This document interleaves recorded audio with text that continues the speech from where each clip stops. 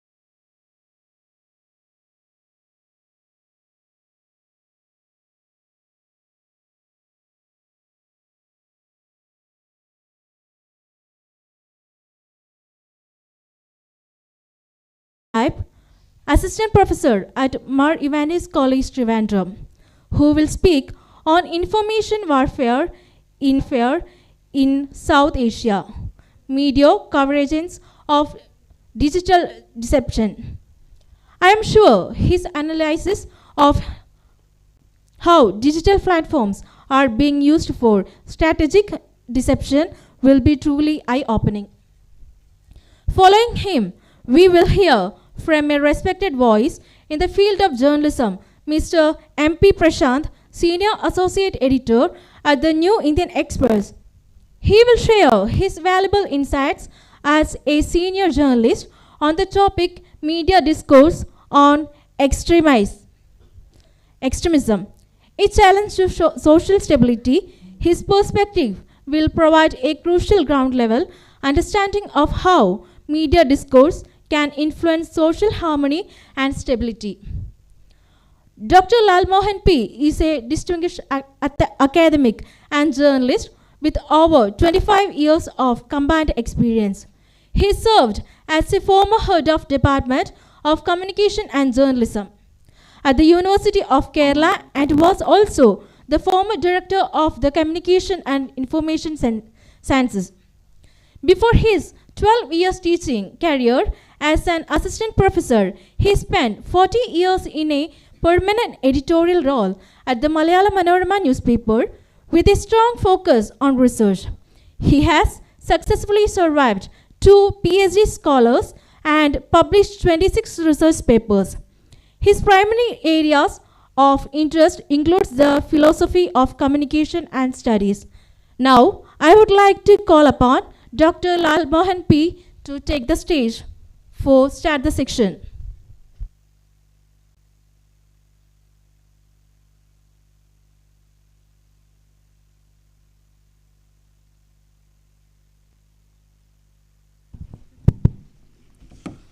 So a very warm good morning to one and all.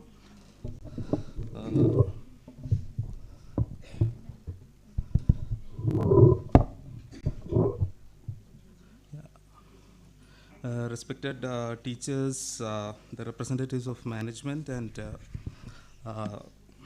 ICWA, head of the department, dear Shabin, and the convener of this conference, Dr. Jobin Joy, respected teachers and my dear friends, and a special mention to Abhinav and Devnanda, who have actually came all the way from this institute to pick me last night. A warm good morning to all. So it is a usual practice in the case of a conference that the person who is actually chairing the conference is not supposed to actually talk too much, right? And this especially I have seen only in the context of Kerala, whereas in the rest of the places it is a mandate of the chair that he or she actually regulates the way in which the conference moves, right? But in most of the cases we haven't actually witnessed such a kind of a discussion or a deliberation from the side of the chair, right? So I'll just make a few more references regarding the title of the conference and specifically to the theme of this particular session. And then we will welcome our speakers, Jubi John Ipe and MP Prashant. So we are actually privileged to have speakers like Jubi and Prashant, so that one is actually from the world of academics and other from the area of practices, right? So this discipline, journalism and communication, of course, is a discipline which actually combines these two areas, theory and practices, whereas in the case of the rest of the disciplines, it is not a mandatory thing that theory actually joins hand in hand with the practice, right? The person who studies chemistry obviously may not get a chance to practice what he or she has really studied in chemistry, and not all the chemistry students become chemists, right? But in our case, it is a different kind of a scenario in which once you have pursued the course program journalism, then obviously the parents and the relatives obviously ask you this question, why you are not actually attempting to get a job in the industry, right? So this is the issue that we often face, and some of you may actually go beyond the boundaries of this industrial practices to the world of academics also. And I have myself have actually blessed to have this kind of an opportunity with me to enter into the world of academics after this long years with Malayalam Manorama, right? So the theme that we are going to discuss today is digital disinformation and regional stability, challenges in the Asian context. So this is going to be the theme of this session. And I will just make my talk to some 15 minutes time. And it is actually divided into 3 parts.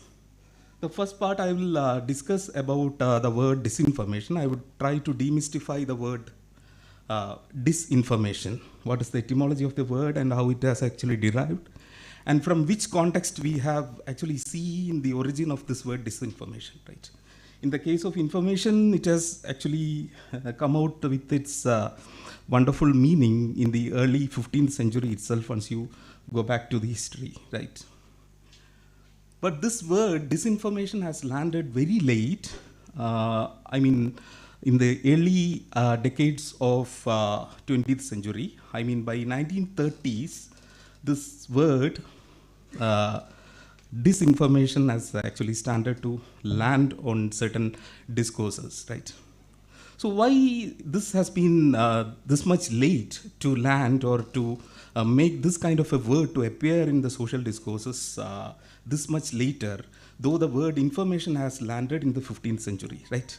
So it took actually 5 centuries to actually interpret the word in a different way that we started to call it as disinformation, right? So what is this idea of disinformation and how it has actually derived? So this is the first part that I would discuss, right? Then for 5 minutes. Then in the next 5 minutes, I will just try to make a kind of an analysis of what had happened in the case of this newly happened Gen Z revolution in Nepal, right? Which I think has some kind of relevance to the conference also, right? Which is actually happened very contemporarily. So we will discuss about what really happened in the case of Gen Z revolution.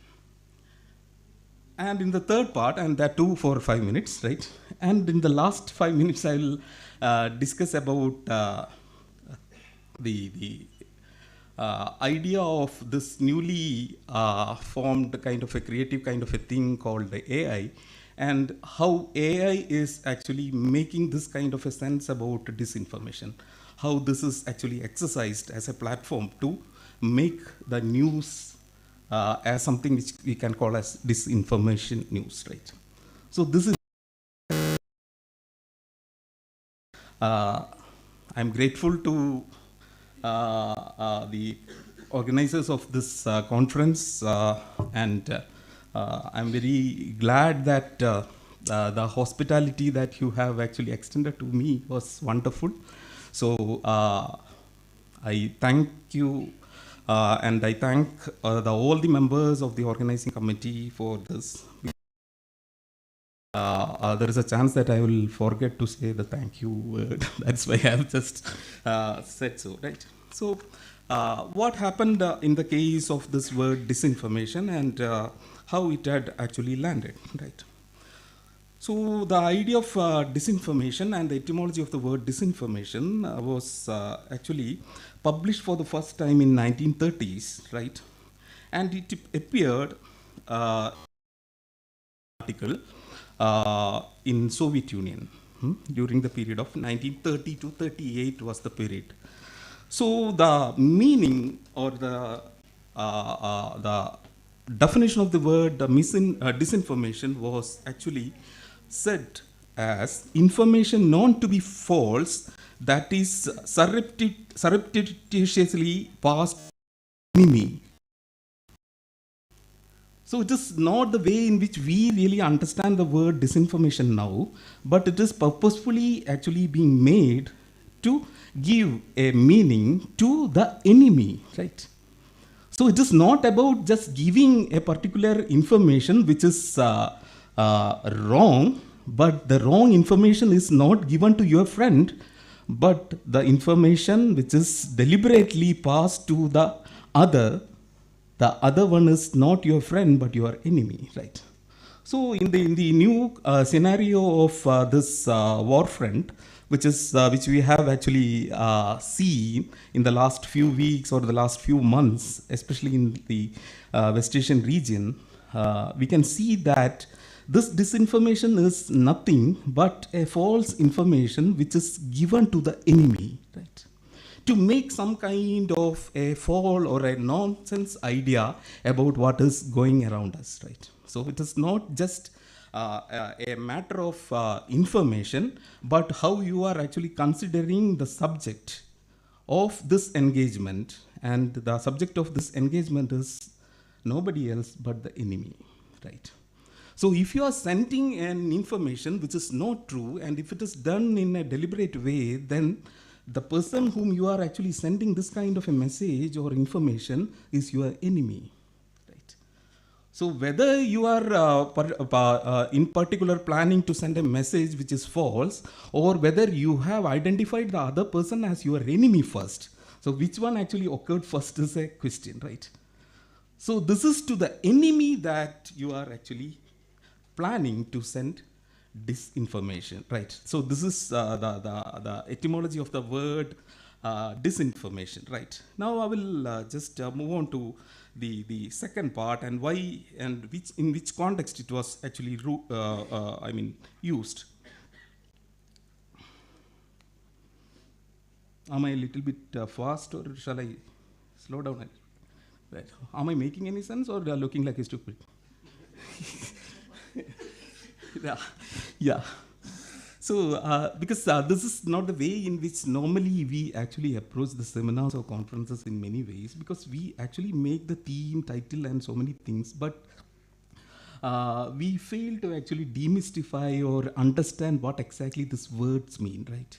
And in the case of cinema also, we have actually defined cinema in many ways, but from where this word cinema has come is obviously a question to answer, right? So we have to find, I think, to the postgraduate students or the researchers who are present here, I think the etymology of the word has this kind of a relevance. And the word disinformation, likewise, we have another word, dissent, right? Dissent. So once we go to the history of this word dissent, we could see that the word dissent appeared and reached the peak during the period of Alexander, right? Alexander the Great, right? Then it was actually leaning down, inclined to the lower level. Then it started climbing up during the period of Hitler, right? Fortunately or unfortunately, now we could see that the usage of this word dissent is actually stepping up, right? Right. So this is a wonderful kind of a job that we can do. And in the case of dissemination also, I have done this the same kind of an experiment, right? So during the early periods of 15th, 16th, 17th, and 19th century, this was not really used anyway, right? This word disinformation was not at all appearing anywhere since this 19th century, right? And it started appearing, as I said, during the period of 1930s, right? Then it started to its peak and then inclined. It reached its peak during the period of 1991. Why this period 1991 is a kind of a period, a milestone in the case of this usage of the word disinformation, right? So we could really understand that the period of neoliberalization has actually come to the scene during the 1990s, in which the ownership or the proprietorship of media was actually changing drastically to another context, right? During the period, we could see that this word, the usage of this word disinformation, has reached its peak, and it's then started going down, right? Now again, just after the period and during the period of Iraq-Kuwait war, right? This word disinformation has actually reached its peak, right? So during every war period, we can see that the word disinformation is coming to the scene and then slightly going down after the period of war, right? Right. So this we could see in the case, the recent period also, the usage of this word disinformation has actually reached to the peak, right? Right. So this is the short introduction regarding the word disinformation, right? Now we will move on to the next part. So 5 minutes, right? So the next part is about what happened in the case of this Nepal's Gen Z revolution, right? So we all know that this was because the Nepal government has banned 26 social media platforms all on a sudden, right? But the similar thing had already happened in Bangladesh also in the year 2024. But how many of us have heard of this kind of a ban happened in Bangladesh, right? And what happened in 2024 in Bangladesh was also called as Gen Z revolution, right? Again, this was happened only because some of the social media posts have made this kind of an attack on the existing government and the state, right? And how many of us really know that what was the reason behind this ban of social media practices, right? So we have seen somebody, a boy who is actually speaking some 30 minutes time to a crowd, and which actually is said to have actually inspired a mob of youngsters, and ultimately it became a kind of a revolutionary kind of an act, right? So this was what happened in Nepal. But how many of us have really seen the social media posts posted by the youngsters in Bangladesh, I mean in Nepal? And see, we are actually talking and we are making these deliberations about disinformation, but we yet fail to know what happened in Nepal and how many students have posted this kind of a social media post. Have you ever seen this post? How many of you have seen the youngsters here? Then the Gen Z, so to say, right? How many of you have seen at least one post from Nepal? No, but we know the resultant of this kind of an act, which is called as Gen Z revolution. But the real content of the matter is still absent from our visibility and from our readership and our news, right? No newspapers or news channels have really captured what they have actually posted in the social media platform, right? So if you could go back to this content of the social media platform and what all things they have written there, then we could see that the social media platforms they have banned are Facebook, Instagram, X, Twitter, YouTube, WhatsApp, Reddit, LinkedIn, and etc. Right? But the move was justified by the government, saying that they really want to regulate misinformation, right? Hate speech, cybercrime, etc. But many saw it as suppressing the free speech, right? And the content of the social media post, the major content of the social media post was saying like this: nepotism and elite privilege with hashtag. The social media platforms had this kind of a hashtag. The second one was corruption, right? The third one, suppression of voices. And the fourth one, demands for accountability, right? These were the 4 hashtags by which the Nepal government banned these 26 social media platforms. And they have actually made a law in this case in the last month, August, by August 25th August, I think so, right?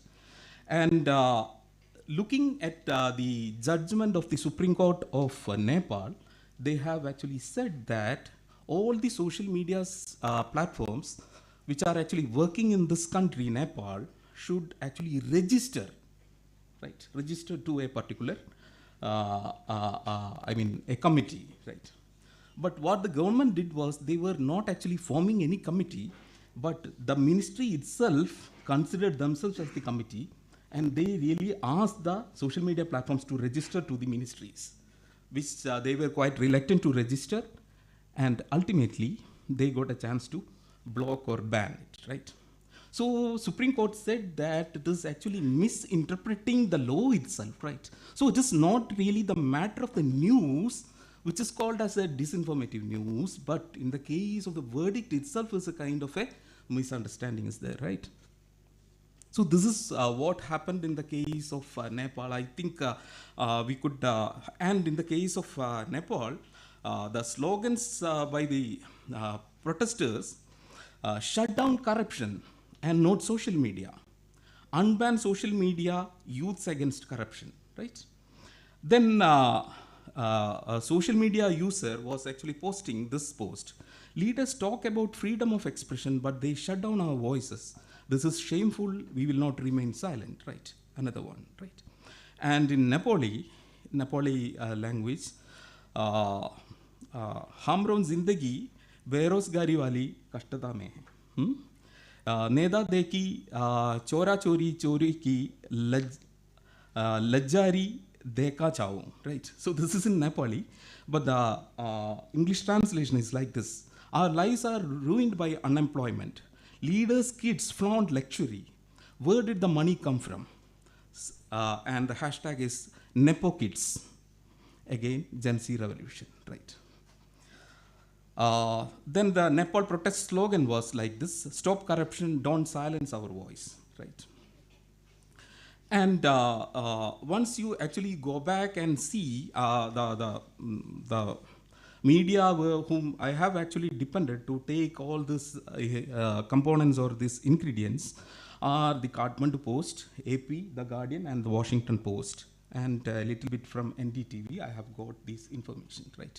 Whether this information itself is a kind of a disinformation, I really do not know, right? But in the case, to understand something is a question of your ethical standards as well, right? It is not actually ruled by any law or anything like that, but it is an ethical question as well, which is actually being formed by the public sphere, right? So the social discourses in which we are having this time spending together, right, will actually make us conscious about what is happening around us. This also obviously influence the way in which we are making certain ideas about information, what is truth, what is justice, right, what is ethical. So all this actually comes under this word of disinformation, right? And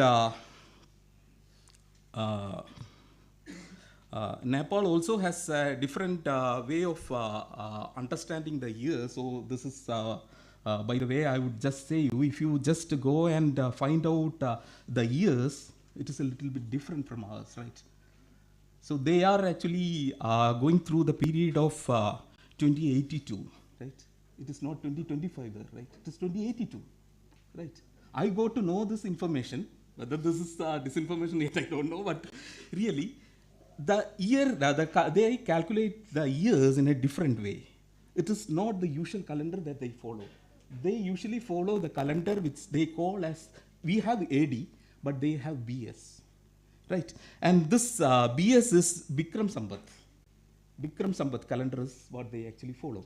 Because when I go to know about the year in which they have actually suggested this new law, then I have actually hilariously found that it was in 2082 they have actually made this law. So then I got this kind of a confusion, right, whether this has been mistakenly written. So I just went back to see why this year is written like this. So it has some connection to the Vikramaditya Vedala story, and they actually follow the Vikramaditya calendar, right? Which is again a kind of a new information as far as this dispute is considered, right? And it is the 2025 AD is nothing but 2082 BS for them, right? So those who are really interested in actually following this kind of a disinformation that is actually happening around us, also may go through this kind of the change in how they actually calculate. And when I actually was actually after this idea of why they are actually running after this Vikramaditya, then almost all the stories say that the Vikramaditya Vedala story is originated from Ujjain, which is actually in Madhya Pradesh, right? And how people of Nepal, who are actually a different place altogether, what is they have to actually do with a person who actually lived here in Ujjain, right? So this is another way of actually extending your inquiry further, right? So this is how this very idea of disinformation actually take you along with the new roads of inquiries, right? And now the last part, right? The last part is actually creating a sense about artificial intelligence, and I think most of the students may know it better than me, right? So what we generally do with this AI practices are, we will just ask questions to this chat GPT or devices or like apps, so that we will continue asking the questions one by one, right? So if I ask, who is Jobin, right? Then ChatGPT would give you a result, right? Jobin is a professor here in Pazhassiraja College, right? Then once I ask the questions continuously, from where this Jobin hails from, right? What all things he had studied, how, what about his family, where is he living, right? And there would be a culminating position from where the chat GPT also would find it very difficult to answer your question, right? There is a culminating position where all the AI platforms actually fail to answer your questions. Then they would not actually render any result, and they would ask you, shall I help you further, right? Then you would ask yes. Then again the ChatGPT would render the same kind of result and ask you, whether can I do anything further? Then also you put yes. But they won't actually render any information, right? Then what this AI trainers do is, then they will actually cater some information to, they would actually feed new information, right? Then if I would say that Jobin is a person who has actually won Jnanapith in 2016, then I'm feeding an information to the AI. And after 5 seconds or 10 seconds, if you ask whether Jobin has won any awards, then it would render the result that Jobin has won the Jnanapith Award in 2016, right? So this is the way in which how this platform AI is really working, right? So this is the last part that I would really want to make. And there is a famous poem, since this is an auspicious occasion. I'm sincerely saying so because the landscape of Kerala is a little bit strange, because people from Kasaragod, Idukki and Wayanad could very rarely could get a chance to actually come into the mainstream or into the popular platforms, whether it is in academics or whether it is in any other forms. So I'm very glad that you have convened a meeting like this, and your own poet from this district, Sugumaran Chaligada, right? Hope you know him, right? Has actually written a poem. Then after reading the poem, I will conclude, and I will request the rest of the speakers also who come and share their thoughts on this, right? So this is, we have translated it into English, right? So the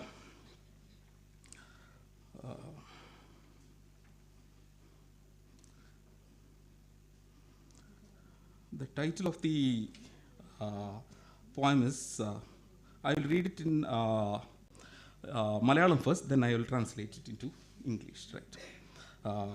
This is television forest. Television forest. How information is actually being disseminated through a particular medium, which is cinema, of course, in our case.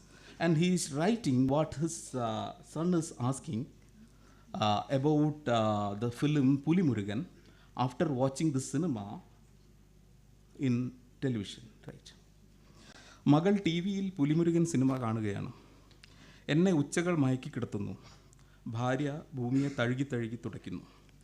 പുലിയുടെ അലർച്ച കേട്ട് ഉറക്കം വരാതെ തിരിഞ്ഞും മറിഞ്ഞും ചുരുണ്ടും പുതപ്പുകൾ കൊണ്ട് ശരീരം മറയ്ക്കുമ്പോഴാണ് മകൾ, അമ്മ ഈ ടി വിയിൽ കാണുന്ന കാട്ടിൽ പോയാൽ നല്ല വിറക് കിട്ടുമല്ലേ, അല്ലേ അമ്മ?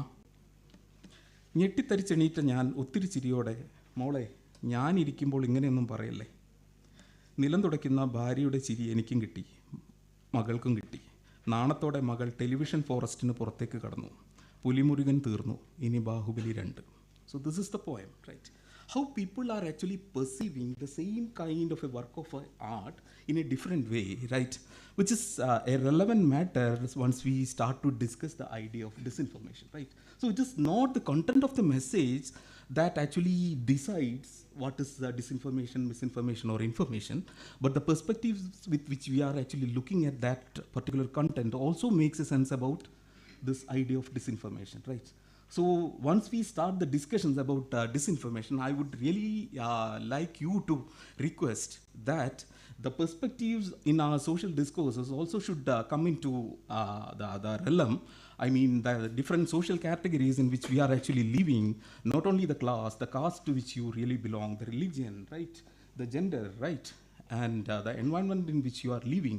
All these social categories actually matter a lot once we discuss this idea of disinformation, right? So I'm not actually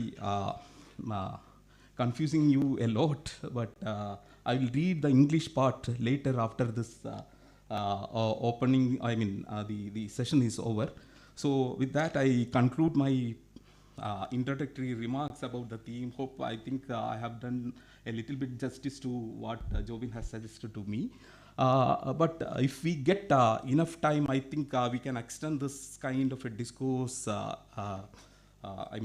later also, right? So this is the support that I am extending from my side. So thanks a lot for your patient listening, and I would like to invite Jubi John I to actually make his presentation, and after that we will go to MP Prashant. Both are my friends, and I'm really grateful to have both of them with me here on this dais. And after that, Prashant also would share his thoughts on this idea. And the session will be open for discussion, and after that I will make the concluding remarks. So this is the procedure that we are going to follow. Thank you. Thanks a lot. Thank you, sir. Mr. Joby John Ibe has been a communication studies educator since 2007, specializing in photography, television and audio production and digital marketing. He has taught at prestigious institutions across South India after studying in Chennai, Pondicherry and Kerala. I would like to invite sir to presentation. Thank you. Dear Session Chair Dr. Lal Mohan, fellow panelists Mr. MP Prashant, HOD Mr. Shobin Matthew, Seminar Coordinator Dr. Jobin Joy, Ms. Lindsay Joseph, Assistant Professor, other faculty members, research scholars, dear students. It's always a pleasure to come to Pazhassiraja College because I taught here for 1 year, and your teacher Alex sir was my student when I was here. Very old. He was the first batch, so I was fortunate enough to teach the first batch of students here who did MA Journalism and Mass Communication. And my PhD is also related to Wayanad, specifically the environmental protests in Wayanad. So my talk here is titled Information Warfare in South Asia, Media Convergence of Digital Deceptions, which is not something that I coined. Oh, by the way, I was not supposed to be here. If you look at the earlier posters, another colleague of mine was supposed to be here because he could not come. I'm in his place. Joshi Chadichashane. You expect... കണ്ടിട്ടുണ്ടോ cinema? ഇല്ല. Kottayam കുഞ്ഞച്ചനിൽ something of that sort. Okay, so Sanjeev sir is not here, but I have shamelessly borrowed the topic that he had set for his presentation. The presentation is mine.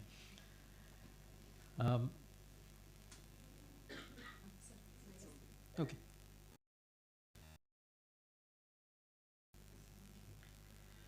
So what is digital deception? You know what deception is. It happens to us almost every day. Some influencer advertises a restaurant as the most amazing restaurant in town. You go there, then you will go looking for a good health center. So deceptions are not true. Sir has already spoken about misinformation. By this I mean of misleading or manipulated content. Cheap fakes, not cheap fakes include deep fakes. Doctored notices, recycled clips that circulate seamlessly across pipes. Pipes are internet channels. WhatsApp, Telegram, TikTok, Facebook, and TV tickers. Don't wonder why I'm talking about TikTok right now. To TikTok now because it's banned. We don't know how long the ban is going to last though, because of the emerging geopolitical situations. We move to a 2010-11 incident, which was part of something called the Arab Spring. മലയാളത്തിൽ മുല്ലപ്പൂ വിപ്ലവം എന്ന് പറയായിരുന്നു. The Jasmine Revolution. So in Egypt what happened was there was this dictator, Hosni Mubarak, and people started protesting against him under the leadership of one guy. They didn't have a term called influencer those days. His name was Wael Golem. He started using Twitter and he mobilized the entire Egyptians against this leadership. And what happened to Egypt is history after that. This is one of the first social media activism that I studied much earlier on. I published a paper on it in 2011, how Twitter and Facebook contributed to the Egypt revolution and hashtag revolutions. So familiar hashtags and first person narratives converted spectators into participants. You know, we usually see a lot of things online, but rarely do we act on it. But in this particular context, people acted on what they saw online. They came to the streets, protested, some died, a lot of them died, but there was change, political change in the end. Something similar happened in India also. You may be too young to remember that. Everybody started having their taglines, I am Anna. There is still a person called Anna Hazare. You don't hear about him of late. Anna Hazare with his friends who later became the Aam Aadmi Party started protesting against the UPA government. They occupied Delhi and the protests were massive. People started coming to the streets. People started bringing their gas cylinders to support the protesters. Everybody wanted to be Anna. They wanted the corruption in the country to end, a new system to come in. You know what happened later? The government changed, but the system is pretty much the same. But it was a Facebook-led revolution. You can see one of the posters, I support India against corruption. The movement was called India Against Corruption Movement, and the face of the movement was Anna Hazare. You can see his picture in the slide there. The movement revealed that social media as a resource for scale and speed, but one that often produced majority tilted discourse. The minority was often, you've heard about the spiral of silence theory, I hope, where the minority is always silenced and the majority voices are amplified. Similar things happened here also in this protest. If you are with Anna, you are Indian. If you're not with Anna, you go to Pakistan or elsewhere. That was it. You hear that now also. If you're not with the majority viewpoint, you have to look for a different country. Then I don't want to repeat what Sir already said. I wanted to talk about the Nepal Gen Z protests, the Nepo kids, hashtags and all that. So this photo became very popular. I hope you've seen this in the daily newspapers. There was another one also, somebody wearing a police gear and shouting enjoy with the long hair and all. I hope you've seen that picture also. So the trigger was, as Sir said, the banning of 26 social media platforms. People saw that, okay, there was a lot of oppression of poor people The Nepo kids were living a very lavish lifestyle. They were buying this Gucci bags, Louis Vuitton products and all that. And regular people didn't have access to any of that. Education was an issue. The protest peaked around it's very recent, 8 to 9 September. And you know what happened after that? Despite shutdowns, despite internet shutdowns, they succeeded in becoming a mob-led protest. They burned down government buildings, hotels, people died, even Indians died who were staying there. A lot of Malayalis were stranded for a long time. The outcome was that there was a regime change. A former Supreme Court Justice Sushila Karki became the Prime Minister in charge. Now the lesson that we learned from this particular protest is suppression attempts become a recruitment fuel. When somebody says that, okay, your parents tell you do not dress like this, you will dress like that. If not your parents, if your teachers tell you do not do that, you will do like that. So for a generation, Gen Z or teenagers, early teens, post-teens, we are rebellious. When we are told not to do something, that's our general attitude. Another insight is, it confirms our earlier insights, that is speed, familiarity and witness accounts, power, mobilization, even under bans. Whether something is banned or not, we have access to VPNs, we have other access to platforms. TikTok was very commonly used for doing this particular, mobilizing people against the government. Now, looking at Bangladesh student quota protests, the issue was the government took away a particular quota that was reserved to the children of freedom fighters. The Supreme Court said, nothing doing, you have to reinstate the quota. And the government had to listen to the Supreme Court. And the students started revolting. Whether it's right or wrong, I don't know. It became massive. So please understand that I risk the danger of being arrested for saying this, but still, India is not generally liked by our neighbors. If you talk to young people from Nepal, Sri Lanka, Bhutan, Bangladesh, Pakistan obviously, all these countries, if you talk to young people of your age, they look at us like somebody who's dictating terms to them. They're not really fond of us. So this anti-India sentiment exists everywhere. And this also added fuel to the protest. Sheikh Hasina was seen as friendly to India. You know where she is right now, I hope. Do you know where she is right now? She's in India. We don't know where, but she's in India. And Bangladesh has beef with us for that, for accommodating her. They want us to send her back so they can try her there in their courts. But we are very friendly with her, so we don't send her back. So yeah, the outcome is that on 5th August 2024, Prime Minister Sheikh Hasina resigned. A caretaker interim arrangement followed. The lesson is, shutdowns and violence rarely neutralize dissent. They internationalize it. I don't want to talk much about the Sri Lankan protests. We'll come to our local protests, the Wayanad protests. So, because that's what I am really interested in, because that's what I am working on right now. In 2013, in 2011 and 2013, 2011, the Gadgil report was published, the Western Ghats Ecology Expert Policy Report, and the high-level working group report that came out in 2013, which was led by Kasturi Rangan, the space scientist who recently passed away. When these reports were published, I hope, is there anybody from Kozhikode, Wayanad area? If you remember, you might remember those instances where forest offices were burnt, forest vehicles were burnt. So there were massive protests in this area. Not as much as Idukki, but Wayanad also saw a lot of protests. And surprisingly then, not very surprisingly, internet was not that fast.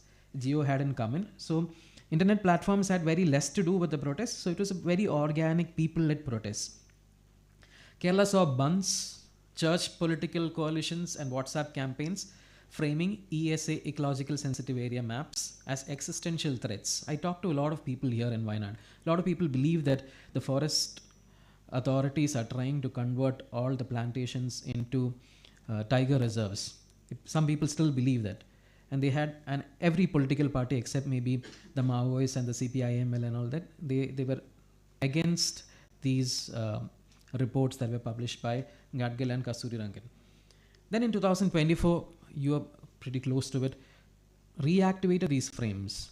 After the Wayanad landslides, people started saying, we want Gadgil. Gadgil warned us. Such narratives researched. Then police started flagging false appeals on social media for relief, and fact checkers debunked miscaptioned protest clips from, they'll use some protest clip from somewhere and say that, okay, this is against government in Wayanad. You are seeing that even newspapers do a lot of fact checking these days. So this is what I call as repertoire as communication memory, where dissent contributes to political action. The latest example of dissent from Wayanad and Idukki contributing to political action is where, if you've seen yesterday or day before yesterday, there was the front page report in newspapers that said, now you can kill animals that hurt you. So that's a big outcome of years of political campaigning and protests that people have been doing online and offline. So this ensures a sustaining visibility of dissent protests. Now I want to talk about a case where misinformation is always can be cross-checked. The recent case of Peter Navarro. I don't know whether you're familiar with that name. He works for Trump. So Trump and his friends are berating India these days. They say that India is very bad. India is funding Russia. They're buying Russian oil, and that's how Russia is able to attack Ukraine. So we are imposing 50% tariffs. It should be increased to 100% tariffs and all that. So Peter Navarro is another gentleman who talks like Trump. Suddenly I remember that this is live, so I have to regulate my language. So again, gentleman who talks like Trump, President Trump, who pointed out, who said, if you can read, can you read that small screenshot there? It says, Elon Musk is letting propaganda into people's posts. That crap note below is just that, crap. I'm just quoting him, okay? These are not my words. India buys Russia oil solely to profit here. It didn't buy any before Russia invaded Ukraine. Indian government spin machine moving high tilt. Stop killing Ukrainians, stop talking. X.com, real Peter Navarro. It goes on. So what happens is on X, formerly Twitter, people can counter-verify claims. So the community came and said, Navarro's claims are hypocritical. India's legal sovereign purchases of Russian oil for energy security do not violate international law. The US, while pressuring India, continues to import billions in Russian goods like uranium, exposing a clear double standard. This is what he does not like. When he says something, the rest of the world comes and says that, no, this guy is lying. So this is a possibility of online spaces where you can ensure checks and balances, where you can openly come and say, no, this is not right, this is fake, this is fake news. The community notes on X flagged it, adding corrective context that itself became news. Elon Musk defended the system. He said that people decide the narrative on this platform, not me. The significance is that it shows a governance model of adding context, not banning pipes. In contrast with Nepal and Bangladesh shutdowns, friction tools blunt deception without fueling martyrdom claims. Moving on. Now, what are the issues here? The first issue is a miscontextualized visuals. What is it?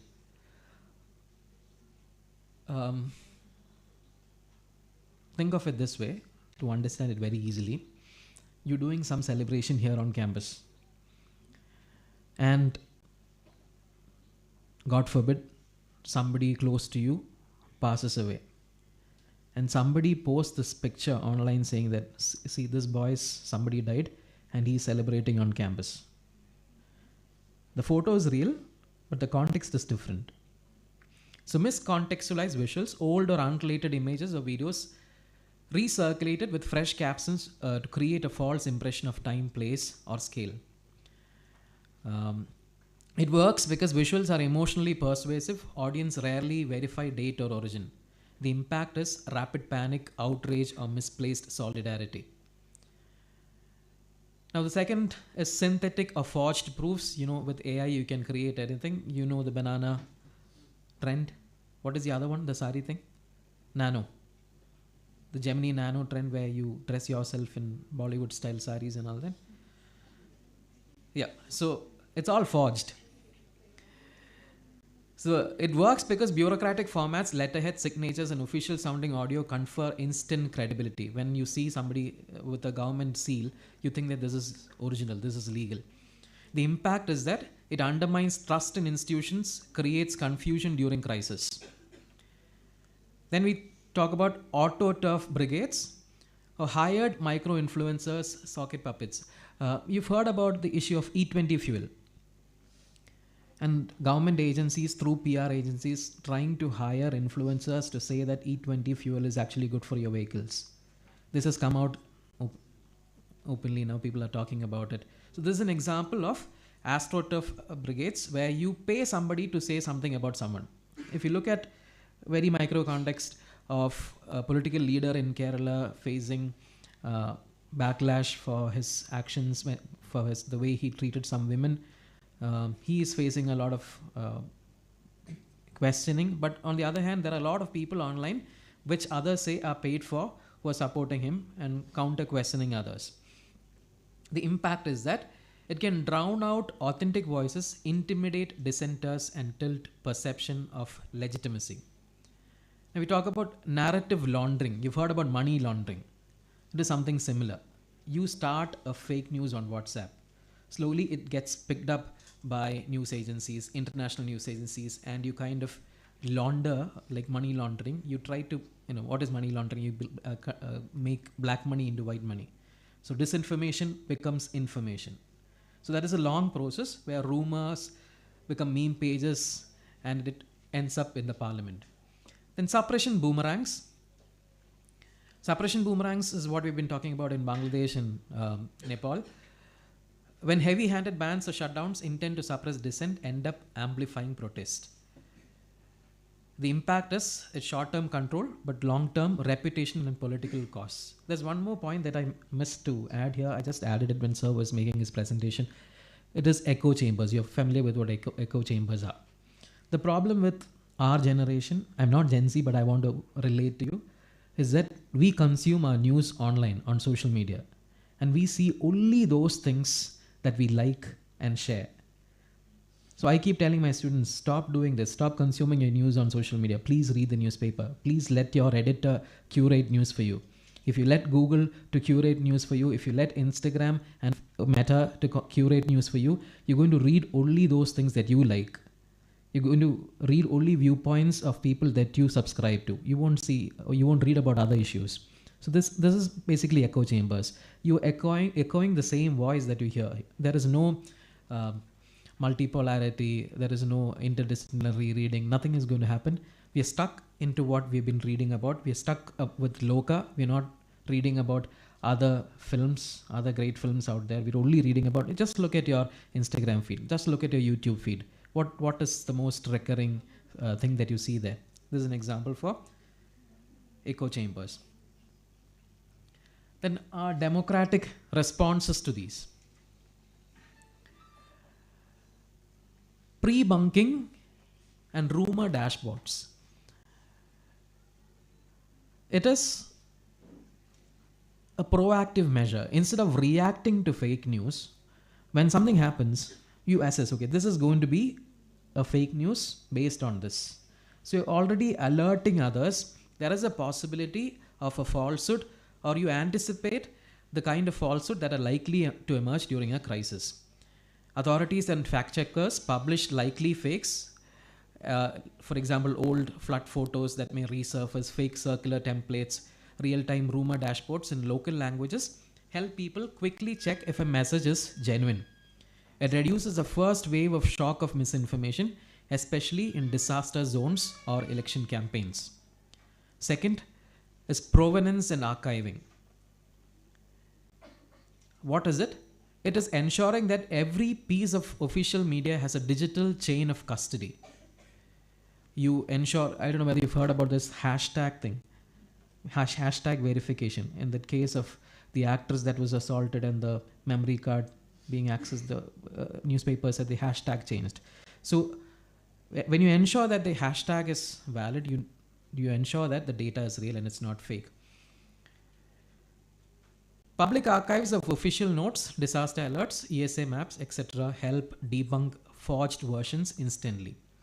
It helps in preventing fake PDFs, edited circulars, and deepfake decrees from getting. Familiar thing for you. Tomorrow is a holiday. Have you seen such? No, it's not. Have you seen such notices being circulated in WhatsApp groups which are entirely fake? Go to the official sources. Do not criticize the collector, but just check for updates, whether it's actually a holiday or not. Next, we have trusted intermediaries. In the case of Kerala, the clergy plays a big role in convincing people because the priests have great influence over the people. Clergy in Wayanad, churches announcing verified ESA updates, student unions posting fact checks in campus WhatsApp groups, self-help groups amplifying correct relief guidelines. So people tend to trust familiar intermediaries. Your principal telling you something is more trustworthy than your best friend telling you something. So you employ people who are trustworthy to disseminate facts. And the next point is contextual corrections. Instead of deleting or banning content, like we saw in Peter Navarro's case, we add context. You add, did you see something more beautiful on the screen yourself? I saw giggles. Okay. You add context to what is being posted, and that's how you don't ban anything, but you say, okay, this could be false, this could be misinformation, this need not be banned, but there is another perspective out there. You're going to say that, okay, this particular community is multiplying at this rate, everyone else has to multiply like rabbits and all. It is fake news. You add facts to that particular post, you add context, and that's how you counter fake news. Then the last point is youth civic capacity. It is investing in skills, lab, and media literacy for the next generation to detect and counter fakes. If you don't invest in your friends and help them, equip them to understand how fake news is produced, to identify fake news, to cross-check facts, you are making a mistake. The impact is that it builds a resilient public that can inoculate itself against deception, making societies less dependent on top-down censorship. You don't want government to tell you what to read and what not to read. You are wise enough to make the decision. But just that you have to be careful when you make the decision. If information is power, the last slide. If information is power, then information about information, who shapes it, how it travels, is a new democratic frontier.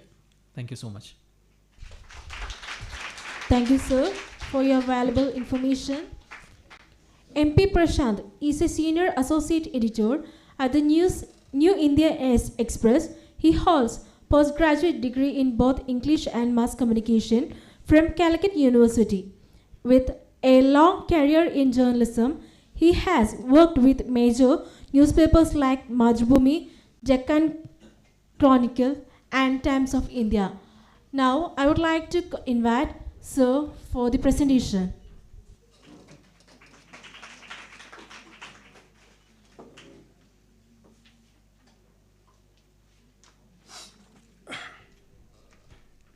Dear friends, the topic I have selected is very complex one, very complicated, and it is very difficult to confine to 20-25 minutes. Anyway, we will discuss only the bare minimum of things. I will sum up my argument. The sum of my discussion is this. Extremism is a phenomena that has local, national, and international ramifications. It's a very sensitive issue because it affects the social fabric.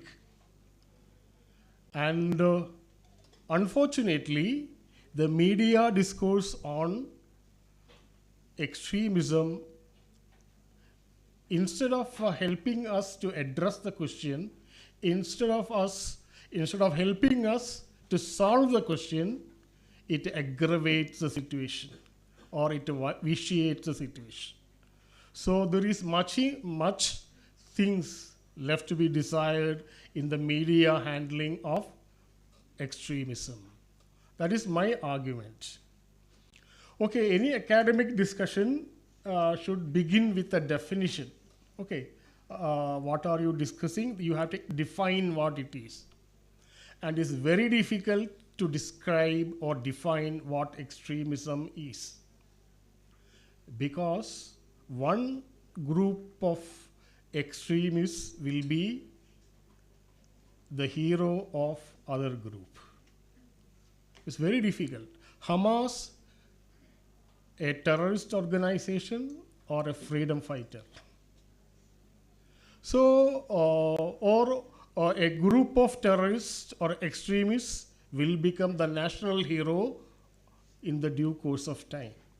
So this is very difficult. It's a fluid situation. It's very difficult to describe and define what extremism is. But we have to do it for the sake of convenience. Otherwise, we cannot move forward in a discussion. For the sake of convenience, I have evolved a definition of what extremism is. By no means it is a comprehensive one. You can always question it. But for the sake of convenience, I have developed my own definition of what extremism is. It is this: extremism is violent, frustrated, and undemocratic attempt to address an injustice, real or imaginary. Okay. So at the core of the problem is an injustice, a feeling of injustice. It could be real or it could be imaginary, fictional. So every terrorist or extremist movement has a injustice to tell or a grievance. For example, the Hindu militants will say that Hinduism in India is facing a threat of extinction because there is an attack from outside.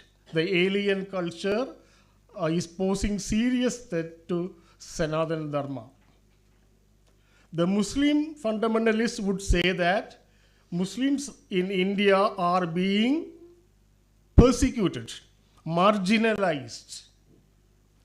Or the Maoists would say that majority of the people's population are kept at the outside the purview of development. Every extremist ideology has in its center a kind of a sense of injustice. For example, LTTE, what was the grievance? That they are mercilessly persecuted by the Sinhalese majority in Sri Lanka. So we are not going into the merits of the claim, whether what they say is right or wrong. I am not qualifying it, but just say that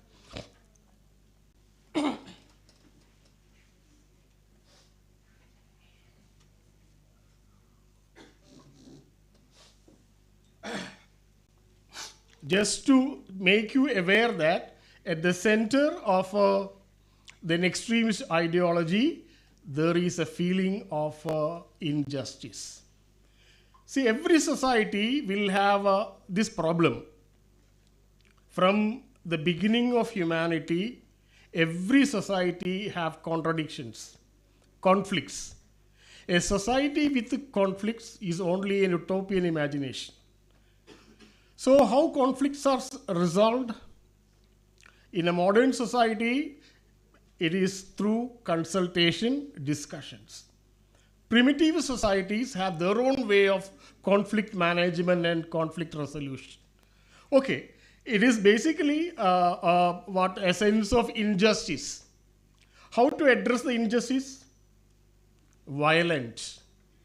Extremism is violent. Because they lost faith in existing systems. They believe that you have to use force, violence to solve problems. It is frustrated. Frustrated means they go for adventurous things. You have lost faith in the system. You lost faith in the judiciary. You don't believe in the electoral system.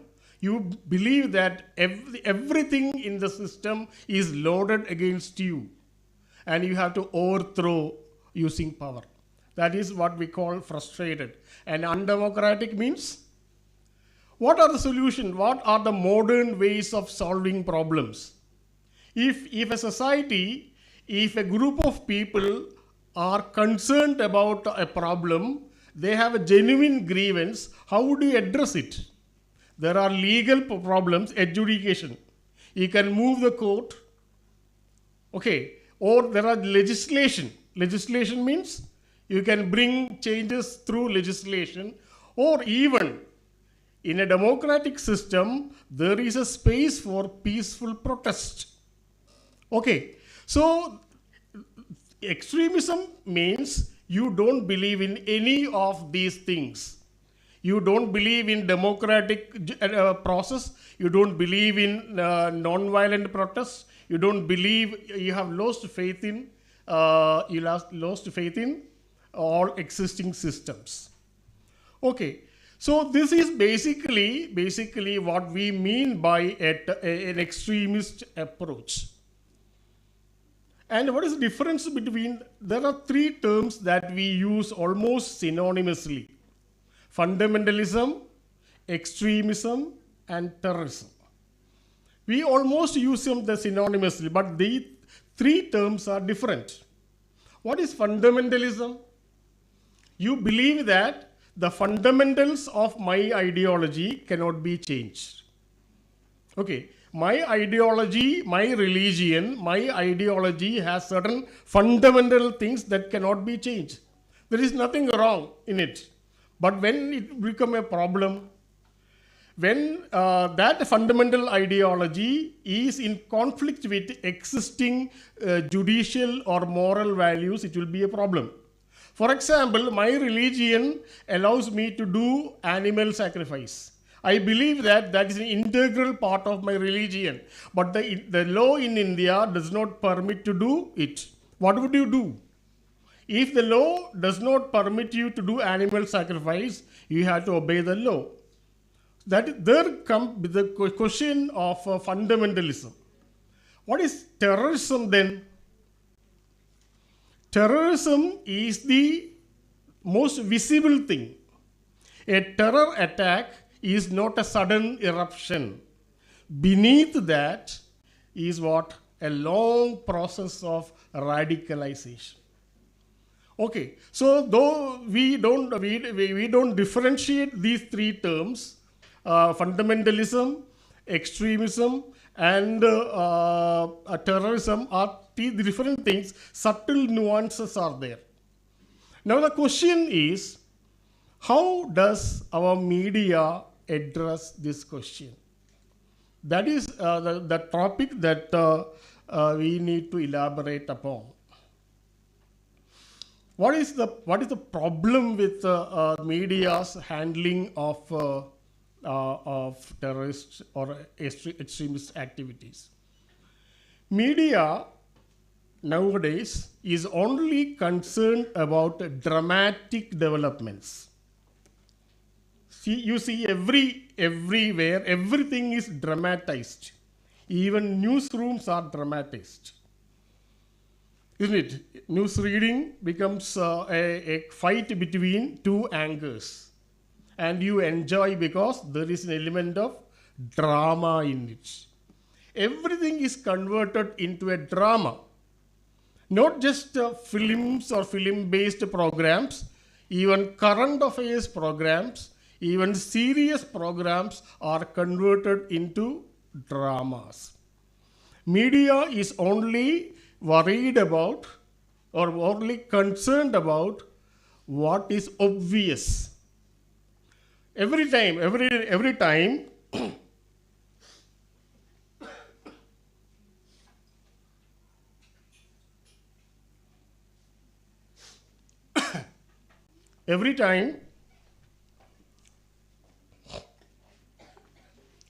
when you see a television, for example, somebody called me from this college and asked me whether you are going for a PPT presentation. I said no, because for the last 33 years I have been religiously stuck to print media, though the temptations from visual media was very, very loud. Nothing wrong with the PPT presentation. It's a very, very effective way of doing it. Very effective. But my attempt is whether you can communicate through words alone is a question, without the aid of visual things.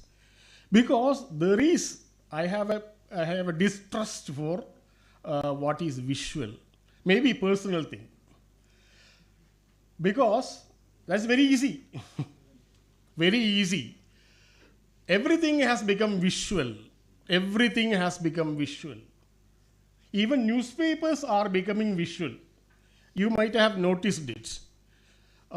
10 years, 15 years ago, you won't see a big photograph having no news value at all appearing on the front page. Now there is a new post in a newspaper organization called Design Editor. You design the newspapers very well because you want to make it appealing to the eye. So therefore everything is becoming visual, and there is a problem with it. There is a problem. What is the problem is you always go after visual things. A bomb blast has a visual impact. A terror attack has a visual impact. But that is not the thing. That is only an expression of a long-standing process, what we call radicalization. And this is what is lacking in the media now. Media is concentrating only on the obvious things. In every day in television or newspaper, you hear that 30 Maoists are gunned down, 10 Maoists are gunned down. Okay, you consume it. There is no question is asked whether they are really Maoists or innocent tribals. Because we are only worried about what is dramatic.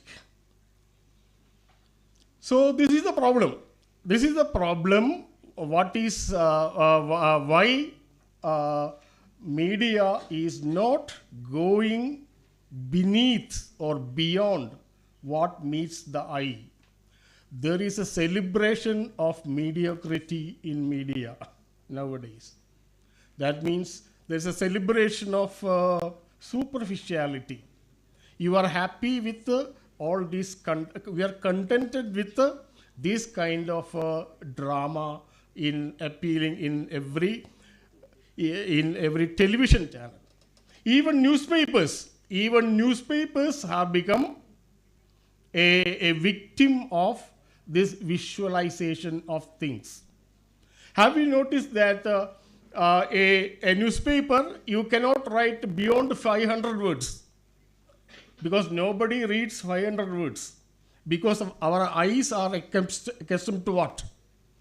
Our eyes are accustomed to reels. Okay, 30 minutes, 30 seconds. So nobody would read a long a form of article. Nobody wants to know what is happening behind the scene.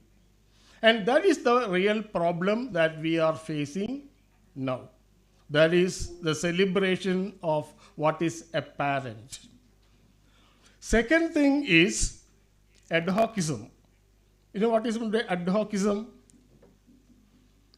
Ad hocism means if an issue comes, you solve the issue and forget it. Then the next time when the issue comes, you address it. You don't have a comprehensive understanding of the issue. Okay, when there is a terror attack, you report it and forget. And you wait for the next thing to happen. So what happens in the intervening period, you don't know. You are taken aback. You are surprised. In 2001, Simi was banned. It took 6 years, 2007, to regroup and the emergence of Indian Mujahideen. Nobody knew that this kind of thing was happening. In 2016, we reported that 21 people from Kasaragod have left Kerala to join the IS, Islamic State. And we were reporting, and nobody knew what happened. Why these young men, very highly educated men from a remote place in Kasaragod, decided to leave Kerala and to join an extremely dangerous organization called the IS. Nobody knew what was happening. Even now, no one is concerned to know about what had driven them to IS. Around 110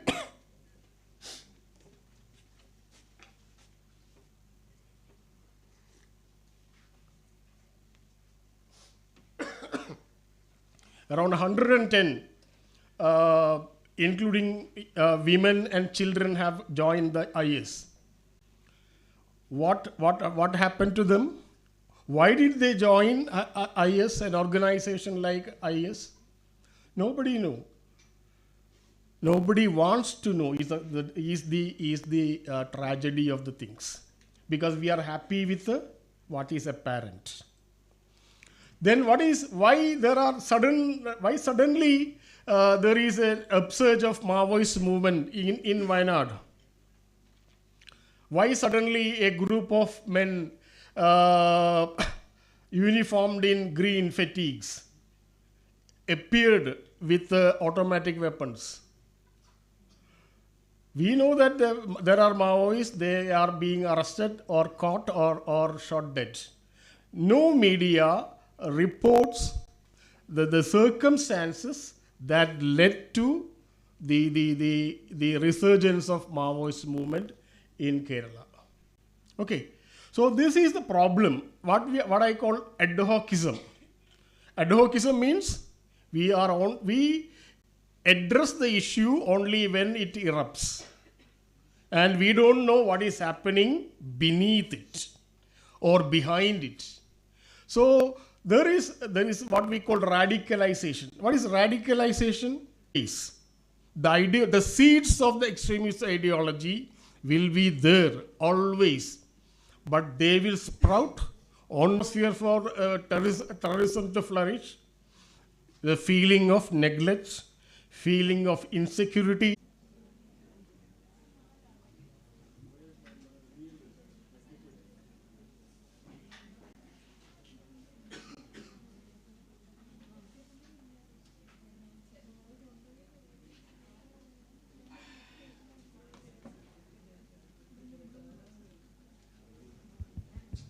Hello.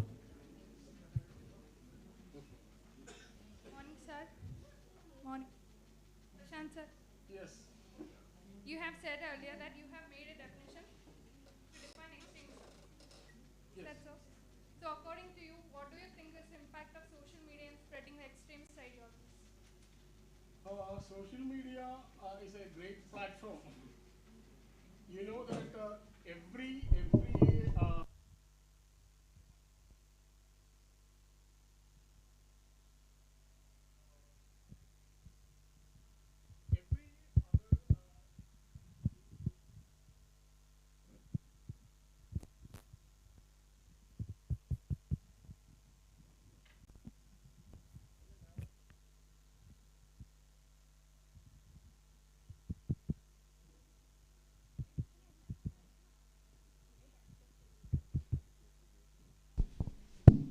Uh, Number one, every extremist group, they have an account in social media, mainly Telegram. Telegram is a group widely used by these groups to spread their ideology. But you can't blame the social media for that because social media can't be controlled. Social media can be used for revolution, as the speakers earlier mentioned. In Arab Spring, the Gen Z revolution, the social media had a role. What would you do? If I say they are using social media for radicalization, what would you do? You ban the social media? You can't do that. So, radicalization process, injecting the ideology happens everywhere. But in our society, that is mainly done through social media, especially through platforms like Instagram and Telegram, mainly to these things. Thank you so much, sir.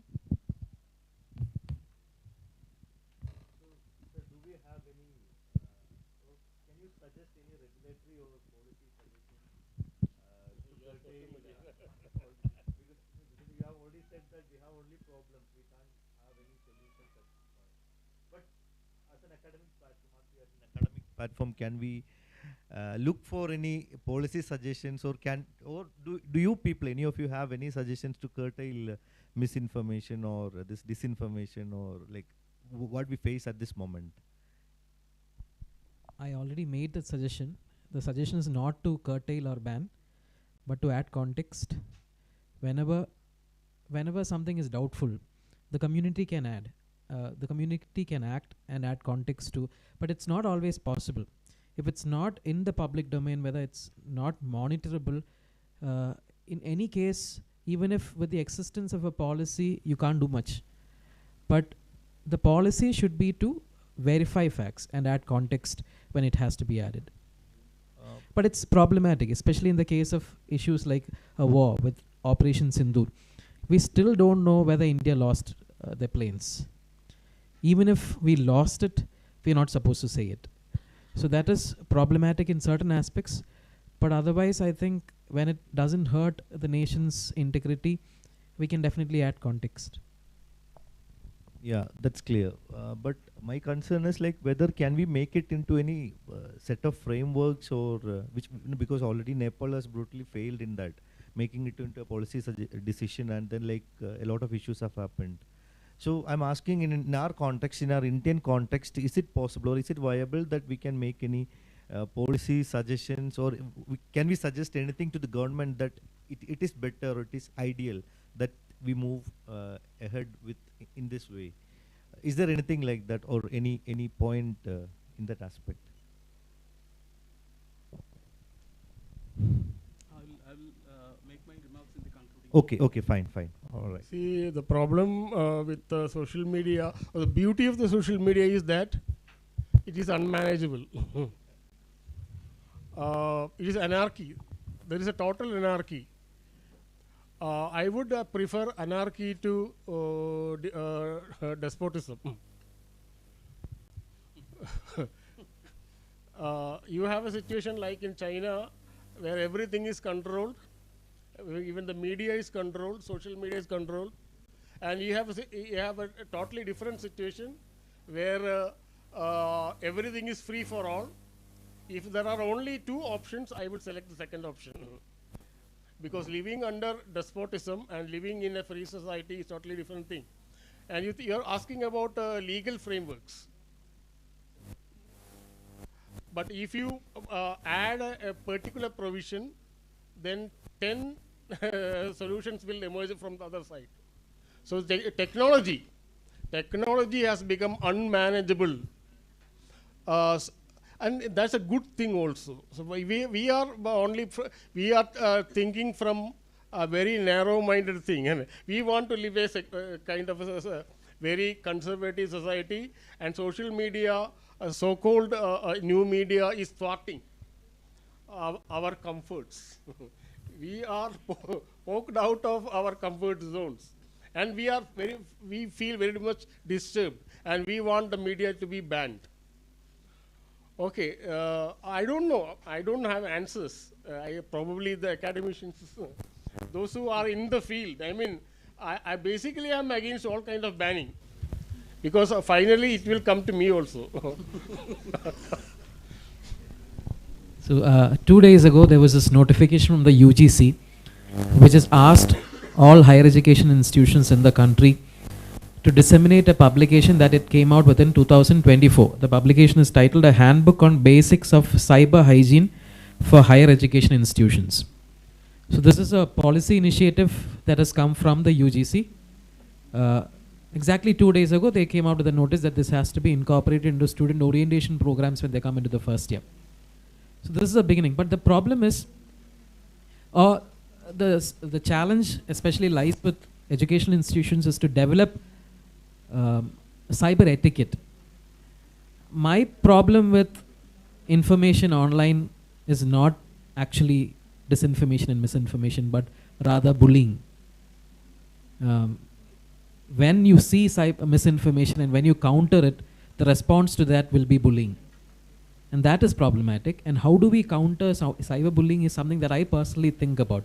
When you want to really comment that this is fake news, you know that an army of paid actors are going to come on and attack you for saying that. Then you think, what is the use of saying that? Let it be fake news. Let people who want to consume it. Why should I plunge in and then take the beating for what I believe is truth? So that kind of an education where you teach people, this is not right. You teach in schools, this is not how you eat, this is not how you talk.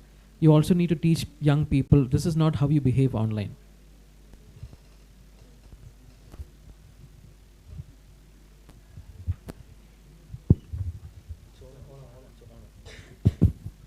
So I think we are running short of time, and the committee has actually informed me whether this is an information or a disinformation. I really do not know what exactly it is. But for the time being, I think if you have any questions to Prashant and Joby, then you can have it outside the hall, because the next session is about to start.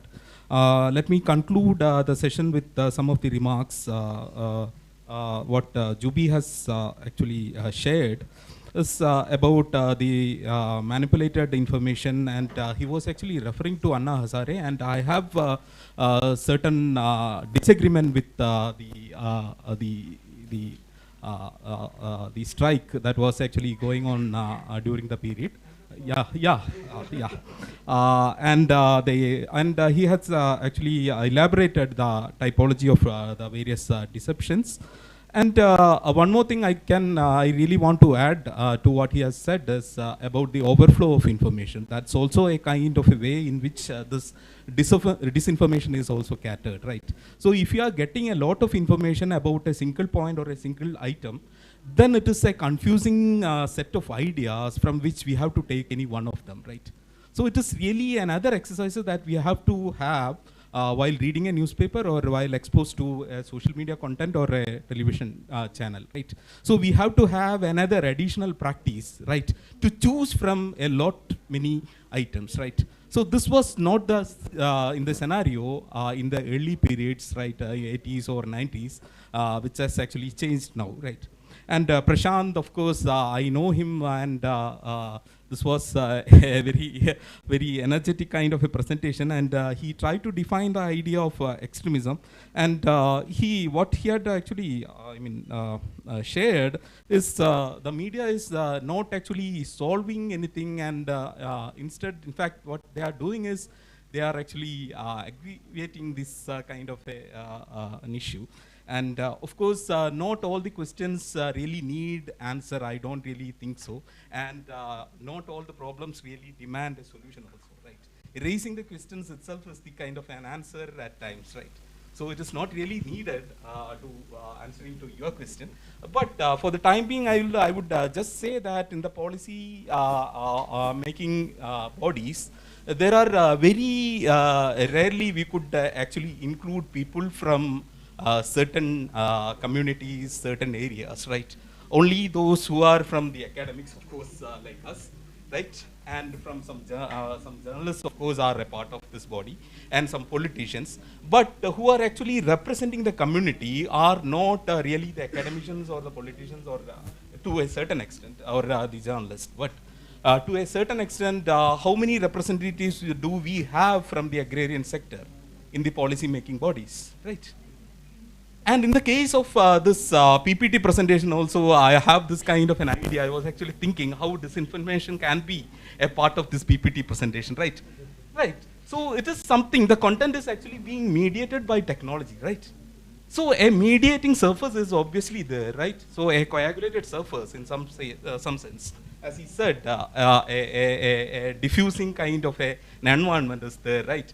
Or from which we cannot actually pick up anyone specifically. So this is another confusion, and what he said, I wholeheartedly support the mediocrity and the ad hocism that the media have.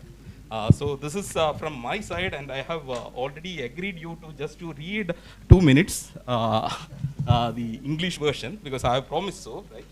Otherwise. So again, Sukumaran Chaligada, right? Television forest. Daughter watches Pulimurugan on television. Afternoon, lull me down. Wife wipes the floor with intimate strokes. As I lay restless, without sleep, listening to the roar of the tiger and cover myself with blankets, my daughter asks, Amma, if we go to the forest seen on this TV, we could get good firewood. Wouldn't we, Amma? Bewildered and shocked, I sit up with much mirth. I tell, my dear, please don't say so when I am here listening. My daughter, as well as I, see the jiggle of my wife wiping the floor. Daughter blushes and steps out of the television forest. Pulimurugan is over. From now, Bahubali 2. Thank you. So the session is dispersed. Thank you, sir. Support. Thank you, our session chairs and speakers, for your wonderful session. We have here with us Mr. Rishikesh, son of MP Prashant. Thank you, sir, for joining us. As a token of our gratitude, we are presenting our distinguished speakers a small gift.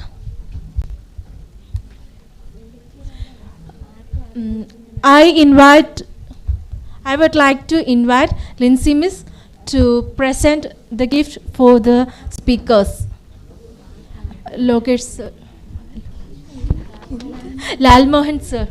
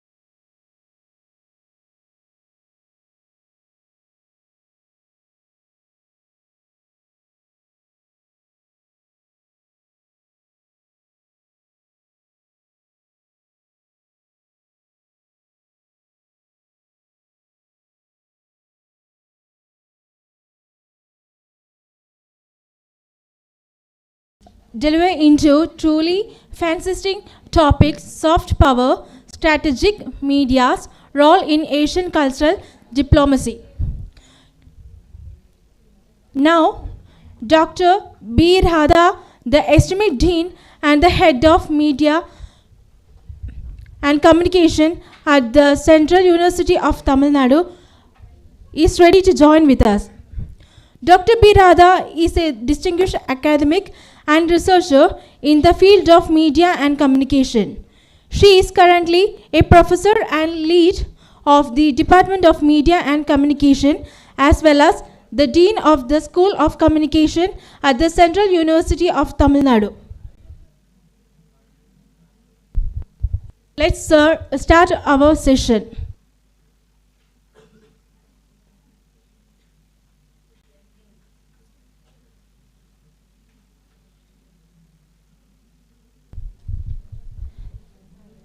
Good afternoon, ma'am. Ma'am, can you hear me?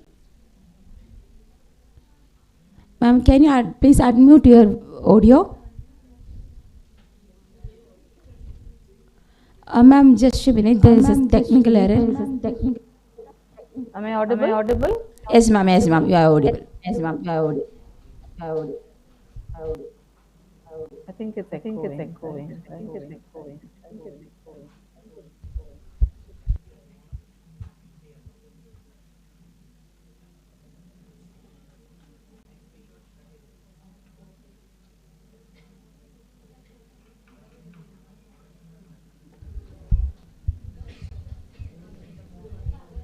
Ma'am. Yes. Ma'am. Okay, ma'am. You can start the session. You can start.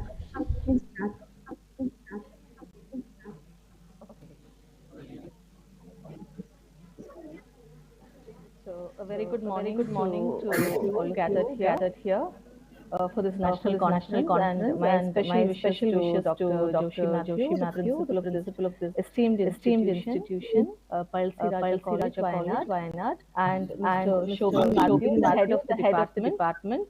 And also a special note of thanks and appreciation to the convener of this conference, Dr. Jobin Joy, for initiating this meaningful discourse. Wishes to the other faculty and student organizers of this conference. The theme of the conference itself, the media platforms and geopolitics, opportunities and challenges, is a timely theme that is very much the need of the hour. So I'm happy to be part of this conference, and thank you for the opportunity. So getting in today's topic, let me share the PPT. One minute.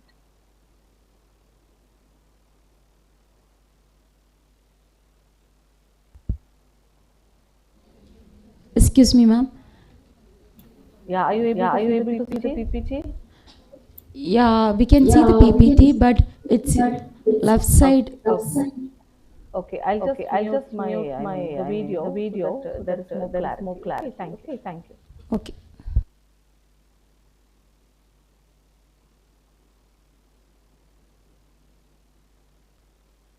So today's topic is the theme is the soft power strategies, and we are going to try Excuse to me, understand ma'am. the media's Sorry for role interrupting. in Asian cultural diplomacy. So first, let me take you through to understand what we really mean by soft power.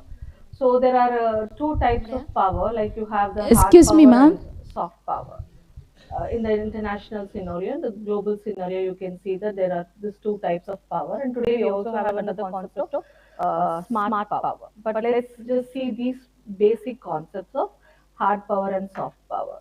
So, like, see, when we talk about historically, when you take the global context, we have seen the different types of colonization, right? Can anyone tell what type of colonizations we have seen, we have come across? How many colonizations are you aware of? Can anyone? Is it possible for you to interact, or shall I continue like that? Yeah?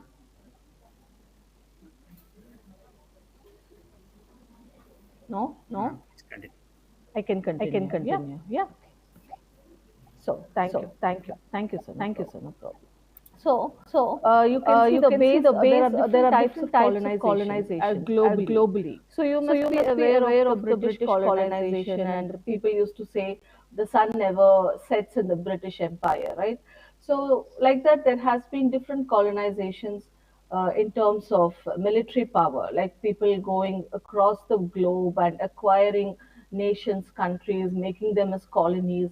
So it was more of the military or the power of a nation in terms of, so that is more of hard power, right?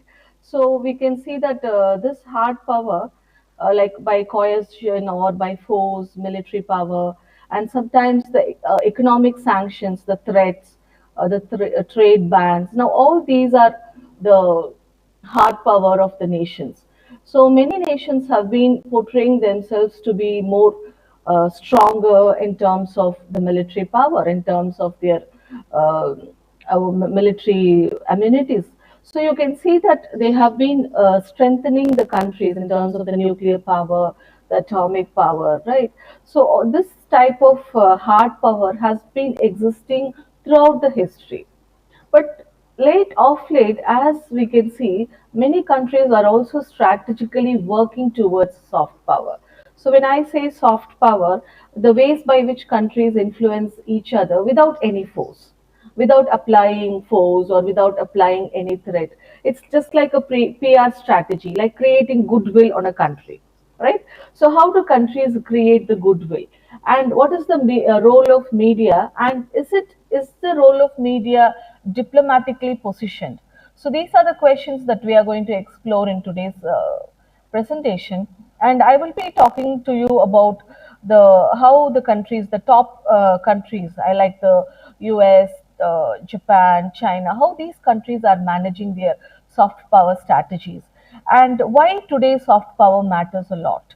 Maybe see, when we take the military colonization, we have moved we have moved from military or a manpower, from that type of a society, we have slowly moved into technological society. Now here things are different, and a lot of things are changing. So here today, many countries are trying to use the soft power. So soft power is just creating an attraction towards a country, persuading people, persuading nations. Like at a point of time, making people believe this is the best country, this person is the best leader. So I think this type of persuasion can happen through different ways. Like, for example, in India, when you say India always wants to put forth its cultural diplomacy. Maybe we say we are a nation where yoga originated. So we would say the yogic practices, and then we would say the cultural ways, the culture and heritage of India. And when we talk about the US, the prominent aspect of US soft power is the Hollywood. So we will be seeing the different aspects of all this and how it is being influencing us. Okay. So, I would just take you to this person, Joseph Nye. He was the person who came out with this fact of soft power. So, he is a prominent American political scientist. He is a famous American political scientist. Known for his best known for developing the concept of soft power, right? So, one minute. Yeah, developing the concept of soft power. So, soft power, as I was telling you, is the ability to influence others through attraction and persuasion. So, what he tells is soft power comes from culture, the political values, the diplomacy of the countries and institutions, rather than the military or economic might. So, at one point of time, it was the military colonization, and later on it turned to economic power. So the countries wanted to show that the developed countries, so claiming that the developed countries wanted to create models for other countries and persuade growth. For example, the modernization theory, as you all are media students, you must be knowing, and this theory originated, and this theory was creating a goodwill among the world nations, because immediately after the second world war, the world was in a chaos, and you can see that there were a lot of issues arising, a lot of human rights issues there. people wanted peace and no more war crimes. So all the entire nations, yeah. So there was so much of insistence for peace among the world nations, right? So at this point of time, the world countries also understood the need for this soft power. So that also comes at a point of time when there is a cold war between the US and the USSR. So they want to create. I mean, people were aligning with these two countries, the US and the USSR. So now they also want to persuade the countries, the other nations, to support them and to take them as their leaders. So in that point of time, we can see how these two nations were trying to put forth their soft power in terms of politics, in terms of culture, in terms of diplomacy, and all the institutions. So you can see that this person, Joseph Esnai, he says that defines soft power as the ability to shape preferences through attraction rather than coercion or force. So that's what yes. His concept has become more central to international relations because today we are in the conference which talks about the international, the global relations. So his contribution of this concept of soft power is more contributive to the international relations theory also, and it explains why countries like US, UK, Japan maintain a global influence. Today when we are talking about the developed countries, why they are able to have a persuading capacity. What is the diplomatic outlook? So we can see that they have so much of influence over the other nations. So this highlights the importance of cultural diplomacy, education and media in shaping the global perception of the country. So media in Asia plays a central role in projecting culture, values, and national identity to both regional as well as the global audiences. So like China, Japan, India. So these countries, how they have developed. So before getting into this, how this soft power was set forth by the developed countries. I would just like to give a picture about how the developed countries have been utilizing the power of media, the soft power to establish themselves to be globally top in different contexts. Okay, so talking about, I would just like to, talk about the US soft power. So US soft power was more of like it had the NATO, the G7.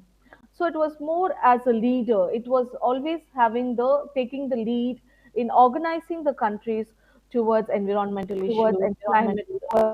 I'm sorry, it's echoing. Yeah, so towards environmental issues, and they were taking the lead in organizing the countries and bringing the nations together, the UN nations.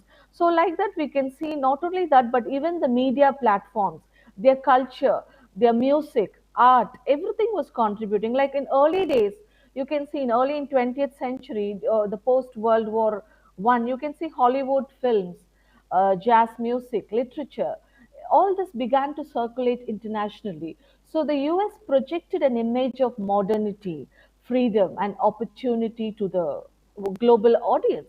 So it also, within itself, it was also promoting its political values. The search for peace.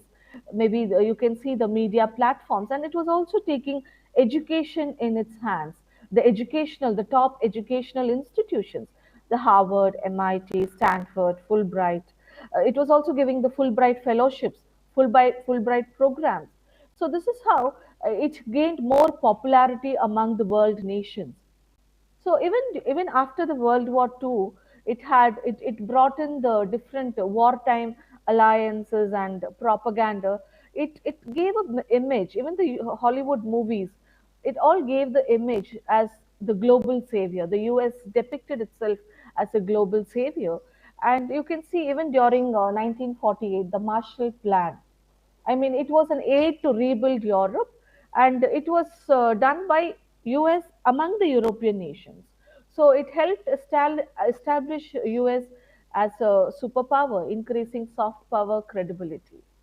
And then when we talk about these things, this is the Peace Corps. So establishing peace in nation countries, in different regions of the world.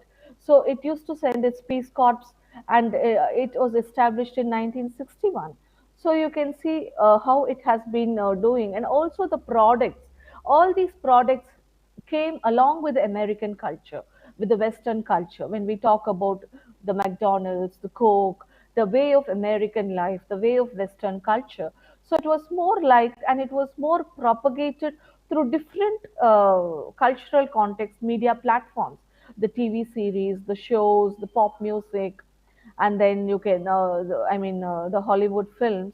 And of late now we see the tech giants coming from the US, the Google, the Meta, Microsoft, YouTube. So we are able to see how it has been evolving. And I would also like to tell about the multimedia conglomerates. When we say the multimedia conglomerates, they are the international multinational companies which own n number of media platforms. For example, the News Corporation.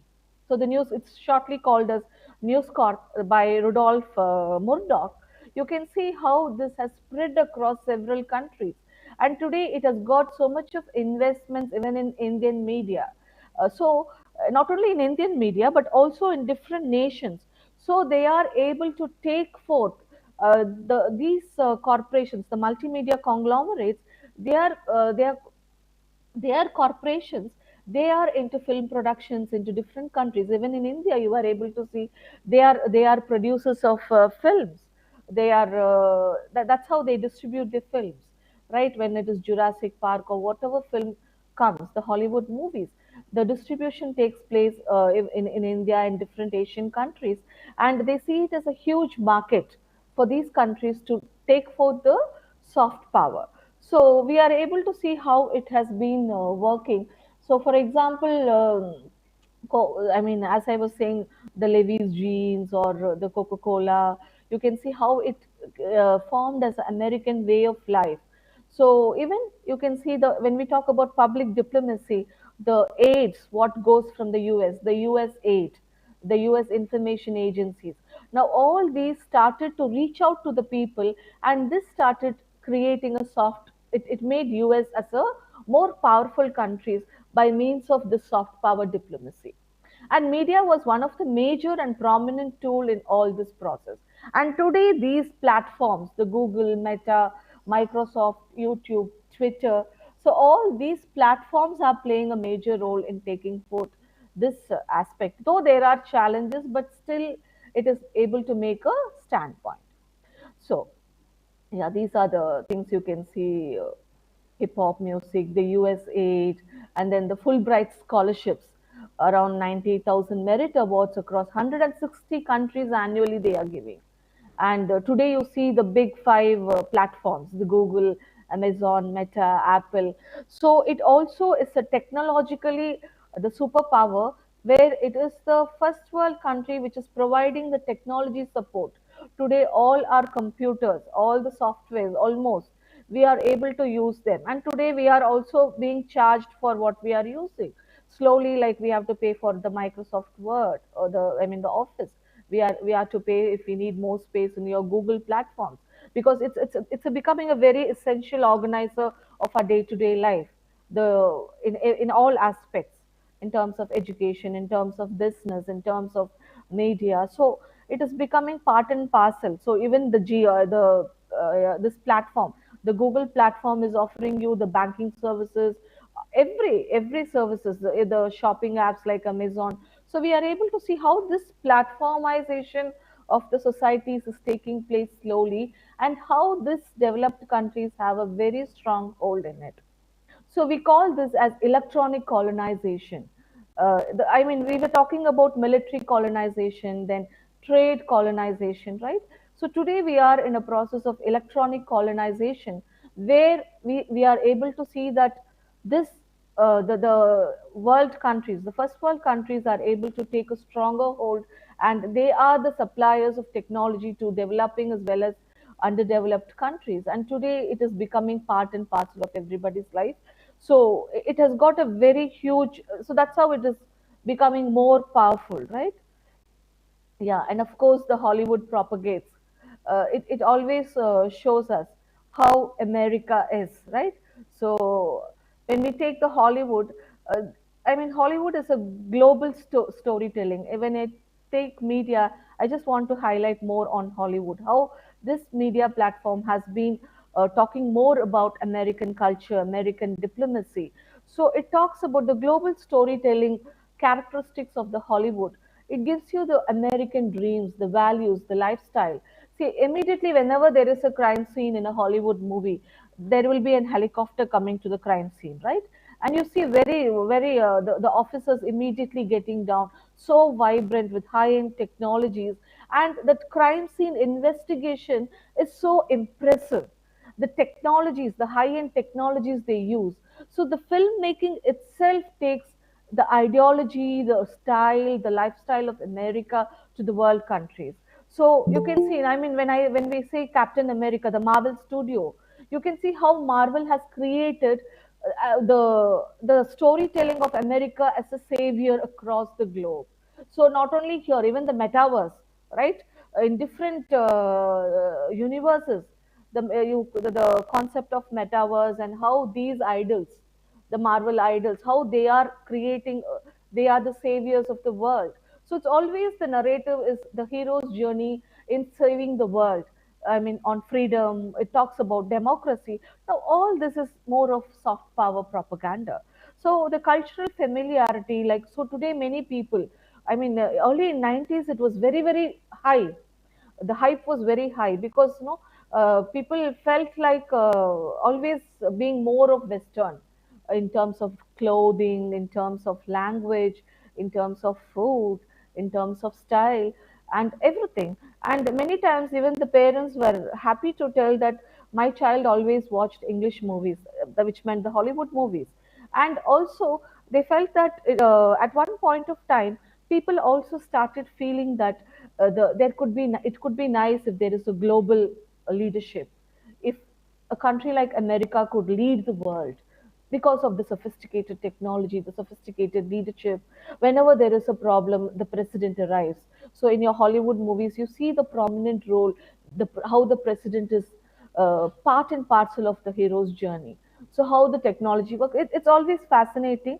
And I know many of you are the fans, the Marvel cinematic universe. You are more, many of you are fans of this, right? The superheroes as the American symbols, the Captain America, your Iron Man. So it has got an universal appeal, but an American led narrative. It's always the good versus evil. It's a savior narrative. So it also includes diversity and representation of late, where you have Black Panthers, all these different narratives coming, right? So it is more feasible to the global citizens, and they are converted into fans of American idols. And you can see it is more progressive and inclusive, and it projects US as the global leader, as a high-tech powerful nation, and this is a very, very strategic reach across the globe. And it, because visual media is more powerful, it does not need any education or language to reach the people, so it has got a huge reach in terms of uh, to the audience across the globe, and even in Asia we can see its prominence. Now, I would also like to throw some light on the UK soft power. Now, unlike the US, the UK soft power is more diplomatic, it's more intellectually placed.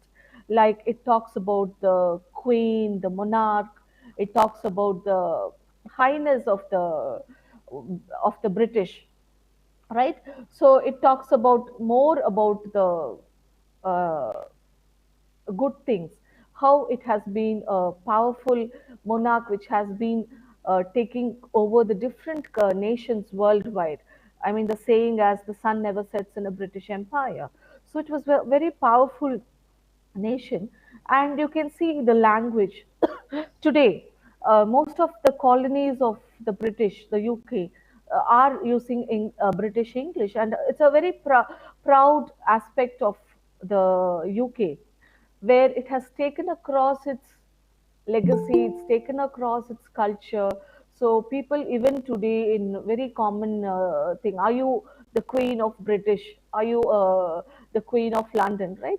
So it's so much of fascinating, and everybody knows about it, and everybody is so fascinated about the language and other things, right? So, and then of course, like the fellowships given by the US, the UK government also gives the Chevening UK government scholarships, which are fully funded for different categories of people who are invited to the UK for their higher studies, for their research, different things. So, and of course, the BBC studios, the productions, and we can also talk about how UK has placed itself as a very good educational hub, the Oxford, the Cambridge, the different universities across, and these universities taking a lead in terms of education. And not only these are very few things what I have put here. The term, the literature, the richness of the British literature, the Shakespeare, and then you can see how it has been the British music. It creates a global appeal. The museums, the heritage sites of the British history and culture, how it is showing. Like you can see the Windsor Castle, and then even the London School of Economics. It attracts students worldwide, building networks of alumni with influence. They give the scholarship programs, and of course, this BBC World Service reaches millions globally. And we know that it's also in our regional languages, in Tamil, BBC Tamil, BBC Malayalam. So this is more of a, it is more, has got a more engagement in the Commonwealth network diplomacy, global diplomacy, and its active role in the UN, NATO, G7 countries. So even in sports. So you can see how it is playing. And of course, I would not leave Harry Potter. I know how many of you are Harry Potter fans, right? So it's R.K. Rowling's novels, how it has reached, and today we can see it is the Harry Potter universe, right? And our children in many schools, even in colleges, I know many of you enjoy reading Harry Potter series and enjoy viewing the Harry Potter films. So it's most of a transmedia storytelling. So especially in the digital world today, we are able to see this transmedia storytelling across books, films, then the wizarding world. It's more interesting. The video games, the stage plays, then the theme parks, and then the fan communities of Harry Potter. And today in schools, you have the different houses being named as the school in Harry Potter, right? You can see that. So children enjoy this today, right? And then, of course, we cannot leave James Bond. Like as you see in your Hollywood movies, the James Bond movies, you can see I mean, it's Ian Fleming's books, the films, even during the Cold War period, they were talking about espionage, how to spy, how to take information. In fact, they were more pioneers in the detective stories, in stories which could be taken forth. Like you can see the thrillers, the science fictions, spy dramas. So you can see the James Bond video games, comics, graphic novels, music. So this is more of it's taking the uh, it's taking the cultural aspects, the diplomacy, and not only that, even in terms of science and technology, collaborative projects, the partnership, international partnership, aid programs, the British aid, humanitarian relief. Now, all these are components of the soft power of Britain. So, coming into Asia's media ecosystem. So far I was talking to you just to give a glimpse of the superpowers, the world, the developed countries. Now, coming into Asia's media ecosystem, the key industries of the Asian thing is the Chinese state media, the Japanese anime and the Cool Japan, the Korean wave, then the India's Bollywood cinema. Now, each industry functions as a cultural export with diplomatic weight. So, we will be seeing about each aspect of these. So now when we talk about China's soft power, China state media, the media outlets, they are controlled by China, the Chinese government. So it's the major purpose of this control by the government itself is to shape the international perception of China, to promote the Chinese culture, the values, the policies of China, and enhance China's global influence without any force. So, China Global Television Network, the CGTN, China Global Television Network, broadcasts news worldwide in multiple languages, the CGTN, and then even the Xinhua News Agency. So it's the official China's official press agency. So it disseminates news to global audiences. So the China Daily, the Global Times. So China promotes Chinese culture and language, like through the Confucius Institutes across the globe. So there are, I mean, tens and hundreds of Confucius Institutes, which promotes the Chinese culture, its language, so the festivals, the art, food, lifestyle to the global audiences. So it teaches Mandarin and Chinese culture internationally. Then even the tourism, the Chinese tourism. So now all these shape the global narratives of China. So it presents China as an economic power in terms of technological advancements and development initiatives very positively. Even the BRI road, the Belt and Road initiatives. So this is a major initiative of China where across this region, China is organizing fests, festivals, celebrations, events to take forth China's culture, language, and shape its narrative and influence the global public. And also, of late, we can see the use of the Chinese technology apps, the TikTok, WeChat, and even the partnership with foreign media outlets to increase China's perspectives globally. So China is going out in a multilingual channels and partnerships, making China to be more accessible worldwide. So you can see that there is more of yeah. So these are the aspects. So it's most like the being stay. You can see it's got a global reach in terms of its economic, its tourism, the infrastructure narrative. So it's promoting initiatives like this Belt and Road initiative. It's also beneficial for other countries as as well as for China. So the consistency in messaging, centralizing the control over by the state, it is more clear what China wants from the world countries. Okay, so when we are able to see this, on the other hand, when we talk about the other country, I would like to throw some light on the Japanese power. So when we talk about Japan's soft power, of course, all of you would be happy. Yeah, I'm not. Many of you would know manga and then Pokemon. I'm just giving you few. How these animation, the animes, how it has reached. I know many houses babysitting work is done by these uh, animation videos, right? We are able to see many of the. I know many of you would be very good fans of uh, Hattori, Ninja Hattori, right? You know Chinchan, and you know the stories. I mean, these stories are very interesting narratives, very adventurous, and these are very simply the day-to-day life of the children, and it talks about the culture, the values, the food, how women are being treated, how children are being treated. I mean, many things, and it is in a very sophisticated narrative where it silently takes forth. Of course, there are certain challenges and negativities when these type of content also influence the local culture, right? The the children in our own region. So there is lot of contradictions, right? Because the placing of the characters. So we are seeing that these are acceptable globally, okay, and creating a massive cultural following. And even when we talk about films, the Japanese films like Akira Kurosawa, you can see the global cinema audience, and of late the Ghibli films, right? So you can see how it has been creating a revolution. So traditional arts also from Japan, it has got a very good recognition. For instance, the flower arranging, the tea ceremony, the calligraphy of Japan.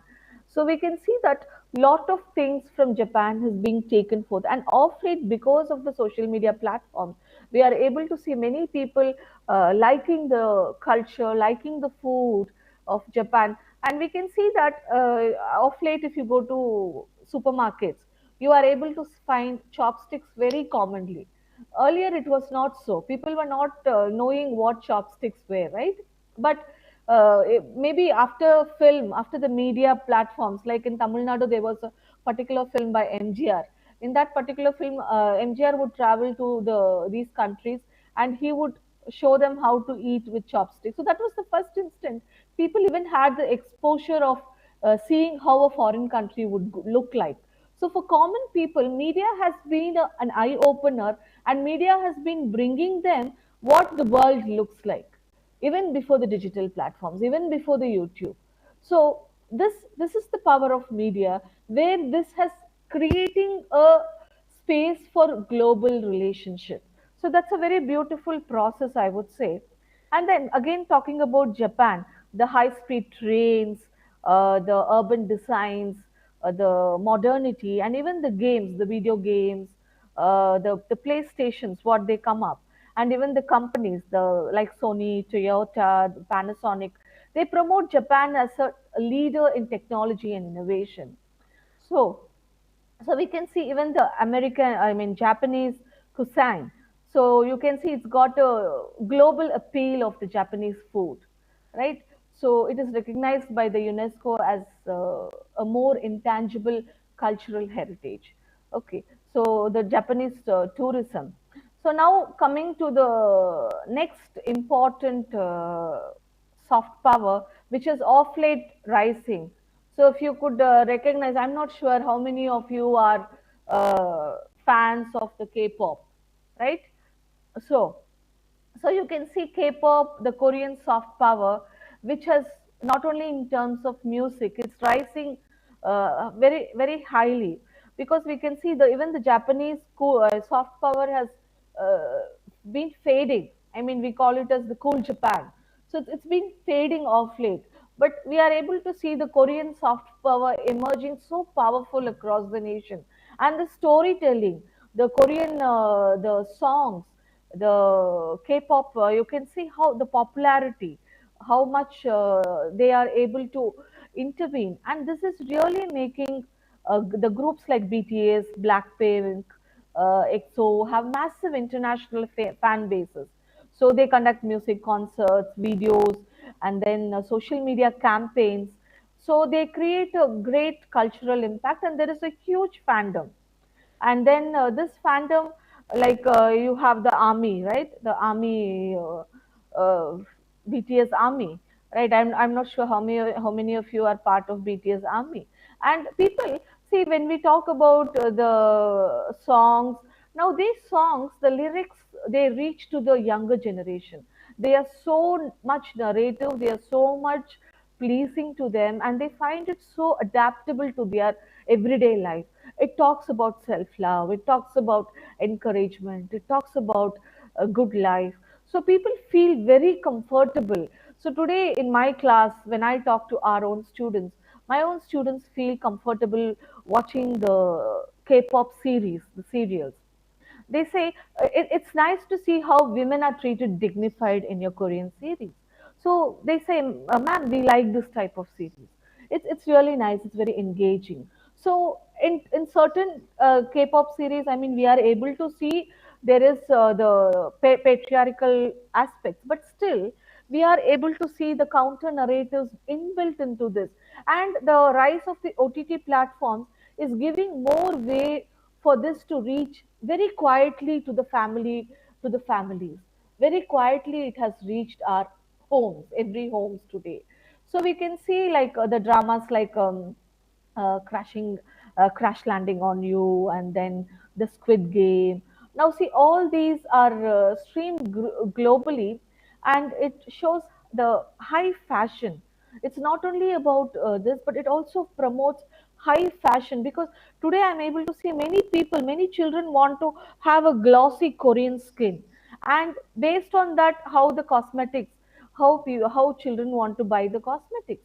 So it is creating a revolution in terms of lifestyle changes, in terms of fashion, in terms of use of beauty items, in terms of even constructing your identities, the concept of self love, the concept of being together. So a lot of other things are really, I mean, I know how people are waiting, how the fans are waiting.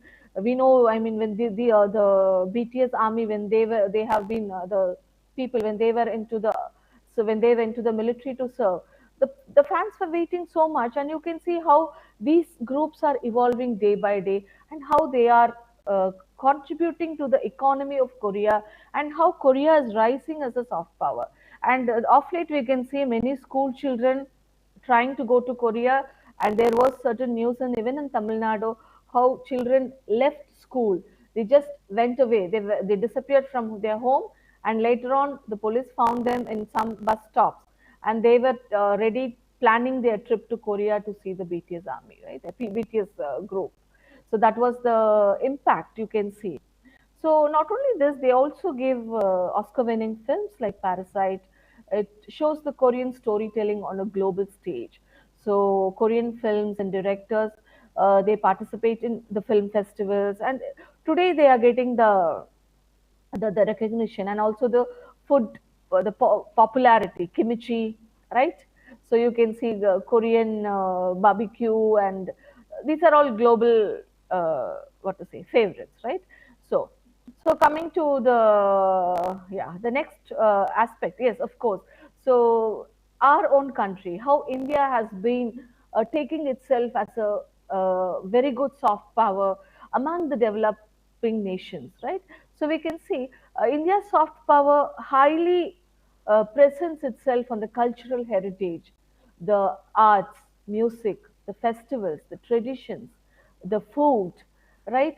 And you can see the religion and philosophy, yoga, meditation, the philosophical influence of the religions, then like Buddhism, like you can see many other aspects, like the yoga, the classical dances like Bharatnatyam, Kathak.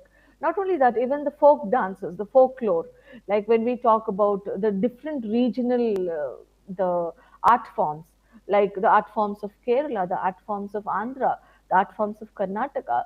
So we are able to see how it is reaching the global audience, and how India is strategically positioning itself as a culturally rich nation as in the worldwide. So today India is more organizing the cultural and traditional arts festivals, and you can see that how it is. And also India is a major IT hub, the software place where many companies would like to come and invest, and many companies would like the, so it also has a global diaspora. Global diaspora in the sense the people who go from here to work in different countries for the purpose of education, for the purpose of work. So we know in from Kerala, we know how much of people, the global diaspora, the Kerala has got a very good contribution in terms of people going across the nations, right? And today people are in different types of sectors. So we can see how India has been a global power. The Indian institutes, the IITs, the prestigious Indian institutes, the IITs, Indian Institutes of Management, the universities.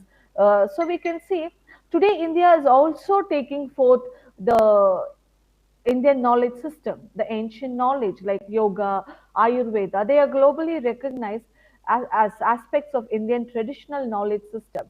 So we can see over nearly 18 million Indians abroad act as the cultural ambassadors of India. So influencing business, politics, culture. So not only that, there is also a lot of professional networks among the diasporic communities. So we can see that many things are happening taking place. Apart from this, when we talk about media, the Indian soft power is not only this, but also the tourism, the Bollywood.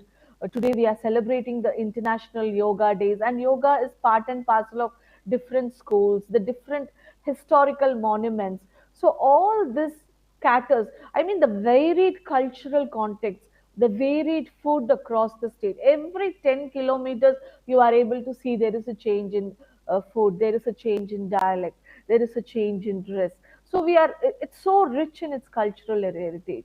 So you can see from north to south the varieties of festivals, the varieties of culture, the variety of food, the language, the way of life. In fact, it's such an interesting, fascinating destination for many people who'd like to come to India. So in that way, I think we are a very major soft power in terms of all these aspects. So we can see that so India has been I mean I'm just in another two more slides I'll just finish. So you can see that we have been coming up to a greater level. So I would also like to, yeah, 1 minute. So we can also see that today we are seeing millions of worldwide participate in this the international yoga festivals. And then when we talk about the Bollywood, I don't want to leave the Bollywood, because Bollywood has been constantly contributing in image building of India to persuade people.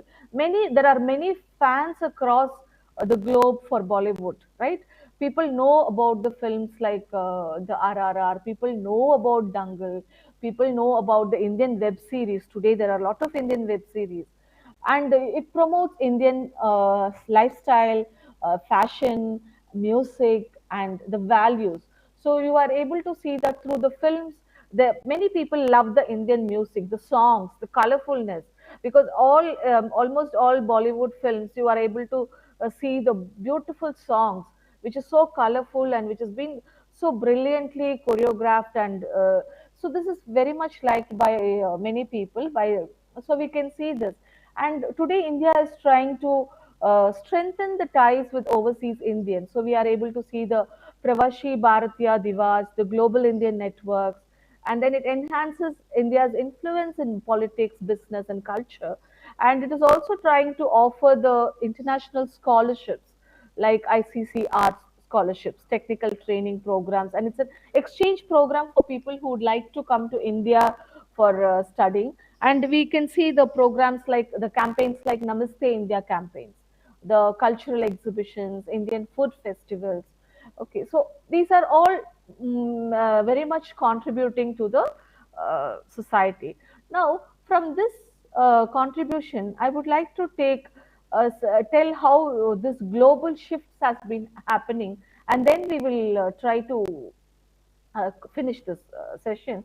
So here, from an industrial society, we know we were like the hunting and gathering society, and then we were the agricultural society, the pastoral society, the horticultural society. So there were different societies across the history of human race. Right today, in the early 19th century, we were able to see the growth of the industrial society. So industrial society was more dependent on goods, massive production, machineries. So that was industrial society. So from an industrial society, we have slowly moved to an information society. That is the information age by the advent of computers. The computers were replacing human beings. The computers were replacing goods. Information replaced goods, and information services became the prime aspect which determined economies of countries. Authors like Mark Porret and I mean the economists, they talk how this was called as knowledge economy, or they call it as information economy. They call it as knowledge economy or information economy. So like we can see today, from this information economy, there was a slow shift to a network society due to the advent of internet. When internet came, I mean, it was in information society was more moving towards a network society, because you can see everything was networked by the means of internet connectivities, right? And today, from this network society, we have moved on to another, that is a platform society. So the big platforms, the Amazon, the Google, the Insta, your YouTube. Now these platforms today are almost all actions, all our activities are taking place in these platforms, and the smart gadgets are giving these platforms in our hands, right? So we have moved into a platform society, and all this soft power is harnessed through the platform society, through the different platforms. Today we have, I mean, even the news consumption of news, we are due to the use of algorithms, you are able to see how this news is tailored, and today how this is promoting the soft power of different nations, how it is giving the tailored, the mediated news to us, right? So we are able to see how these global powers. So today we are able to see this platform society. It's given by Van Dyck and Thomas Poyle. They come up with this particular term in their book, The Platform Society: Public Values in a Connected World. So they use this term to describe how these digital platforms, I mean, like Google, Facebook, Uber, have become central to social, economical, and political life, right? So I would like to quote Ian Arthur Bremer. So he's an American political scientist, an author, and an entrepreneur. So what he tells is, earlier it was the global security order at the international level, at the global level, where US and its allies were the most powerful players in the world. China, and later on it became the global economic order, where you can see there was, I mean, after 1991, when there was, when the USSR was dissolved, you can see the global security order shifted to global digital order, right? And then he also tells that today it is more of a technopolar order, or a digital global order. So he says that it's like the technology companies or the technology works with the governments, so increasing the government's dominance. So it is more of technopolar order or the digital global order. So that's what we are heading to. So just the last few slides on the global soft power index. Today we are able to see who ranks what. So United States, China, UK, Japan, Germany, France, the top 10 nations. So it's done by a private, the Brand Finance organization. They undertake this global soft power index. So in 2025, this is the statistics. And coming to India, so we see India in the global soft power index. As of the global soft power index 2025, India ranks 30th globally with a score of 49.8 out of 100. So this marks a slight decline from the 29th position. And of course, all the initiatives taken by the Indian government is contributing to the to how India is performing and the global soft power. And of course, the media and the digital media platforms play a prominent role in this. So Asian media industries are redefining soft power in this 21st century. So they function as cultural bridges, amplifying diplomacy through attraction rather than coercion. So thank you very much for your patient listening. So I stop here for any question. Thank you.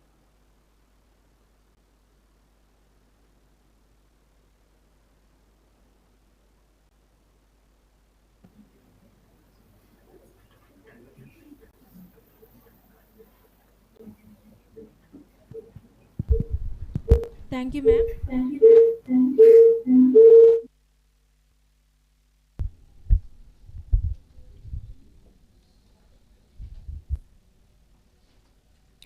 Hi, ma'am. Am I audible?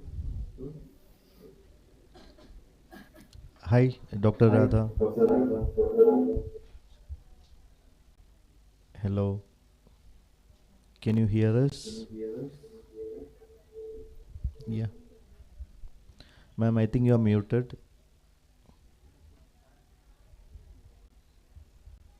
Ma'am, I think you are muted. You are not able. You are.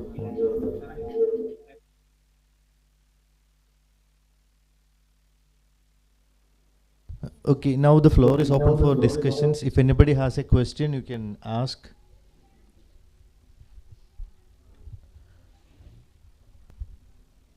Anybody has a question? Ma'am, I think we are all clear with whatever you are saying, because there are no questions from the floor. Okay, thank you so much for joining us, ma'am. And we actually expected you in person here for the conference, but we understand, we admit your inconveniences in traveling and making it in person here. So I hand over the mics to the organizers. Ma'am, good afternoon. Thank you so much for being with us and delivering a wonderful speech and conveying our students regarding this particular topic. Thank you. I thank the organizer, sir, for this wonderful opportunity. Thank you.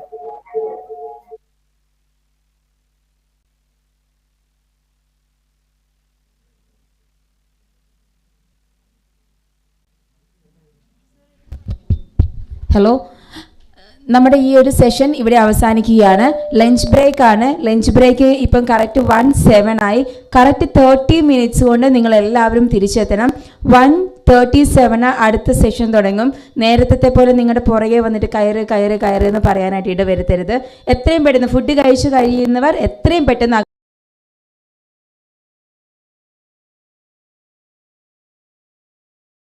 അച്ഛൻ ഒന്ന് സംസാരിക്കടാ.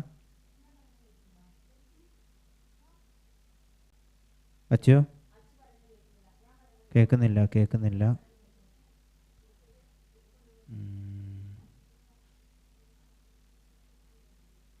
ഒന്ന് സംസാരിച്ചടാ.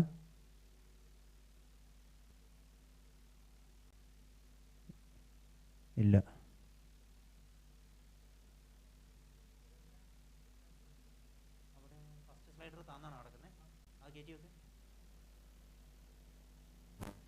Okay, അച്ഛൻ ഒന്നുകൂടെ സംസാരിക്കടാ. യൂട്യൂബിൽ എന്തായാലും ആരും കയറിയിട്ടൊന്നുമില്ലല്ലോ. ഇല്ല, നീ ഒന്ന് സംസാരിച്ചേ. നീ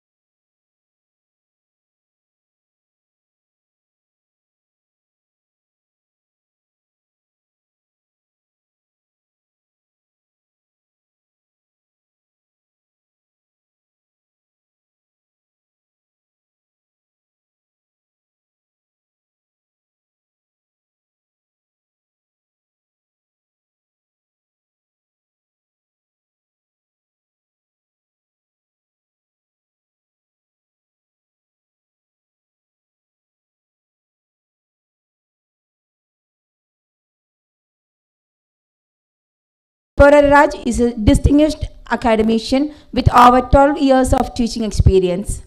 She is an expert in public relations, advertising, new media management, research methodology, photography, and sound design. A passionate educator and media innovator, she has guided numerous students, published research articles, and presented at national and international conferences. Her multifaceted contributions to education, research, and community engagement establishes her as a dynamic leader and inspiring educator. Ma'am, now you can present your topic. It's over.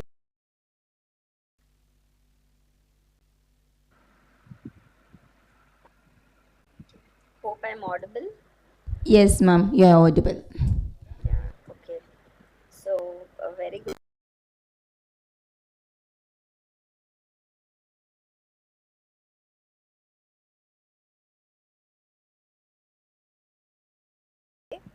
And I thank Dr. Jobin Joy for extending his invitation to be present in this conference. Although I'm not physically available, I'm sure me being online, you will be able to understand what I'm trying to tell you all today.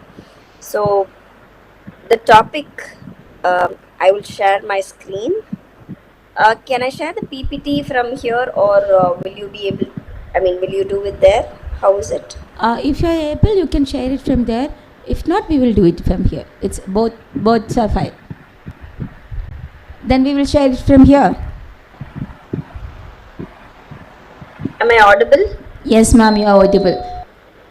Shall I share it from here?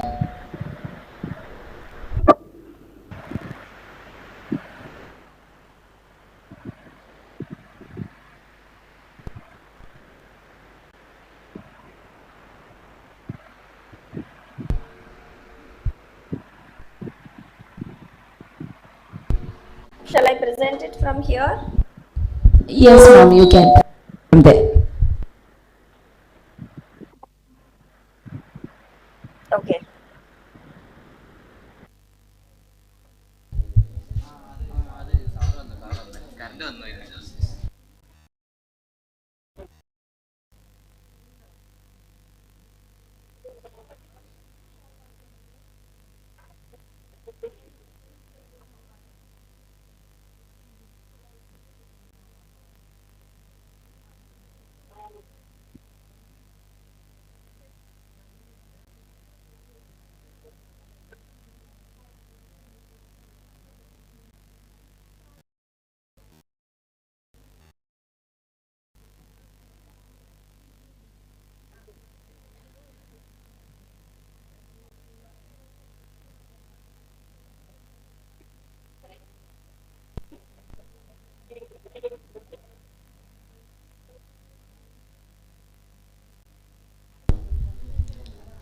Hello?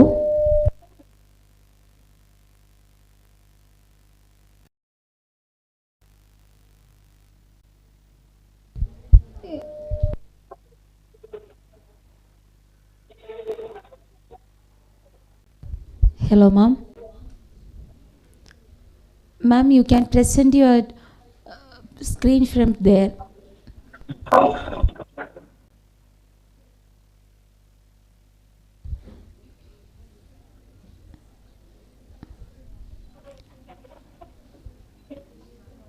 Ma'am, can you hear me?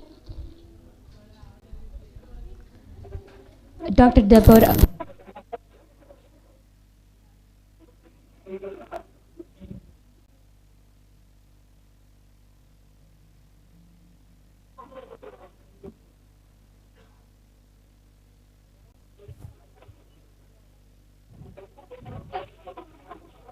Ma'am, Deborah ma'am.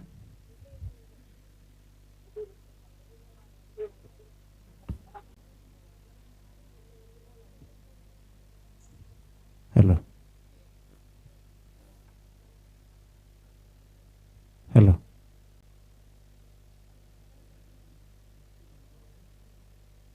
Hello.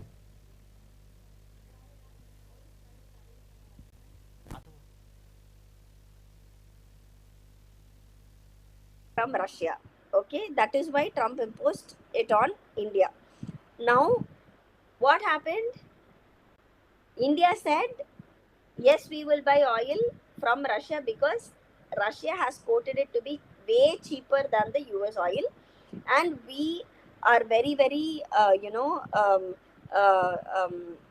we'll have to be very specific on the economic status of our own country. Uh, if we buy, oil from US, it's going to be very, very difficult because of your, the price that you quote, and hence Trump hesitates. He backlashes on India. He says you cannot do this. You will have to buy oil from Russia, from US. You will have to stop your trade connections with Russia, because you know that the US and Russia are not in good terms at all. So now all this constitutes to what? All this is interconnected. It is a hardcore geopolitical reporting that happens. And what happens? It all boils down to your trade wars that are happening, and also the economic status of a particular country. Now, just because Trump did all that, India, on the the finance minister and all that, they backlashed on US, saying what happened. He said that the India is the leading market. Without the population, whatever you find out from US is not going to happen. That's because we are the largest consumers in the world. We have the highest population, and hence US have to be considerate on India. But they never bothered, and so to retaliate, what happened? India joined hands with the latest meeting. You should have all realized, they joined hands with the Russian Prime Minister and the China. So all three people together, they were found during the meeting, and they were discussing. So this was a strong, powerful message covered by the media, showing their solidarity in opposing the US. So this is a hardcore geopolitical reporting that happened. So why am I constantly giving this particular example is because right now this is happening, and I want you to realize that this is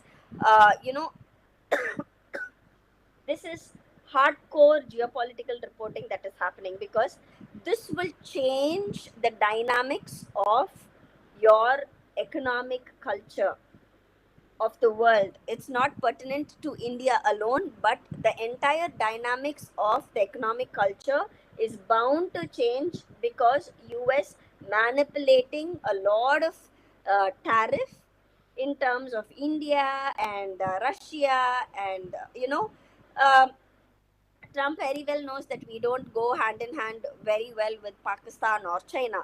So he was very, very, confident, saying that we will not join hands with China.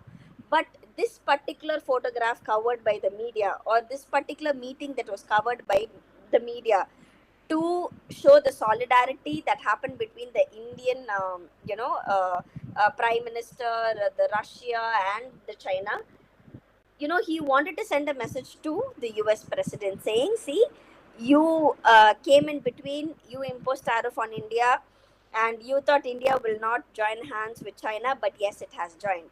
So this is geopolitical reporting. Now what happens? Now this clearly signifies certain issues such as territorial disputes, your power rivalries. All these are power rivalries, okay? Your alliances with different countries, and the risk that is going to happen, right? So in geopolitical reporting, you can also see that there are so many conditions in terms of international relations that happen. So that being said, on geopolitical reporting, uh, I finished this. That is why it is needed. Okay, I finished this. So we spoke on geopolitical reporting. Coming into media integrity. Now, in what way should media step in into geopolitical reporting? It's a very crucial terminology, or it's a very crucial role of media to step into geopolitical reporting. And you should all know that media is the fourth pillar, right? And if the media is not, has no integrity, then it's a huge problem that we are going to face, right? So, why do you think media will not be favorable, or why do you think there'll be a bias in media, or what do you think if the bias exists, what will happen to countries that have rivalries? We all know that there's a constant war that is happening between who and who? Russia and Ukraine, right? And you know, Israel is also undergoing wars right now. So in Israel and Palestine is continuously having its own war. So when there is a war, all of you should understand that there is a heavy backfall on the economic agenda of every country, because war is not cheap. Okay, the guns are not cheap, the bullets are not cheap, and moreover, when the country gets hit, what happens? The entire economy drops down. There is a drop down in economy because they everything there will not function. Say for example, when COVID hit, okay, many claim this to be a bio war which was started by China. Okay, again a strong powerful message by the media in terms of geopolitical reporting. What happened was they accused China, the entire world. And in fact, Trump called COVID virus as what? The China virus. Okay, how was it politicized? Right? A greater political meaning was birthed from the COVID virus. So they very clearly said it is not COVID virus. Trump clearly said it was the China virus. Okay, and that is why he cut all the trades with China. Right? So you should understand that all this implies. So how is the media integrity here? How did China come into the scanners of media? How did they even know that COVID started from China? Right? So the integrity of media here is very, very, very, very crucial, because it will fuel conflict. Right? Media, in terms of international relations and international policies, will fuel conflicts. It will fuel propaganda. It will fuel disinformation. It will fuel um, you know many other things related to reporting, right? So this is very, very important to media integrity.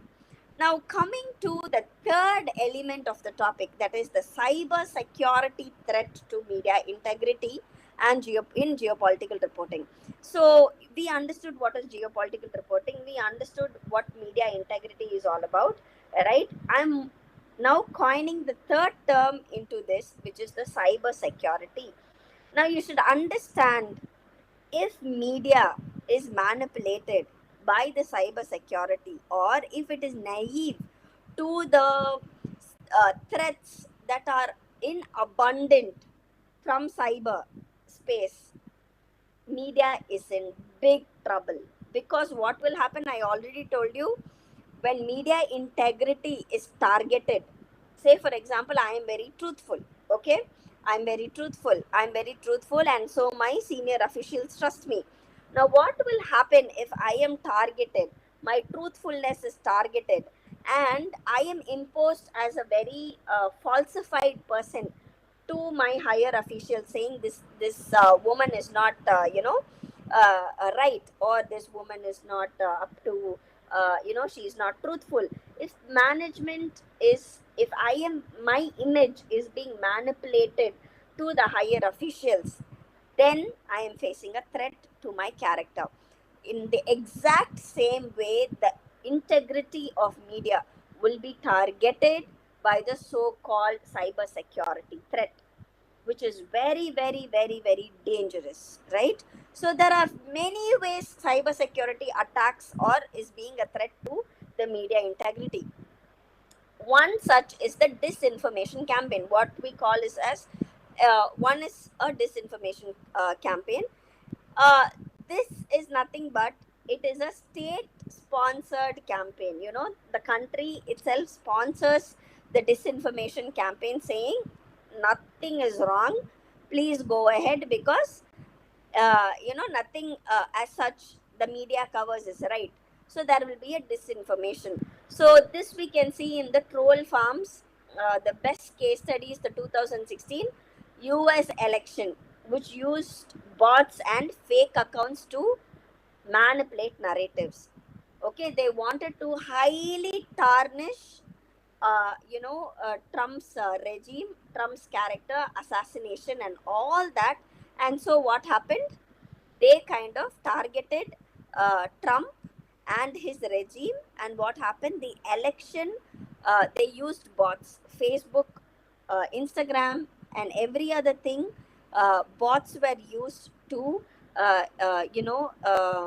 identify not identify, to create a lot of fake realities. Okay, fake realities, and to manipulate narratives. The second one is hacking of media outlets. Now, you should understand that there are media outlets, and hackers. They have their own wire agencies, news wires happen, and all that happens. Okay, now these they function as a separate portal by themselves. Okay, they don't come into our portal at all. They don't use Google and all that. They have separate portals for themselves to transfer news stories, so that it is very their integrity is maintained. Truthful information goes there. They are not prone to cyber attacks. So for all this, they maintain their own portals. Now what happens? These media outlets are attacked mercilessly. One such case is the 2013 hacking of the Associated Press Twitter. What happened? They said the Twitter account of Associated Press, that is AP. Imagine a news agency, an international news agency as AP being targeted, and it was hacked. Their Twitter account was hacked, and what was put? It said that the White House was bombed. The moment the news came out saying that the White House was bombed by the Associated Press, the economic status and the stock markets crashed heavily. So what happened? There was a huge economic crisis. The moment they said that the White House of the US was crashed, immediately there was a crash in the stock market. So this is how your media integrity can be targeted, and cybersecurity threat can harm your media integrity. The third is the deepfake and synthetic media. One such is, deepfake is your Ukraine's president, Volodymyr. What happened? He was deepfaked. All of you know about deepfaking. What is deepfaking? Completely changing the face, uh, completely changing the voice. Okay, say for example, if the reality I am there, somebody else can have, okay, my face and my voice, and do whatever they want. In that way, what happened? Deepfake videos of Ukraine's president Volodymyr happened, representing what he was asking, telling soldiers to surrender, it seems. So those types of videos were being synthesized by deep faking, AI deep faking, and it brought down a heavy backlash on the president Volodymyr. Now even after the AI deep fake AI, Volodymyr addresses the citizens of the country saying, no, this is not me. This is, deep fake. This is AI. Even after him telling so much, people started laughing at him, saying he's trying to cover up for his mistakes. So in that way, nonsensical message, or rather falsification, got deep into the minds of people. Okay, false messages got deep into the minds of people, and real messages did not play a evidential role to change the mindsets of people. So this is very difficult. The fourth is called as phishing and spear phishing against journalists, is what we say. Now, what happens is they will all have emails. Okay, they will. It will be end-to-end encrypted.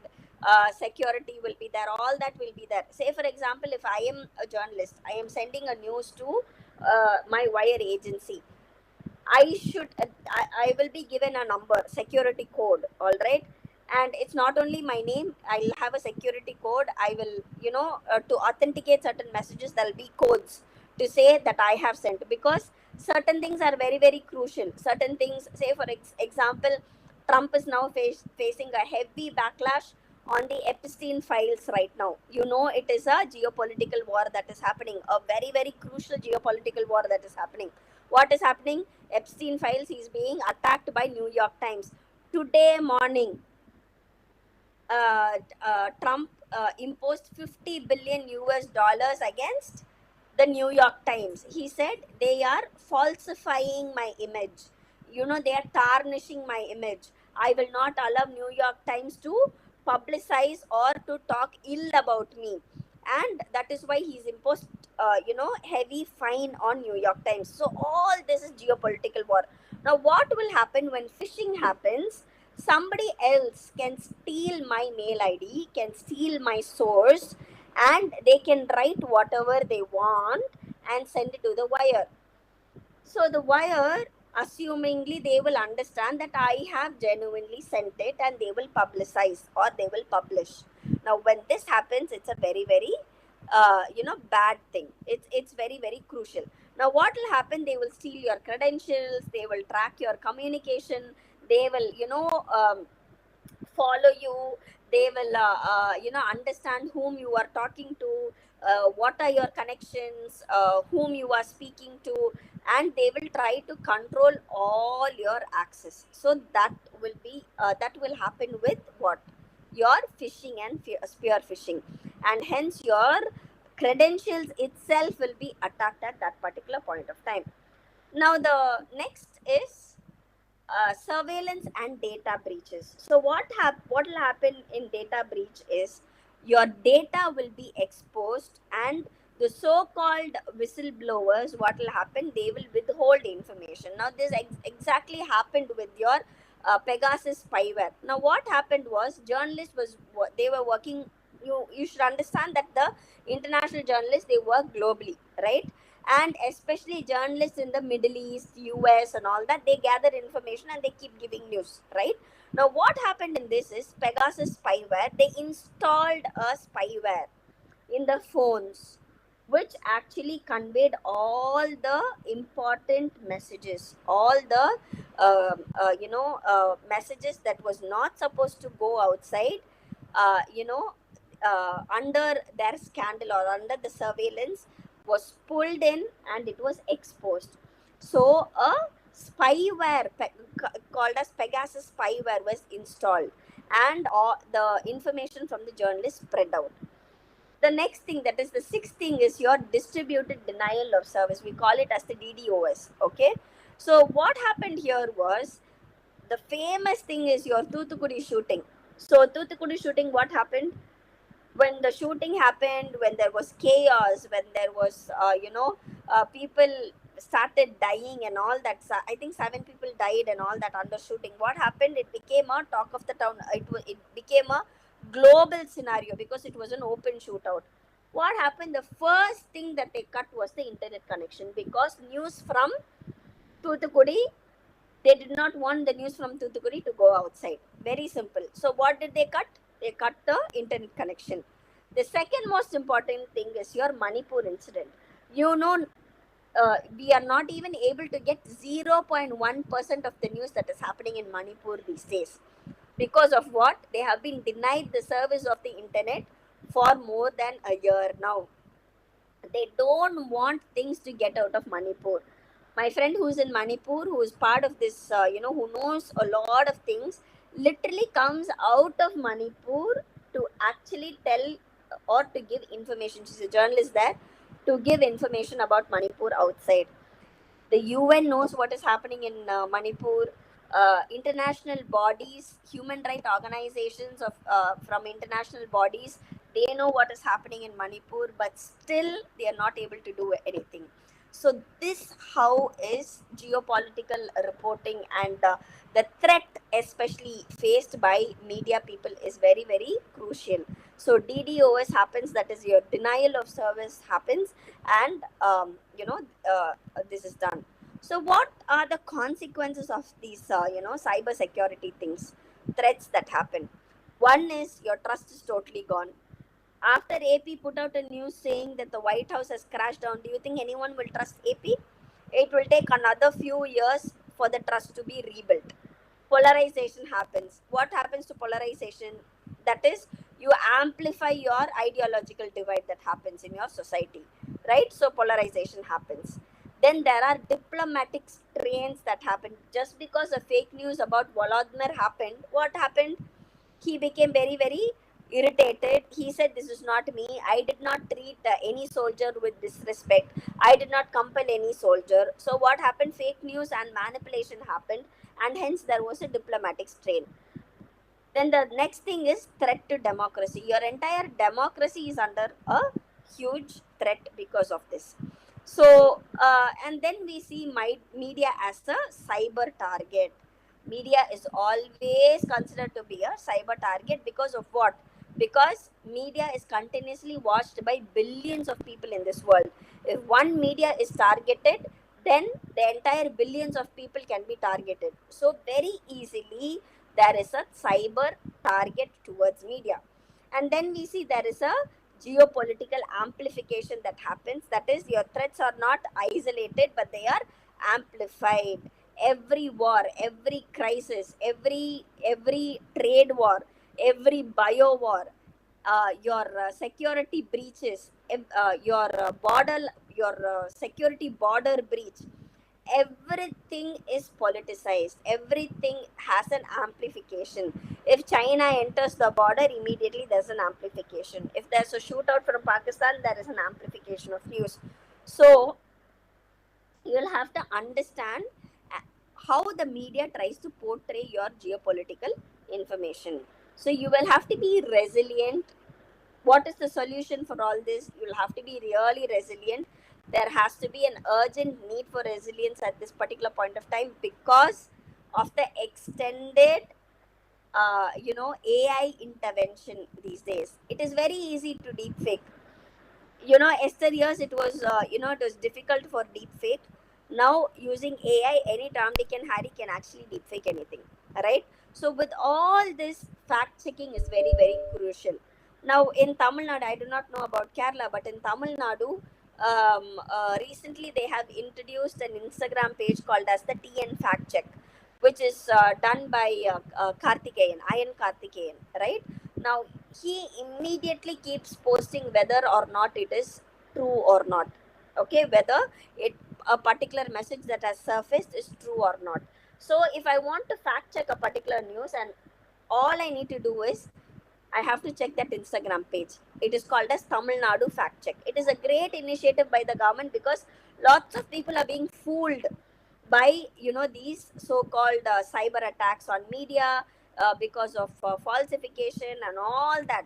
Your WhatsApp messages are being flooded with forwards, all that, it's happening.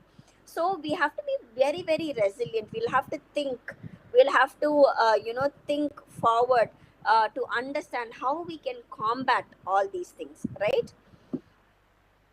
So make a difference. All of you are mass communication students and research scholars. You will have to make a difference in terms of your media threat, especially cyber threats that target media these days. So thank you all once again for this lovely opportunity, Pazhassiraja College and Dr. Jobin Joy. Thank you so much, and I'm ending this topic for the day. If you have any questions or anything, feel free to ask.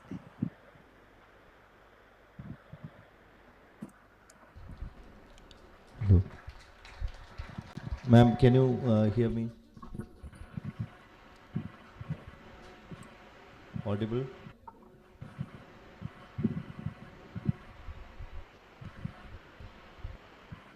Hello. Yes.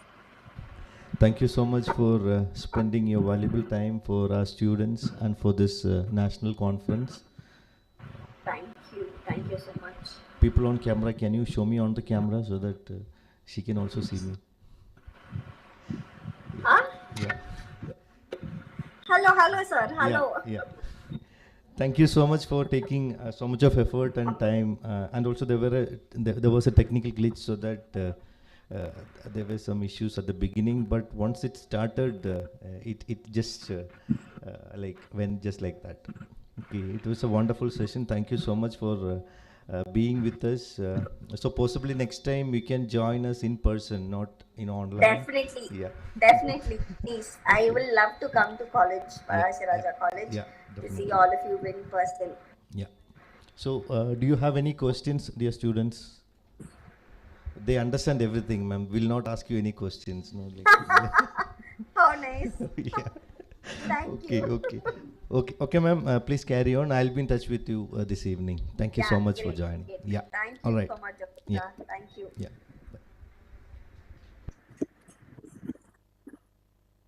Thank you.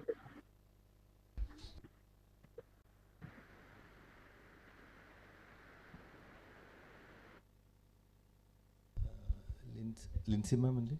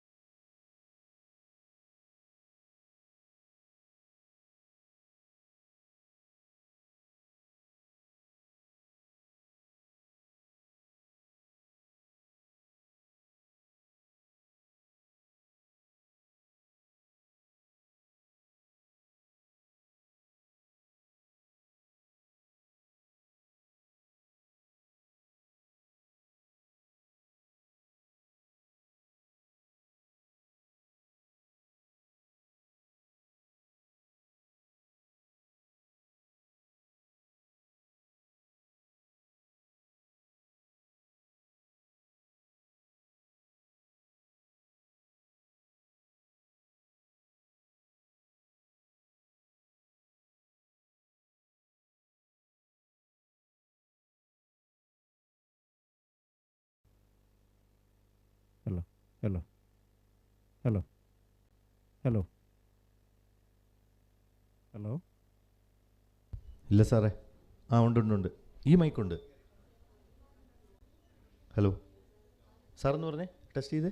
Hello. ഉണ്ട് ഉണ്ട് ഉണ്ട്. Hello. റെഡിയാ.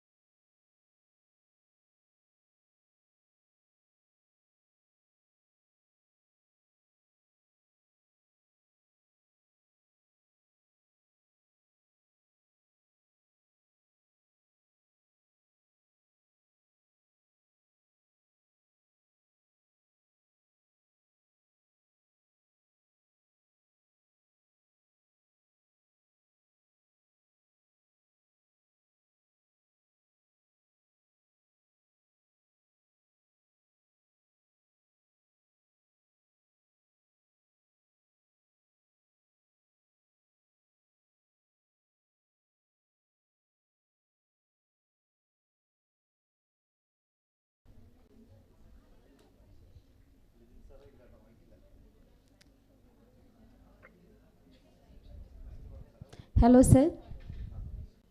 Oh, hello. Sir. Is it audible? Yes, sir. My voice is audible? Yes, sir. You are audible. Okay. Okay. It is my proud privilege to welcome and introduce Professor. It is my proud privilege to welcome and introduce Professor Manikonda Rabindranath, a distinguished scholar in media studies at Jawaharlal Nehru University, New Delhi. Professor Rabindranath has significantly contributed to the field of communication theory, cultural studies, and media research, shaping critical perspectives for both students and scholars. He holds a master's degree in journalism and mass communication with a gold medal and a PhD in the same discipline from Andhra University. He has also qualified the UGC NET and SET in journalism and mass communication, alongside earning a first-class LLM and the UGC accredited SET in law. Today, we are truly honored to have him deliver the valedictory address on the theme towards responsible media engagement in Asia's geopolitical future. Now, I am warmly welcoming Mr. Manikonda Rabindranath to handle the section. Okay, good afternoon to one and all. A very warm good afternoon to one and all. My heartful appreciation to the college and the whole team of organizers to identify such an important topic for the seminar to deliberate upon. Actually, this geopolitics future and the media engagement, it is the need of the hour. I start my talk with Mahatma Gandhi saying, the world has enough for everyone need, but not enough for everyone greed. That means the people across the countries has become very greedy. So because of that, the greed, the dynamics of geopolitics has changed drastically. If you see the geopolitics, if you understand it at the grassroots level, it is the analysis of geographical influence on power relation in the area of international relations. Historical analysis on the rise of British Empire was the starting point of the geopolitical debate because the Britishers, they have took control of the sea roads because it is a decisive, important and strategic location for their trade and business, and because of that superior mobility of the control over the seas, they have taken the control over the nations across the world. The European colonial context and the development of trade relations was based on the maritime routes and their control over their colonial powers over the waters. So the mindset is still prevalent among the Westerners, and still the Western countries are trying to dominate the waterways. If you see, during the colonial time, the sea routes are controlled by the Britishers to dominate the military and military movement and the trade and businesses. So because of this geographical control over the waterways, they had monopoly over the trade and business across the world. But since 1980s, except a few sporadic instances, the clashes are reduced in the Asia region and more or less peaceful economic and trade is being happening in the Asian region. After the association of South Asian nations grouping, the region was developing in a win-win situation, and the economic and trade is going on smoothly, and it is all the firm belief of the Asian countries that in the 20th century is going to be an Asian century with the center of gravity of global economy moving towards the Asia. When we see a geopolitics about a country's geographical location, its terrain and the land size, climate, soil and raw materials affects all the foreign, economic, military policy and strategic communication. So because of that, all the countries are making the best efforts to becoming strong in the geopolitical situation. If you see India in today's context, it is in this mindset, India is becoming a major geopolitical repositioning. Today, I will highlight how the powerful forces that act both as a lens with which the collision and the glue that binds it is together, that is the media. Media is a strong force to build bilateral relations between the countries. It plays a pivot role in developing the narratives, and also it plays a constructive framework for the responsibility among the nations. Without proper responsibility of all the countries, it will not be a peaceful continent. If you see the geopolitics like a chess game, there are knights and peas. Along with that, oceans, money, trade routes, technology, and information, where one piece influences the whole game. Any change of movement of one technology or a trade routes, it will have an effect on the entire game.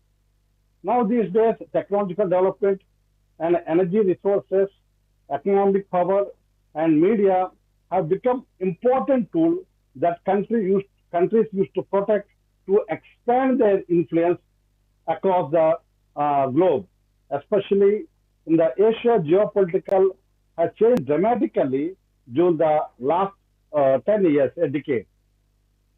If you see the rise of China in the last decade, China has grown up economically stronger and has become a major military and trade force.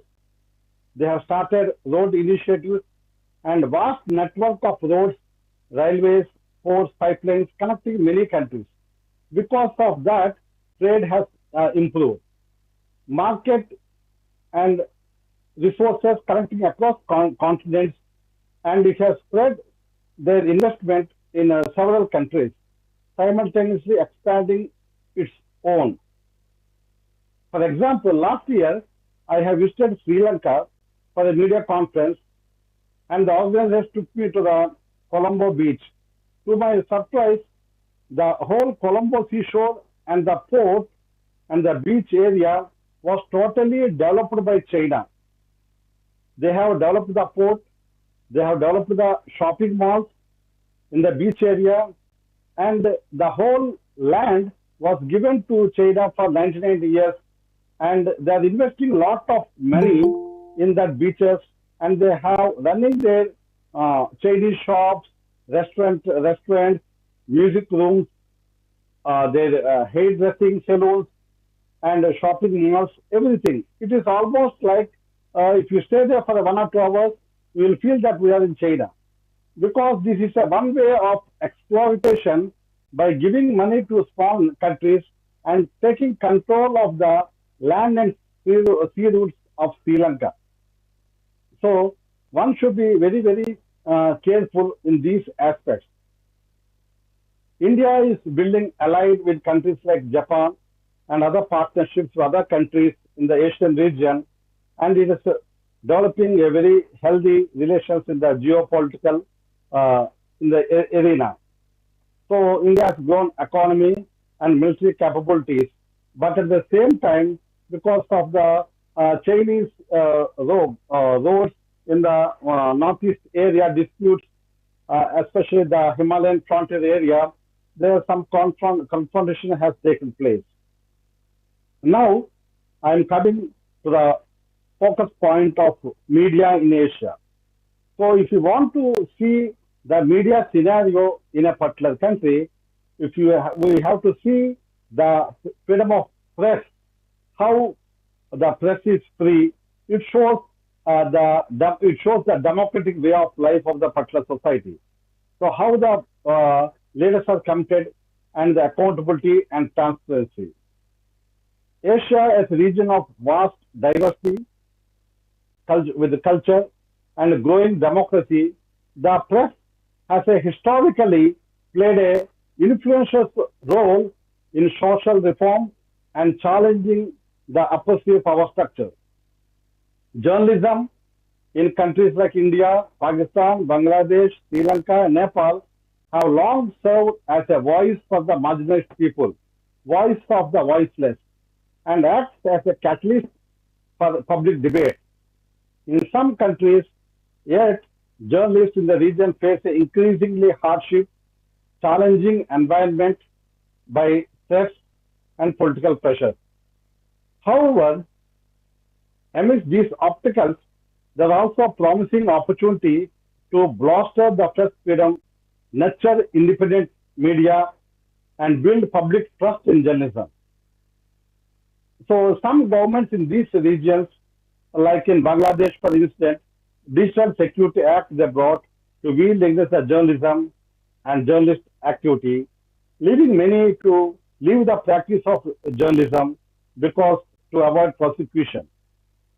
Thomas Jefferson, the founding fathers of America and the third president of US once said, "Our liberty depends on the freedom of press, and that cannot be limited without being lost."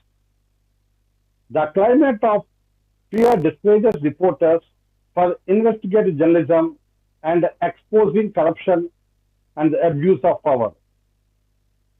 So, US journalist Walter Cronkite has said, "Freedom of press is just not important to democracy. it is democracy. Freedom of press is not important to democracy, it is democracy. So in countries like Pakistan and Afghanistan, reporting on controversial issues will be a threat for the journalists, and they are facing intimidation, harassment, and in several cases physical violence also. In Pakistan, for example, those who are doing investigative journalism with regard to the military and the religious extremism often encounter threat, and they are being punished by the authorities. In Afghanistan, the media and journalists has to struggle a lot during the Taliban regime, and there are severe restrictions imposed on journalists during that period, especially those who are covering women's rights and human rights issues. The dangers they face highlight the courage to pursue journalism in South Asia. Nelson Mandela remarked that a critical and independent and investigative press is the lifeblood of any democracy. It is the heartline. A critical, independent, and investigative press is the lifeblood of any democracy. So, journalism and the press has a very significant role to sustain the democratic values. If the journalists are harmed, what type of democracy and what type of society it is? So, one of the promising aspects for the journalists across the countries are digital and independent media platforms. With the rise of digital and independent media platforms, the journalists, through their news reports, can reach to the nook and corner of the different countries in the Asia region to spread the truth and humanistic values and to disseminate the truthful information through the independent media platforms. This gave a very good opportunity for the independent journalists to disseminate the information in the true sense.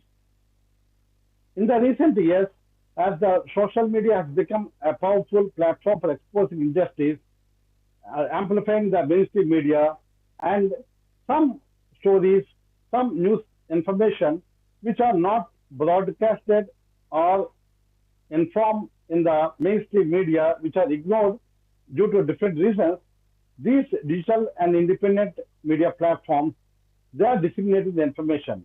It is a very good and healthy sign to reach the large cross-section of people in the Asia region. So recently we have also witnessed among the Gen Z how in Nepal the Gen Z has revolted against the government for the corruption and the red tapeism and all other activities. So if you see the digital platforms, still in some countries there are some restrictions. So as George Orwell famously stated, journalism is printing what someone else does not want printed. Everything else is publication.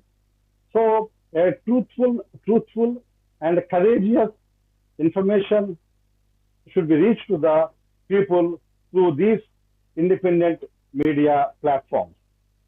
So now I will move on to the opportunities of media in the Asia geopolitics, the growing role of media in the Asia geopolitics region. So in this region, media does not only report geopolitics events, but at the same time, media constructs the narratives and it frames the national identities and influence the public opinion. Media not only reports the information, but it shapes geopolitical realities. It is an instrument for public awareness and democratic accountability. So media should be highly accountable to the people of the society in that particular country. So it should act as a critical intermediary between the government and the citizens, enabling the formation of informed public opinion, and it acts as a pillar of democratic societies. After the Quad Nation, Japan free and open Indo-Pacific policy, and it evolved as a regional security cooperation. So, but at the same time, some certain media are working very transparently in the Asia geopolitical region. At the same time, the Belt and the Radio initiatives of BRI of China is very opaque. So Walter Lippmann rightly said, the manufacture of content by political actors make the role of independent, fact-driven media essentially in mediating between the state power and the citizen agency. So framing geopolitical narratives and constructing regional identities.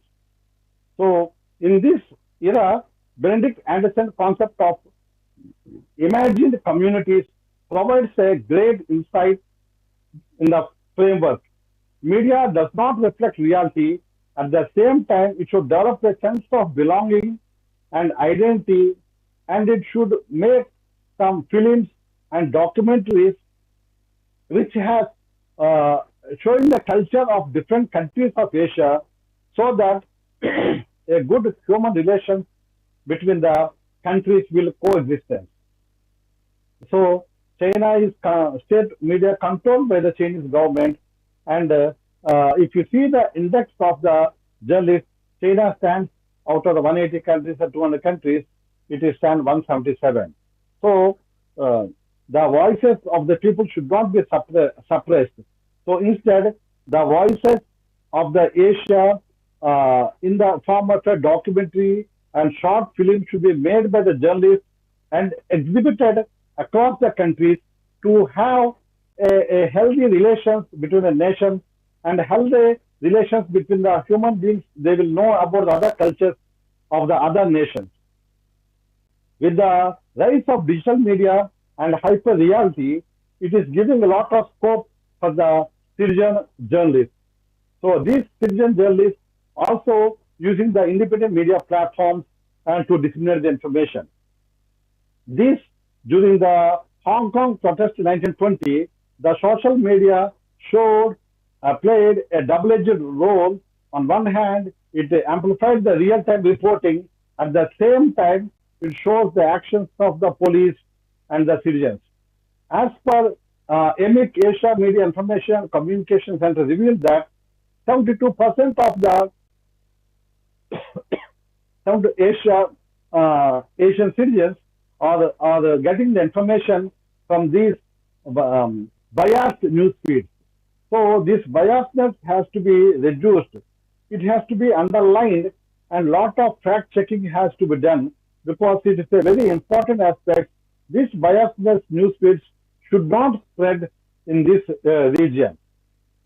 The presence of sensationalism and nationalistic manipulation has to be reduced, has to be removed totally or eliminated.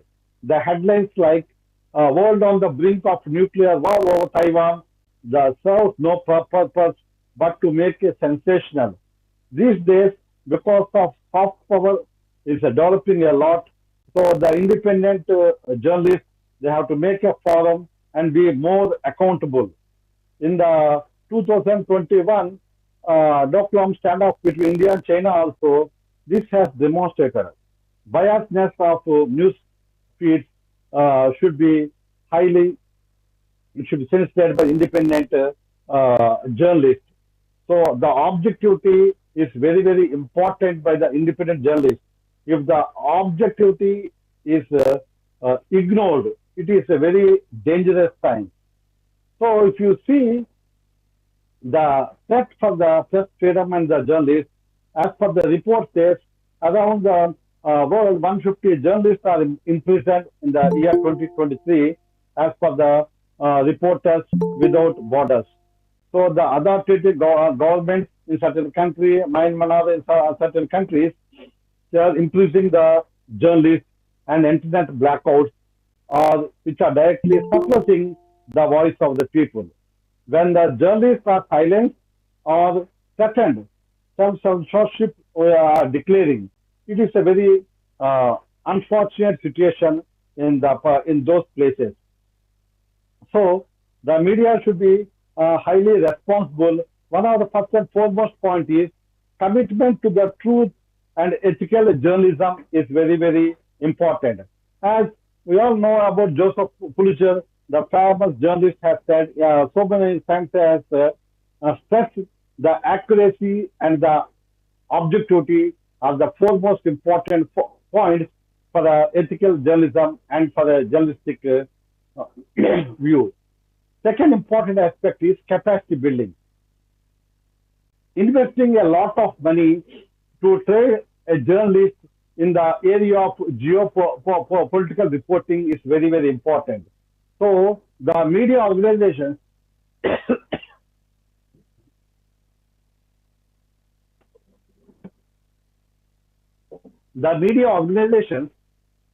are giving the responsibility of an untrained journalist to report this geopolitical reporting. So it is not like other types of reporting.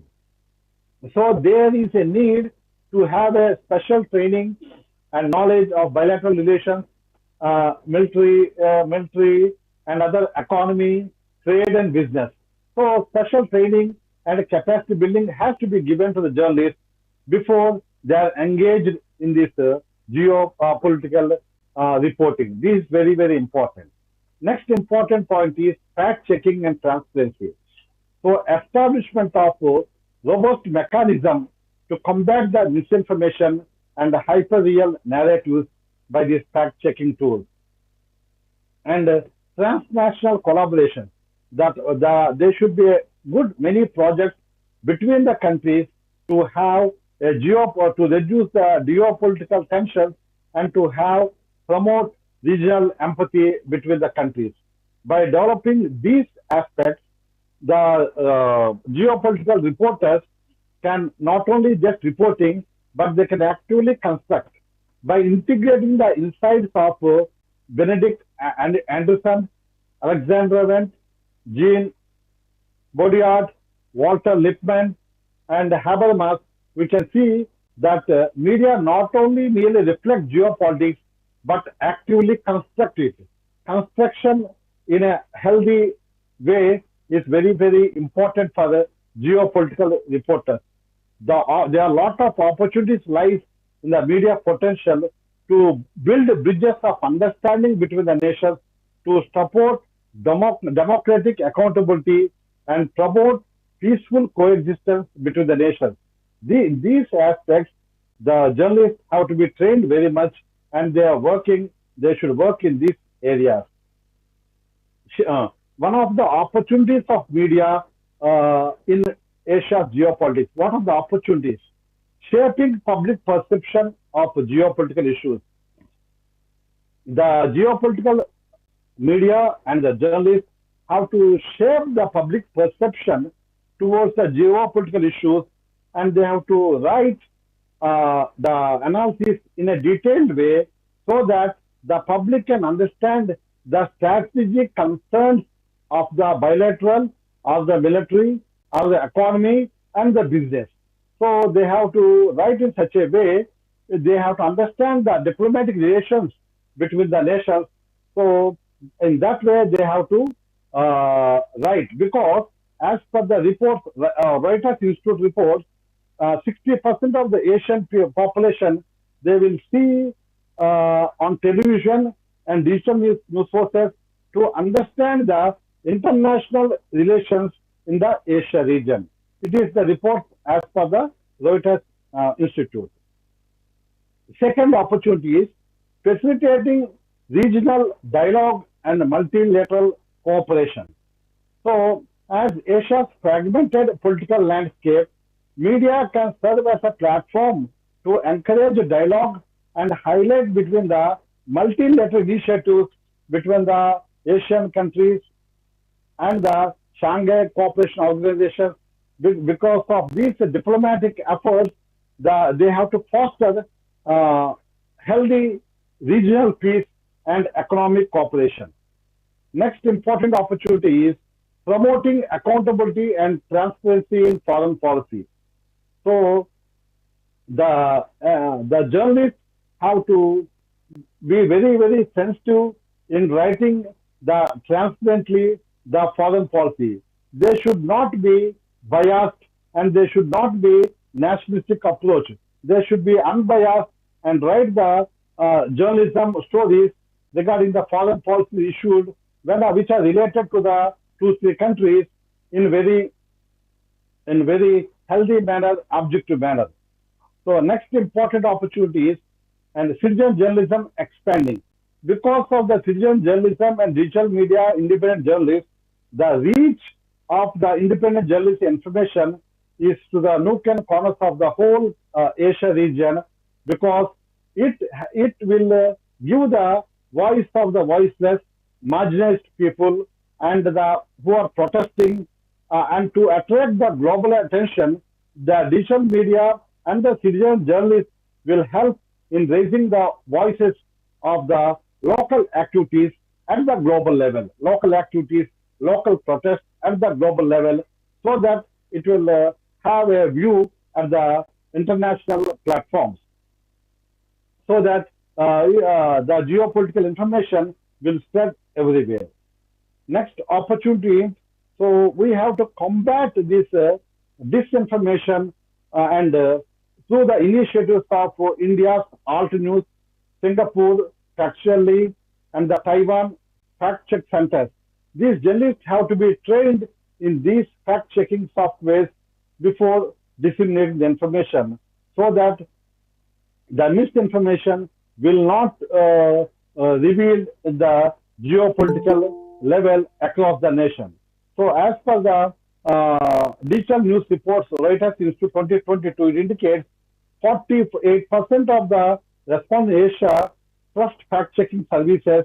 They are doing the fact-checking reliable information. But the percentage of this fact-checking has to be increased a lot, and 100% fact-checking through these softwares and Alt News and Singapore Factually and Taiwan Fact Check has to be increased across the countries, so that 100% accurate information will be spreading across the nation. So facilitating crisis communication and conflict de-escalation. So the journalists have to be trained in the embedded reporting.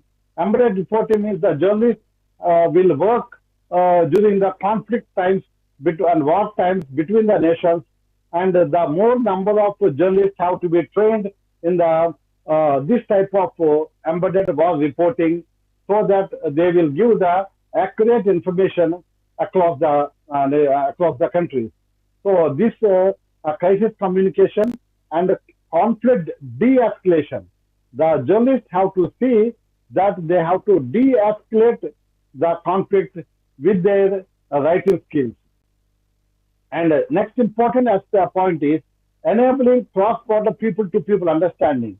The journalists have to make some good documentaries and good short films, so to have better understanding between the countries, their cultures, between the Japan and India, China and South Asian countries, Voices of Asia, like that, the projects, collaborative projects between the nations to promote, not only to reduce the stereotypic idea about another country, and to promote empathy and to have a healthy information towards the other nation. So the citizens of the one nation or one country have to develop a good will towards the other neighboring nations. Then only a harmonious geopolitical situation will arise.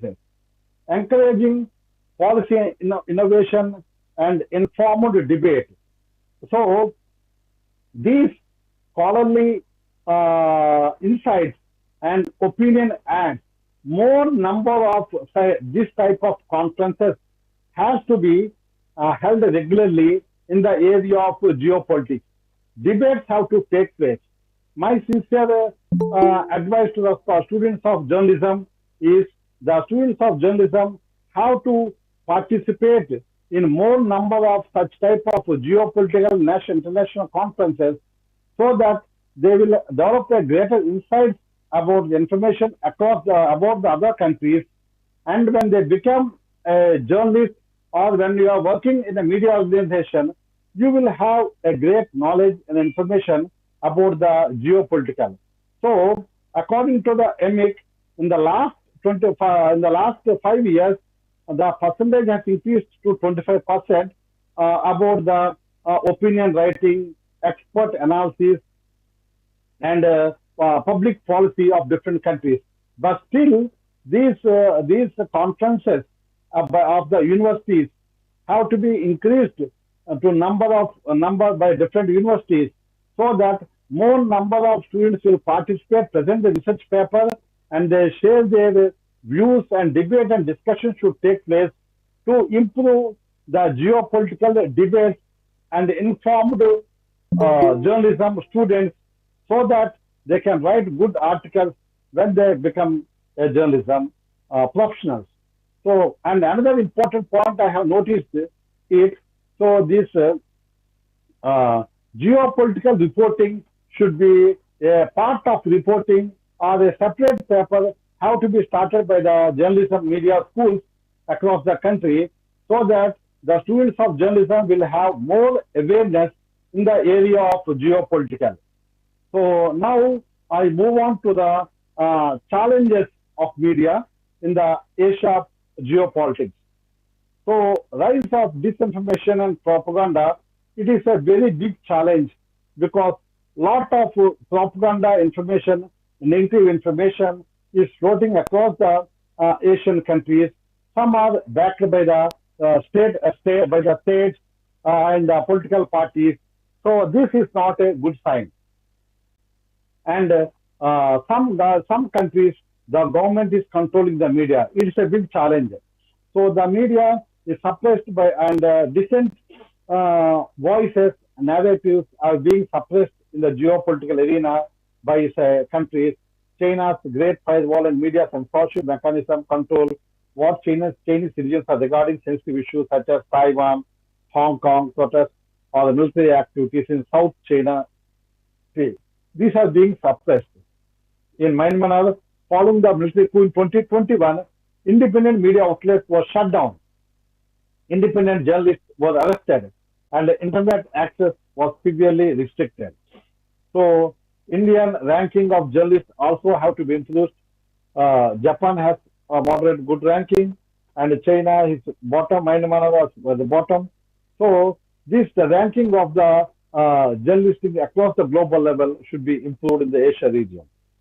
Third point is sensationalism and nationalistic bias. So across the countries, this sensational writing of news and nationalistic bias has to be reduced. This sensationalism, because they are making it media outlet for the want of revenue competition. Because of the revenue competition between the media outlets, they are trying to write sensational international geopolitical news of the Asia region to get more clicks and more views. This is not a good sign. As per 22 reports, Media Research Foundation, 68% of headlines are trying to make sensational language in the headlines which are regarded to the geopolitical crises. This has to be totally reduced. And lack of specialized expertized reporters in the area of geopolitical reporting. So the specialized geopolitical reporters have to be trained from the budding students of the journalism. So I insist that all the media departments have to now rise to the occasion and start 1 or 2 chapters on geopolitical reporting, and tips for the geopolitical report is very, very important, because otherwise the regular reporters who are not well trained in the international relations or the security studies, strategic communication, and the complex matters regarding the war, trade, and business, and bilateral and multilateral agreements. Due to lack of this knowledge, it is the journalists are not writing in-depth analysis, in-depth writing of news information which are related to the geopolitical reporting. Most of the reports are opinion reports are superficial and not in-depth. This will not give a healthy sign. People will not trust if they don't have the news story, will have a detailed data of information which is related to the geopolitical. So as in the era of data journalism, the information news story of a journalist have to be supported by the relative data, which is accurate data, so that the people have a better understanding about the geopolitical news information. So next important challenge is algorithmic echo chambers. These stereotypic of algorithms, which are fed to the machine learning. So because of this, the output will also be the same.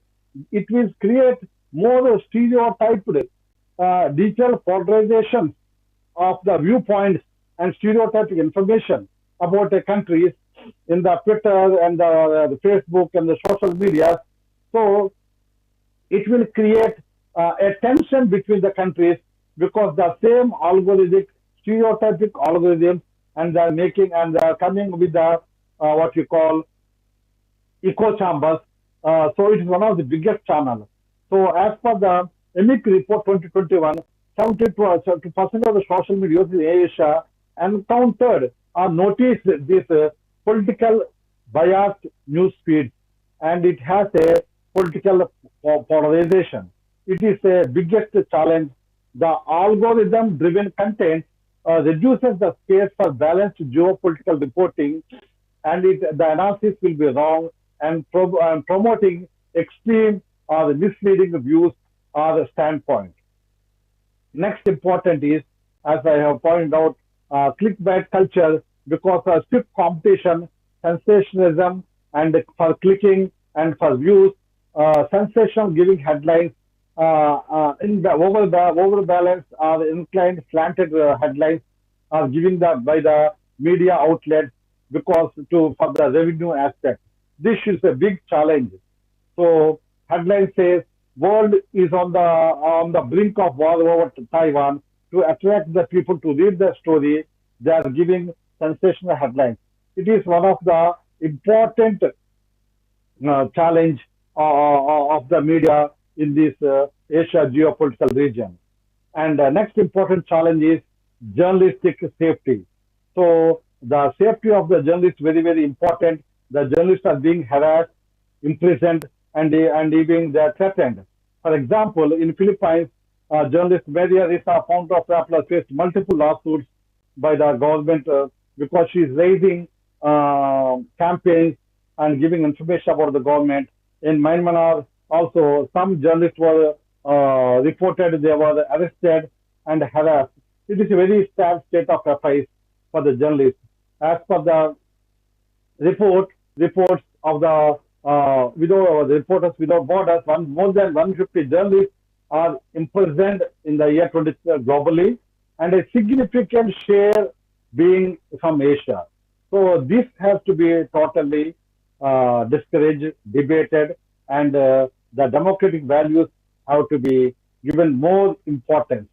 The fear of prosecution helps the fear of prosecution. Because of that, people are in their self-censorship. They are not writing the truthful news stories. And a manipulation of nationalistic sentiment. So it creates a disturbance between the neighboring nations. If you are the journalists are writing news stories very diplomatically, and because of this, the neighboring relations are becoming tougher and tougher.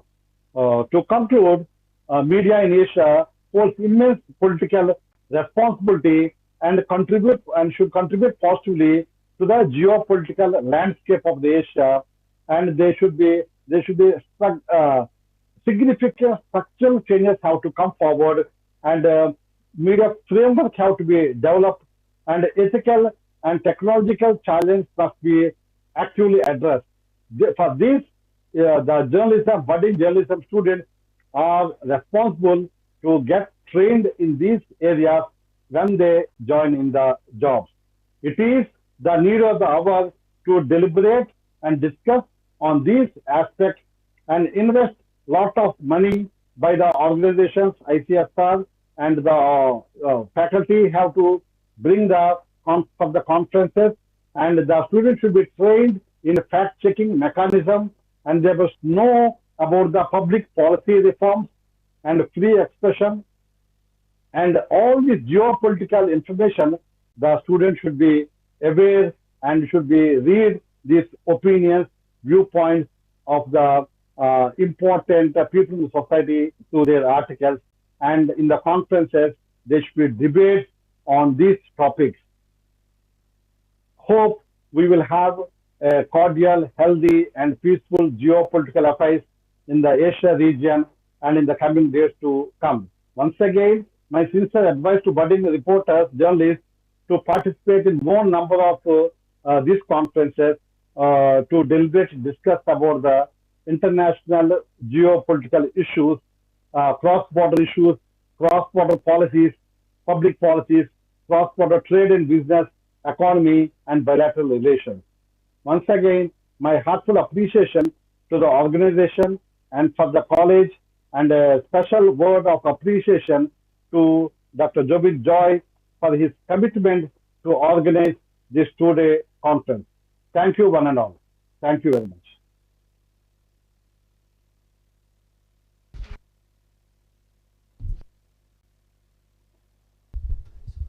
Thank you, sir. Sir, thank you so much. It was a wonderful session. Thanks for your time. Thanks for being with us. Thank you, sir. Now I officially... My all good wishes to the Department of Journalism, to the students and all the faculty members, the principal and the correspondent. Basar, once again, my heartfelt wishes for this conference to Jobin Joy, and wish you all good luck. Thank you. Thank you very much. Thank you, sir. Thank you so much. Now our valedictory sessions ends here. We will go forward with... Sir.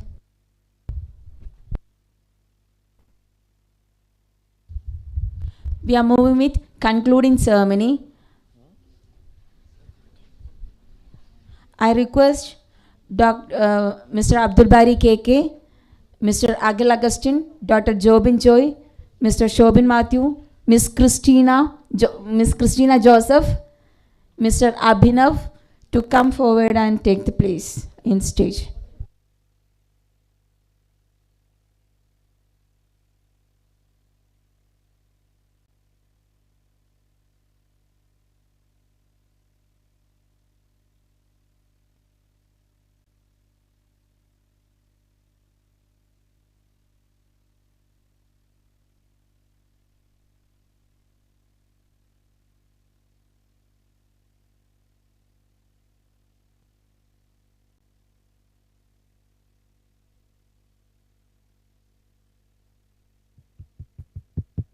Hello, hello, hello.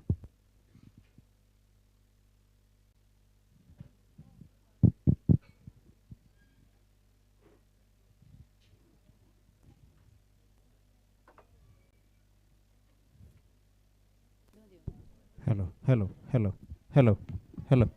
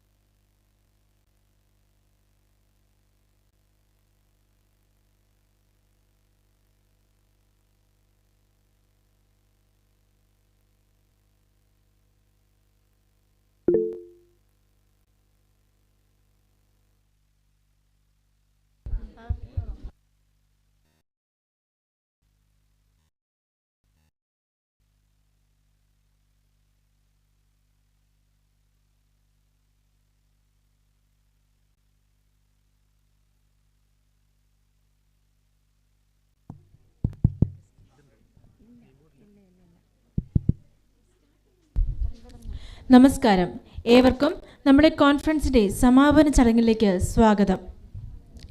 സ്വാഗതം ആശംസിക്കാനായി BA journalism and mass communication coordinator miss Christina ജോസഫിനെ ക്ഷണിക്കുന്നു.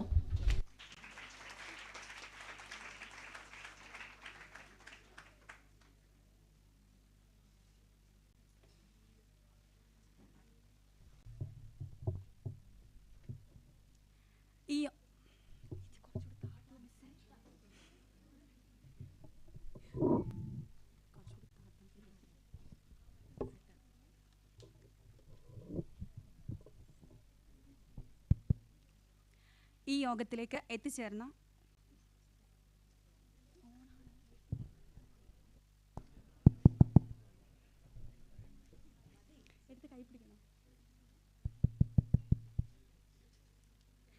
യോഗത്തിലേക്ക് എത്തിച്ചേർന്ന ഏവർക്കും നമസ്കാരം.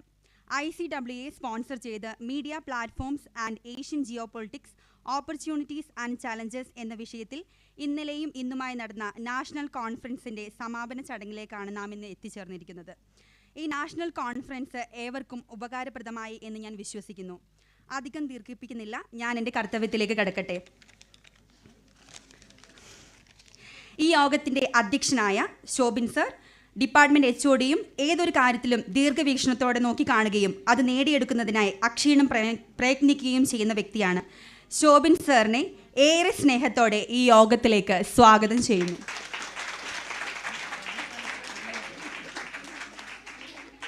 ഈ യോഗത്തിൽ മുഖ്യപ്രഭാഷണം നടത്തുന്നത് പഴശ്ശിരാജ കോളേജ് പ്രിൻസിപ്പലായിട്ടുള്ള ബാരി സാറാണ്. നാഷണൽ കോൺഫറൻസിന് വേണ്ടി ഏതൊരു കാര്യത്തിലും നമ്മളെ സപ്പോർട്ട് ചെയ്ത് മോട്ടിവേറ്റ് ചെയ്ത് കൂടെ നിന്ന വ്യക്തിയാണ് ബാരി സാർ. ബാരി സാറിനെ സസന്തോഷം ഈ യോഗത്തിലേക്ക് സ്വാഗതം ചെയ്യുന്നു. ആശംസകൾ അർപ്പിച്ച് സംസാരിക്കുന്നതിനായി ഇവിടെ എത്തിച്ചേരാമെന്ന് അറിയിച്ചിരുന്നതാണ്. അച്ഛനിന്ന് എത്തിച്ചേരാൻ സാധിച്ചിട്ടില്ല. കോളേജ് CEO ഫാദർ ഷൈജു കാലായിലാണ്. ഫാദർ മാനേജ്മെൻറ്റ് ഭാഗത്തു നിന്നുള്ള എല്ലാ സപ്പോർട്ടും നാഷണൽ കോൺഫറൻസിന് വേണ്ടി നമുക്ക് നൽകിയിട്ടുണ്ട്. ഫാദറിനെ ഈ ചടങ്ങിൽ ഞാൻ ഓർക്കുന്നു. അതേപോലെ മാനേജ്മെൻറ്റിൻ്റെ പ്രതിനിധിയായ ബർസർ ഫാദർ ചാക്കോ ചേലമ്പറമ്പത്ത് ഇവിടെ എത്തിച്ചേർന്നിട്ടില്ല. ഫാദറിനെയും ഈ ചടങ്ങിൽ ഞാൻ ഓർക്കുന്നു. ആശംസകൾ അർപ്പിച്ച് സംസാരിക്കുവാൻ ഇവിടെ എത്തിച്ചേർന്ന ഓഫീസ് സൂപ്രണ്ട് അഖിൽ അഗസ്റ്റിൻ, അദ്ദേഹത്തെ ഏറെ സ്നേഹത്തോടെ ഈ യോഗത്തിലേക്ക് സ്വാഗതം ചെയ്യുന്നു. നാഷണൽ കോൺഫറൻസിൻ്റെ മാസ്റ്റർ ബ്രെയിൻ, ബാക്ക് ബോൺ, നമ്മുടെ പ്രിയപ്പെട്ട ജോബിൻ സാറിനെ സഹർഷം ഈ യോഗത്തിലേക്ക് സ്വാഗതം ചെയ്യുന്നു. 2024 അക്കാഡമിക് ഇയർ ലാസ്റ്റ് മുതൽ ഈ നാഷണൽ കോൺഫറൻസിന് വേണ്ടി പ്ലാനിങ് നടന്നുകൊണ്ടിരിക്കുകയായിരുന്നു. ഇത്രയും സക്സസ്ഫുള്ളായി ഇത് പൂർത്തീകരിക്കുവാൻ സാധിച്ചത് ജേർണലിസം ഡിപ്പാർട്ട്മെൻറ്റിലെ പില്ലേഴ്സ് ആയിട്ടുള്ള നമ്മുടെ ടീച്ചേഴ്സിനെ കൊണ്ടാണ്. Lincy miss, Alex, Riya miss, ഇവരുടെ കോർഡിനേഷൻ കൊണ്ടാണ്. ഇവരെ ഏറെ സ്നേഹത്തോടെ ഈ യോഗത്തിലേക്ക് സ്വാഗതം ചെയ്യുന്നു. ടെക്നിക്കലായിട്ടുള്ള ഏത് സപ്പോർട്ടിന് വിളിച്ചാലും ആത്മാർത്ഥതയോടെ ഓടി വന്ന് നമുക്ക് ചെയ്തു തരുന്ന നമ്മുടെ ലിതിൻ സാറാണ്. ലിതിൻ സാറിനെ ഏറെ സ്നേഹത്തോടെ ഈ യോഗത്തിലേക്ക് സ്വാഗതം ചെയ്യുന്നു. അസോസിയേഷൻ സെക്രട്ടറി അഭിനവും, പ്രിയപ്പെട്ട വിദ്യാർത്ഥികളെ, നിങ്ങളുമാണ് ഞങ്ങളുടെ ബലം. നിങ്ങളില്ലാതെ ഈ നാഷണൽ കോൺഫറൻസ് സക്സസ്ഫുള്ളായി പൂർത്തീകരിക്കുവാൻ സാധിക്കുകയില്ലായിരുന്നു. പ്രിയപ്പെട്ട വിദ്യാർത്ഥികളെ ഏവരെയും ഈ ചടങ്ങിലേക്ക് സ്വാഗതം ചെയ്യുന്നു.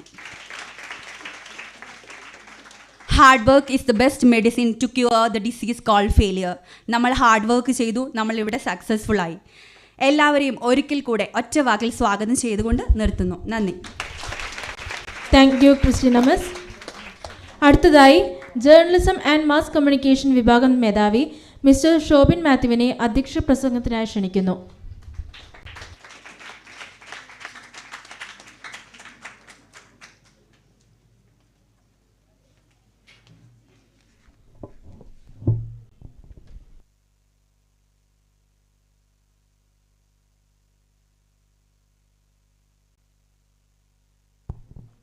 ബഹുമാനപ്പെട്ട പ്രിൻസിപ്പൽ, അതുപോലെ വേദിയിലിരിക്കുന്നവരെ, പ്രിയപ്പെട്ട ഈ കോൺഫറൻസ് അറ്റൻഡ് ചെയ്ത എല്ലാവരോടും ഞാൻ കുറച്ച് ഇൻഫോർമലായിട്ട് ആണ് നമ്മൾ ഫസ്റ്റ് ഇതിൽ എന്താണ് നമ്മൾ ഒഫീഷ്യലായിട്ട് കുറേ കാര്യങ്ങൾ പറഞ്ഞു എന്നല്ലാതെ മറ്റ് ഇതുകൊണ്ട് നമുക്ക് എന്തൊക്കെയാണ് കാര്യങ്ങൾ ഗുണകരമായിട്ടുള്ളതെന്നുള്ളതാണ് ഞാൻ സംസാരിക്കാനായിട്ട് ഉദ്ദേശിക്കുന്നത്.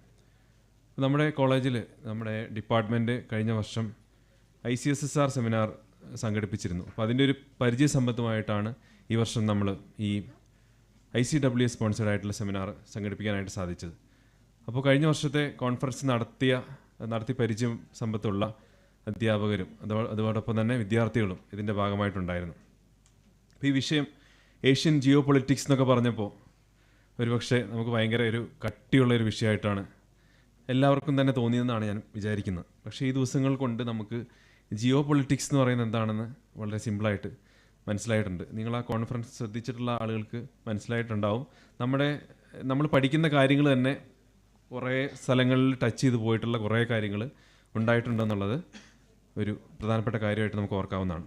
അതുപോലെ തന്നെ നമ്മൾ ശരിക്കും സോഷ്യൽ മീഡിയ വഴിയൊക്കെ നല്ല രീതിയിൽ പ്രൊമോഷൻ കൊടുത്തിരുന്നു. എങ്കിലും മറ്റ് കോളേജുകളിലും നമുക്ക് കാര്യമായിട്ട് ക്ഷണിച്ചിട്ട് പോലും ഇല്ലായിരുന്നു.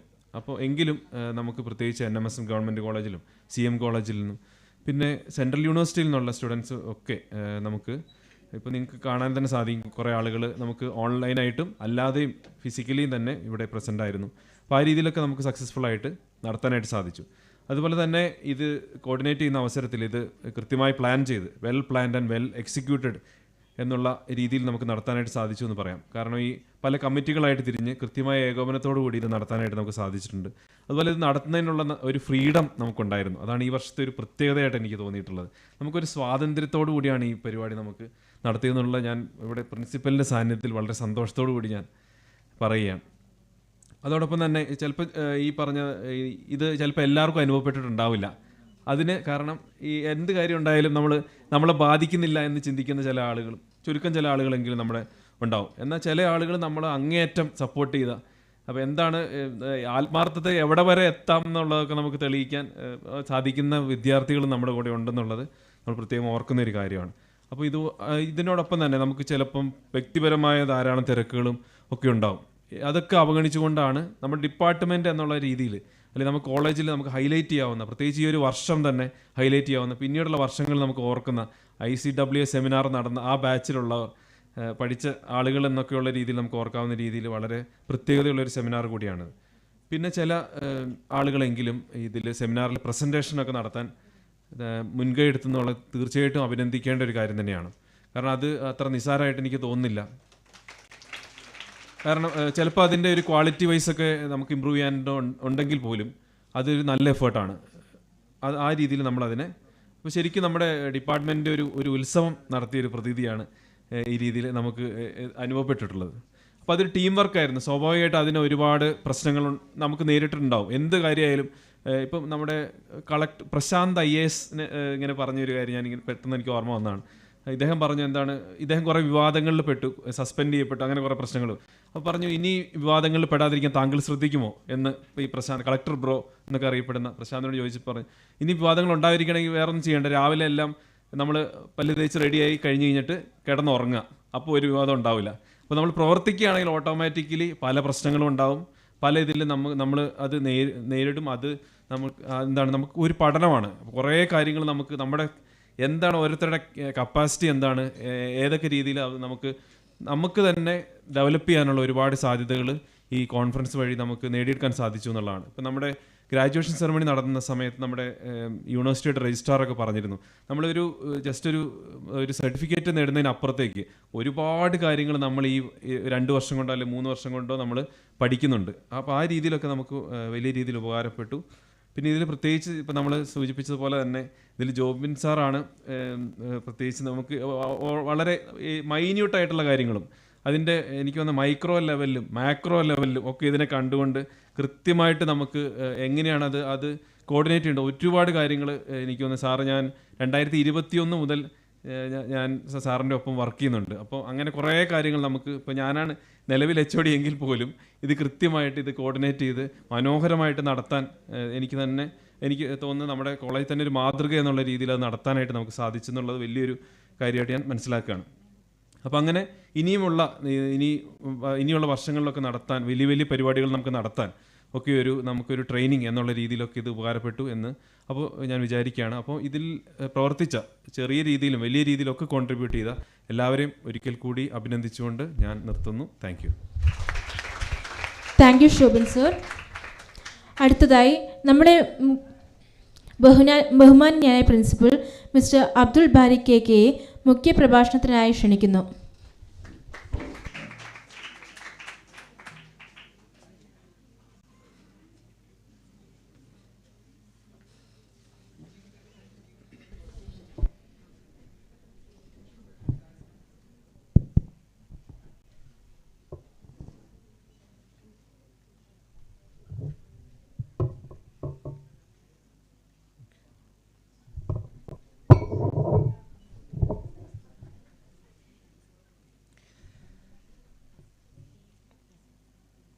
Good afternoon. ഈ യോഗത്തിൻ്റെ അധ്യക്ഷൻ ശോഭിൻ മാത്യു, ഈ സെമിനാറിൻ്റെ നാഷണൽ സെമിനാറിൻ്റെ കൺവീനറായിട്ടുള്ള ജോബിൻ ജോയ്, വേദിയിലുള്ള ക്രിസ്റ്റീന ടീച്ചർ, അഭിനവ്, അതുപോലെ തന്നെ മറ്റു അധ്യാപക സുഹൃത്തുക്കൾ, നമ്മുടെ നാഷണൽ കോൺഫറൻസിൽ അറ്റൻഡ് ചെയ്യുന്ന മറ്റു കോളേജുകളിൽ നിന്നുള്ള പാർട്ടിസിപ്പൻസ്, പ്രിയമുള്ള വിദ്യാർത്ഥി സുഹൃത്തുക്കളെ, കഴിഞ്ഞ 2 ദിവസമായിട്ട്, ഇന്നലെയും ഇന്നുമായിട്ട് നമ്മുടെ കോളേജിൽ media platforms and Asian geopolitics, അതിൻ്റെ സാധ്യതകളും വെല്ലുവിളികളും എന്ന ഒരു വിഷയത്തിൽ ചർച്ചകൾ വിവിധ തലങ്ങളിൽ നടന്നു. അതിൻ്റെ ഭാഗമായി നാഷണൽ ലെവലിലുള്ള ഈ മേഖലയുമായി ബന്ധപ്പെട്ട് ആധികാരികമായിട്ട് അഭിപ്രായങ്ങൾ പറയാൻ സാധിക്കുന്ന വ്യക്തിത്വങ്ങൾ നമ്മുടെ കോളേജിൽ എത്തിച്ചേരുകയും മറ്റു പല ആളുകളും ഓൺലൈനായിട്ട് നമ്മുടെ കൂടെ ചേരുകയും ചെയ്യുകയും ഈ ഒരു വിഷയത്തിൻ്റെ പൂർണ്ണമായ അർത്ഥത്തിൽ തന്നെ അതിനെ ചർച്ച ചെയ്യുകയും ചെയ്തിട്ടുണ്ട് എന്നാണ് ഞാൻ വിശ്വസിക്കുന്നത്. ഈ വിഷയം തീർച്ചയായിട്ടും ഞാൻ ഒരുപാട് ദീർഘിപ്പിച്ച് സംസാരിക്കാൻ ഉദ്ദേശിക്കുന്നില്ല. ഒരു പക്ഷേ നിങ്ങൾ 2 ദിവസമായിട്ട് ഇങ്ങനെയുള്ള ഡെലിബറേഷൻസും ഇങ്ങനെയുള്ള ഡിസ്കഷൻസിലും തന്നെ മുഴുകിയിരിക്കുന്ന ആൾക്കാരായതുകൊണ്ട് തന്നെ ഇനി അതിനപ്പുറത്തേക്കുള്ള ഒരു ഡിസ്കഷനുള്ള സ്കോപ്പില്ല എന്ന് തീർച്ചയായിട്ടും ഞാൻ മനസ്സിലാക്കുന്നുണ്ട്. എങ്കിലും actually I was not able to attend the inaugural ceremony yesterday. അപ്പോൾ അതുകൊണ്ട് ജസ്റ്റ് നിങ്ങളെ ഒന്ന് അഡ്രസ്സ് ചെയ്യാമെന്ന് മാത്രമാണ് ആഗ്രഹിക്കുന്നത്. ഈ ഒരു വിഷയം, ഈ ഒരു ഏഷ്യൻ ജിയോ പൊളിറ്റിക്സ് എന്ന് പറയുന്ന ഒരു വിഷയം തീർച്ചയായിട്ടും നമ്മളൊരു അക്കാഡമിക്സിനപ്പുറത്ത് വലിയ തലങ്ങളുള്ള വലിയ പൊളിറ്റിക്കൽ ടെൻഷൻ ക്രിയേറ്റ് ചെയ്യപ്പെടുന്ന, പൊളിറ്റിക്കൽ ഇടപെടലുകൾ നടക്കുന്ന ഒരു മേഖലയും ലോകക്രമത്തിൽ വലിയ മാറ്റങ്ങൾ കൊണ്ടുവരാൻ സാധിക്കുകയും ചെയ്യുന്ന ഒരു മേഖലയാണ് ഈ ഏഷ്യൻ ഒരു റീജിയൻ എന്ന് പറയുന്നത്. ഒരുപക്ഷെ അമേരിക്കൻ കോണ്ടിനൻസ് അല്ലെങ്കിൽ US ആണ് ലോകത്തെ പല രീതിയിൽ കൺട്രോൾ ചെയ്യുന്നത് എങ്കിൽ പോലും ഏഷ്യൻ കൺട്രീസിൻ്റെ, ഏഷ്യൻ റീജിയൻ്റെ ഒരു പോസിബിലിറ്റി ഒരു തരത്തിലും നമുക്ക് റോൾ ഔട്ട് ചെയ്യാൻ സാധിക്കില്ല എന്നുള്ളത് ഒരുപക്ഷെ മീഡിയ വിദ്യാർത്ഥികൾ എന്ന അർത്ഥത്തിൽ എന്നെക്കാട്ടിലും നന്നായിട്ട് മനസ്സിലാക്കുന്ന ആളുകളായിരിക്കും നിങ്ങൾ. അത് ഇപ്പോൾ ചൈനയാവട്ടെ, ഇന്ത്യ ആവട്ടെ, ഈ മേഖലയിലുള്ള മറ്റു ചെറുതും വലുതുമായിട്ടുള്ള മറ്റനേകം രാജ്യങ്ങളും. അതോടൊപ്പം തന്നെ നമുക്കറിയാം, ഇതിൽ നമ്മുടെ ഈ സെമിനാറിൽ നമ്മൾ ഡിസ്കസ് ചെയ്തത് ജിയോ പൊളിറ്റിക്സ് മാത്രമല്ല. ജിയോ പൊളിറ്റിക്സിൽ അതിൻ്റെ ആ ഒരു മേഖലയിൽ മാധ്യമങ്ങളുടെ, മീഡിയ എത്രത്തോളം ഇടപെടുന്നു എന്നുള്ളതും ആ ഇടപെടൽ ഏതൊക്കെ തരത്തിലാണ് ഈ ഒരു പൊളിറ്റിക്കൽ അവരുടെ പോളിസി മേക്കിങ്ങിനെ എത്രത്തോളം ഇൻഫ്ലുവൻസ് ചെയ്യുന്നു എന്നുള്ള കാര്യങ്ങളൊക്കെ വിവിധ സെഷനുകളിലായിട്ട് നിങ്ങൾ ഡിസ്കസ് ചെയ്തിട്ടുണ്ട്. നമുക്ക് അറിയാം, നമ്മൾ ഇന്നത്തെ കാലത്ത് ഒരുപക്ഷെ ഇത്തരം നിലപാടുകൾ, പോളിസികൾ, ഓരോ രാജ്യത്തിൻ്റെയും നയങ്ങൾ ഒക്കെ തീരുമാനിക്കപ്പെടുന്നതിൽ തീർച്ചയായിട്ടും മാധ്യമങ്ങൾ വലിയ പങ്ക് വഹിക്കുന്നുണ്ട്. ഇന്ത്യയിലൊക്കെയുള്ള സിറ്റുവേഷൻ നമുക്കറിയാവുന്ന കാര്യമാണ്. എല്ലാ രാജ്യങ്ങളിലും ഒരുപക്ഷെ അത്തരം ഇടപെടലുകൾ വളരെ വളരെ വ്യാപകമായ രീതിയിൽ വളരെ വൈഡായിട്ടുള്ള ഒരു പ്ലാറ്റ്ഫോമിൽ നടന്നുകൊണ്ടിരിക്കുന്നു എന്നുള്ളത് യാഥാർത്ഥ്യമാണ്. ഇതൊരു വേൾഡ് സിനാറിയോ ആണ്. അപ്പോൾ അതുകൊണ്ട് തന്നെ മീഡിയ വിദ്യാർത്ഥികൾ എന്ന അർത്ഥത്തിൽ ഈ ഒരു ഡയസ്പോറ മനസ്സിലാക്കുക എന്നുള്ളത് തീർച്ചയായിട്ടും ഏറ്റവും ഇമ്പോർട്ടൻ്റ് ആയിട്ടുള്ള കാര്യമാണ്. കാരണം ഈ ഒരു ലോകക്രമത്തിൽ നമ്മുടെ മീഡിയ ഇടപെടലുകൾ എത്രത്തോളം ഒരു സമൂഹത്തിൽ അല്ലെങ്കിൽ രാജ്യങ്ങളെ ഒക്കെ നിയന്ത്രിക്കുന്നതിൽ എത്രത്തോളം ശക്തരാണ് എന്നുള്ളത് നമ്മൾ മനസ്സിലാക്കേണ്ടതുണ്ട്. ഒരുപക്ഷെ ഇതിനെല്ലാം കൺട്രോൾ ചെയ്യുന്നത്, ഈ ലോകത്ത് നടക്കുന്ന പല വിഷയങ്ങളെയും കൺട്രോൾ ചെയ്യുന്നതിൽ ഈ മീഡിയ നറേറ്റീവ്സ്, ഈ മീഡിയ നാവിഗേഷൻ വലിയ പങ്ക് വഹിക്കുന്നുണ്ട് അല്ലേ? നമ്മൾ ലോകത്തെക്കുറിച്ച് അറിയുന്നത്, ലോകത്ത് നടക്കുന്ന വിഷയങ്ങളെക്കുറിച്ച് നമ്മൾ മനസ്സിലാക്കുന്നത് ഡെഫിനറ്റ്ലി ത്രൂ മീഡിയ ആണ്. നമുക്ക് മറ്റു സോഴ്സസ് ഇല്ല. എന്താണ് മീഡിയ പറയുന്നത്, വാട്ട് ഈസ് ട്രൂ ഈസ് എന്താണ്, വാട്ട് ഈസ് ബീങ് റിപ്പോർട്ടഡ് എന്നത് മാത്രമാണ്. അതല്ലാതെ we do not have any kind of access to any of the original sources. അപ്പോൾ അത്രത്തോളം മീഡിയ ലോകത്തിൽ എന്ത് ആണ് ആളുകൾ അറിയേണ്ടത്, എന്താണ് തീരുമാനിക്കപ്പെടേണ്ടത്, എന്താണ് നടക്കേണ്ടത് എന്നതിലെല്ലാം തന്നെ കൃത്യമായിട്ടുള്ള നിലപാടുകൾ അല്ലെങ്കിൽ കൃത്യമായിട്ടുള്ള പൊളിറ്റിക്സ് മീഡിയ സംവിധാനങ്ങൾക്കുണ്ട് എന്നുള്ള റിയാലിറ്റി നമ്മൾ മനസ്സിലാക്കിക്കൊണ്ട് തന്നെ മുന്നോട്ട് പോവേണ്ടതുണ്ട്. ഒരുപക്ഷെ നമുക്കൊക്കെ അറിയായിരിക്കും, നമ്മൾ മലയാള സിനിമയിൽ ന്യൂഡൽഹി പോലെയുള്ള ഒരു സിനിമയൊക്കെ കണ്ടിട്ടുള്ള ആളുകളായിരിക്കും നിങ്ങളൊരു പക്ഷേ. തീർച്ചയായിട്ടും അധ്യാപകരെങ്കിലും കണ്ടിട്ടുണ്ടാവും. പുതിയ വിദ്യാർത്ഥികൾ ഒരു പക്ഷേ പഴയ സിനിമയായതുകൊണ്ട് ഒരു പക്ഷേ കണ്ടിട്ടുണ്ടാവില്ല. കണ്ടവർക്കറിയാം അതിനകത്തൊക്കെ എങ്ങനെയാണ് എന്ന് വെച്ചാൽ എത്ര വർഷം മുമ്പ് ഇറങ്ങിയ സിനിമയാണെന്ന് ആലോചിക്കണം നമ്മൾ. അന്ന് അത് ഒരു റിയാലിറ്റിയാണ്. അതുകൊണ്ടാണ് അങ്ങനെ ഒരു സിനിമ ആ കാലഘട്ടത്തിൽ ഇറങ്ങിയത്. എങ്കിൽ അത്രയും വർഷങ്ങൾക്ക് മുമ്പ് അത് റിയാലിറ്റി ആണെങ്കിൽ ഇത്രയും പുരോഗമിച്ച ഈ കാലഘട്ടത്തിൽ അതിൻ്റെ ഒരു എക്സ്പാൻഷൻ എത്രത്തോളം നടന്നിട്ടുണ്ടാവും എന്നുള്ളത് നമുക്ക് ഊഹിക്കാവുന്നതാണ്. അതുതന്നെയാണ് നമ്മൾ വിവിധ തലങ്ങളിൽ കണ്ടുകൊണ്ടിരിക്കുന്നത്. ഇന്ന് ഫേക്ക് ന്യൂസ് എന്നൊക്കെ പറയുന്നത് ഒരു പുതുമയല്ലാതായി മാറുകയും അത് വളരെ വ്യാപകമായിട്ട് സമൂഹത്തിൽ വളരെ ആഴത്തിൽ സ്പ്രെഡ് ചെയ്യുകയും ചെയ്തുകൊണ്ടിരിക്കുന്നു എന്നുള്ളതാണ്. അതൊരു വിഷയമല്ലാതായി മാറുന്നു. It's not a concern at all. ഒരു ഫേക്ക് ന്യൂസ് ഉണ്ടാക്കുക അല്ലെങ്കിൽ ഫേക്ക് ന്യൂസ് സ്പ്രെഡ് ചെയ്യുക എന്ന് പറയുന്നത് വളരെ നിസാരമായിട്ടുള്ളൊരു കാര്യമായിട്ട് ഇന്ന് നമ്മുടെ ഇടയിൽ അല്ലെങ്കിൽ ഈ ഒരു മീഡിയ സംവിധാനങ്ങളിൽ മാറിക്കൊണ്ടിരിക്കുകയാണ്. അത് കറക്റ്റ് ചെയ്യപ്പെടുകയോ അതല്ലെങ്കിൽ അതിനെ ഒന്ന് റീഡിസൈൻ ചെയ്യുകയോ ഒന്നും ചെയ്യപ്പെടുന്നില്ല എന്നുള്ളത് തീർച്ചയായിട്ടും വളരെയധികം ആശങ്കപ്പെടേണ്ട ഒരു കാര്യമായിട്ട് കൂടെ നമ്മൾ മനസ്സിലാക്കേണ്ടതുണ്ട്. അപ്പം ഞാൻ അധിക സമയം എടുക്കുന്നില്ല. നമ്മളെ സംബന്ധിച്ച് ഒരു അക്കാഡമിക് ഇൻസ്റ്റിറ്റ്യൂട്ട് എന്ന അർത്ഥത്തിൽ, ഒരു വിദ്യാഭ്യാസ സ്ഥാപനം എന്ന അർത്ഥത്തിൽ, ജേർണലിസം ഡിപ്പാർട്ട്മെൻറ്റ് എന്ന തലത്തിൽ നിന്നുകൊണ്ട് ഈ ഒരു കാര്യം ചർച്ച ചെയ്യുമ്പോൾ നമ്മൾ ഉദ്ദേശിക്കുന്ന ചില കാര്യങ്ങൾ തീർച്ചയായിട്ടും ഇതിനകത്തുണ്ട്. ഒരു വലിയ ഒരു പ്ലാറ്റ്ഫോമിൽ വലിയ ഒരു മേഖലയെക്കുറിച്ച് ചർച്ച ചെയ്യുമ്പോൾ അതിനകത്ത് നിന്നുള്ള ഒരു ഇൻഫർമേഷൻ ഗ്യാതറിങ്ങിനപ്പുറത്ത് നേരത്തെ ശോഭിൻ സാറ് സൂചിപ്പിച്ച പോലെയുള്ള ചില കാര്യങ്ങൾ കൂടെ നമ്മുടെ ഇതിനകത്തുള്ള പാരലലായിട്ടുള്ള ഗോൾസാണ് നമ്മുടെ. അത് തീർച്ചയായിട്ടും അച്ചീവ് ചെയ്തിട്ടുണ്ട് എന്നുള്ളത് ശോഭിൻ സാർ നേരത്തെ സൂചിപ്പിച്ചതിൽ നിന്ന് ഞാൻ മനസ്സിലാക്കുന്നു. അധ്യാപകർ പ്രത്യേകിച്ചും, ഞാനത് റിപ്പീറ്റ് ചെയ്യുന്നില്ല, ജോബിൻ സാറിൻ്റെ ഒക്കെ ഇടപെടലും ജോബിൻ സാറിൻ്റെ ഒരു ലീഡർഷിപ്പും ഒക്കെ തന്നെയാണ് ഈ ഒരു സെമിനാറിൻ്റെ ഒരു റിയലൈസേഷനിൽ നമ്മൾ ഏറ്റവും കൂടുതൽ എടുത്തു പറയേണ്ടത്. ഇതിൻ്റെ പിന്നിൽ ഉള്ള എഫേർട്ട് ഒരു പക്ഷേ എല്ലാവർക്കും തന്നെ, ഇതിൻ്റെ പിന്നിൽ പ്രവർത്തിച്ചിട്ടുള്ള എല്ലാവർക്കും തന്നെ അത് മനസ്സിലായിട്ടുണ്ടാവും. അവർ definitely should have come across അല്ലേ. എന്തെങ്കിലും ഒരു സിറ്റുവേഷനിൽ എത്രത്തോളം ഒരു എഫേർട്ട് ഇതിൻ്റെ പിന്നിൽ നടന്നിട്ടുണ്ട് എന്നുള്ളത് ഇതിൻ്റെ ഏതെങ്കിലും ഒരു സ്റ്റെപ്പിൽ ഇൻവോൾവ് ആയിട്ടുള്ള മുഴുവൻ വിദ്യാർത്ഥികൾക്കും അധ്യാപകർക്കൊക്കെ മനസ്സിലാവുന്ന കാര്യമാണ്. അപ്പോൾ ആ അർത്ഥത്തിൽ ഒരു ടീമായിട്ട് അധ്യാപകരും വിദ്യാർത്ഥികളും ഒക്കെ ഉൾപ്പെടുന്ന ഒരു ടീമായിട്ട് നമുക്ക് ഈ ഒരു സെമിനാർ വളരെ വളരെ മനോഹരമായിട്ട് പരാതികളൊന്നും ഇല്ലാതെ വളരെ സക്സസ്ഫുള്ളായിട്ട് നടത്തിയെടുക്കാൻ സാധിച്ചു എന്നുള്ളത് വലിയൊരു വിജയമായിട്ട് നമ്മൾ മനസ്സിലാക്കുന്നു. അതിന് ഈ ടീമിനെ മുഴുവൻ അധ്യാപകർ, ജോബിൻ സാറിനെയും ശോഭിൻ സാറിൻ്റെയൊക്കെ നേതൃത്വത്തിൽ, ലിൻസി ടീച്ചറുണ്ട്, അലക്സാറുണ്ട്, എല്ലാവരും, എല്ലാ അധ്യാപകരും അതുപോലെ തന്നെ വിദ്യാർത്ഥികളും തന്നെ എനിക്ക് തോന്നുന്നു എല്ലാവരും തന്നെ ഞാൻ ഇവിടെ വന്ന റിസോഴ്സ് പേഴ്സൺസിനോടെല്ലാം ഡിസ്കസ് ചെയ്തപ്പോഴെല്ലാം അവരുടെയൊക്കെ ഒപ്പീനിയൻ മറ്റൊന്നല്ല. അവരെല്ലാം തന്നെ വിദ്യാർത്ഥികളെയും അധ്യാപകരെയും ഒക്കെ വളരെ പോസിറ്റീവായിട്ടാണ് അവരുടെയൊക്കെ ഒരു നോട്ട് എനിക്ക് കിട്ടിയിട്ടുള്ളത്. അപ്പോൾ തീർച്ചയായിട്ടും കോളേജിൻ്റെ ഭാഗത്തു നിന്നുള്ള, പ്രിൻസിപ്പൽ എന്ന നിലയിലുള്ള, മാനേജ്മെൻറ്റിൻ്റെ ഭാഗത്തു നിന്നൊക്കെയുള്ള എല്ലാവിധ അഭിനന്ദനങ്ങളും ഈ ഒരു ടീമിന്, അധ്യാപകർക്കും വിദ്യാർത്ഥികൾക്കും ഈ അവസരത്തിൽ അറിയിക്കുകയാണ്. നമ്മളെ സംബന്ധിച്ചിടത്തോളം ഇപ്പോൾ കഴിഞ്ഞ വർഷം ഒരു നാഷണൽ സെമിനാർ ഡിപ്പാർട്ട്മെൻറ്റ് നടത്തുകയുണ്ടായി. അതിൻ്റെ തുടർച്ചയെന്നോണം നമ്മൾ മറ്റൊരു സെമിനാർ ഈ വർഷം നടത്തുന്നു.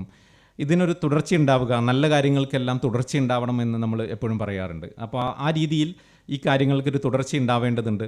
ഇതിലൂടെ നമുക്ക് മാറ്റങ്ങൾ കൊണ്ടുവരാൻ സാധിക്കുമെന്നുള്ളത് തീർച്ചയാണ്. ഒരുപക്ഷെ നിങ്ങളിവിടെ ഇരിക്കുമ്പോൾ ഈ കേട്ട കാര്യങ്ങളെക്കുറിച്ചോ ഒന്നും ഒരു പക്ഷേ അത്രത്തോളം നിങ്ങൾ അത്ര ബോധേഡ് ആയിരിക്കണമെന്നില്ല. ഒരുപക്ഷെ ഈ ഡിസ്കസ് ചെയ്യപ്പെട്ട വിഷയങ്ങൾ നിങ്ങൾക്ക് എത്രത്തോളം നിങ്ങൾ ഉൾക്കൊണ്ടിട്ടുണ്ട് എന്നുള്ളതും ഒരു പക്ഷേ വലിയൊരു വിഷയമായിട്ട് എടുക്കുന്നില്ല. പക്ഷേ നിങ്ങളിവിടെ ഇരിക്കുന്നു എന്നുള്ളതും നിങ്ങളിതിൻ്റെ ഭാഗമാവുന്നു എന്നുള്ളതും ഇങ്ങനെ ഒരു പ്രോസസ്സിൽ നിങ്ങൾ ഇൻവോൾവ് ആവുന്നു എന്നുള്ളതും തീർച്ചയായിട്ടും വളരെ പ്രധാനപ്പെട്ട കാര്യമാണ്.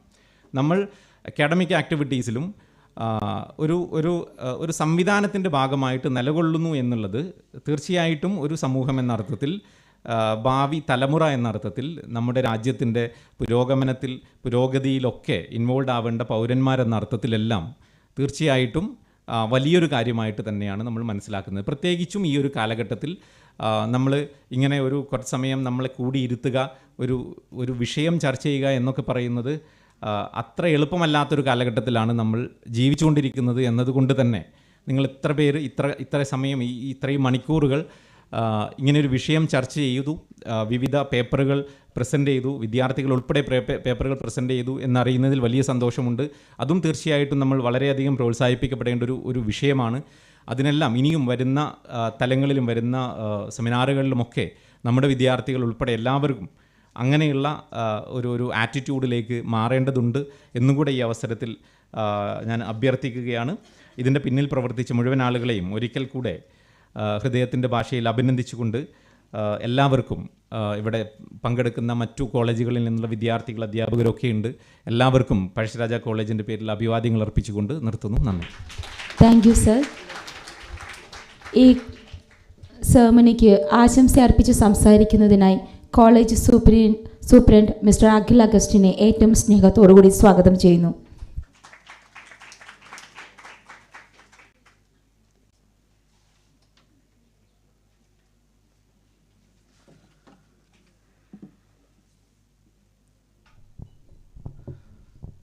എല്ലാവർക്കും നമസ്കാരം. യോഗത്തിൻ്റെ അധ്യക്ഷനും മാസ് കമ്മ്യൂണിക്കേഷൻ വിഭാഗം മേധാവിയുമായ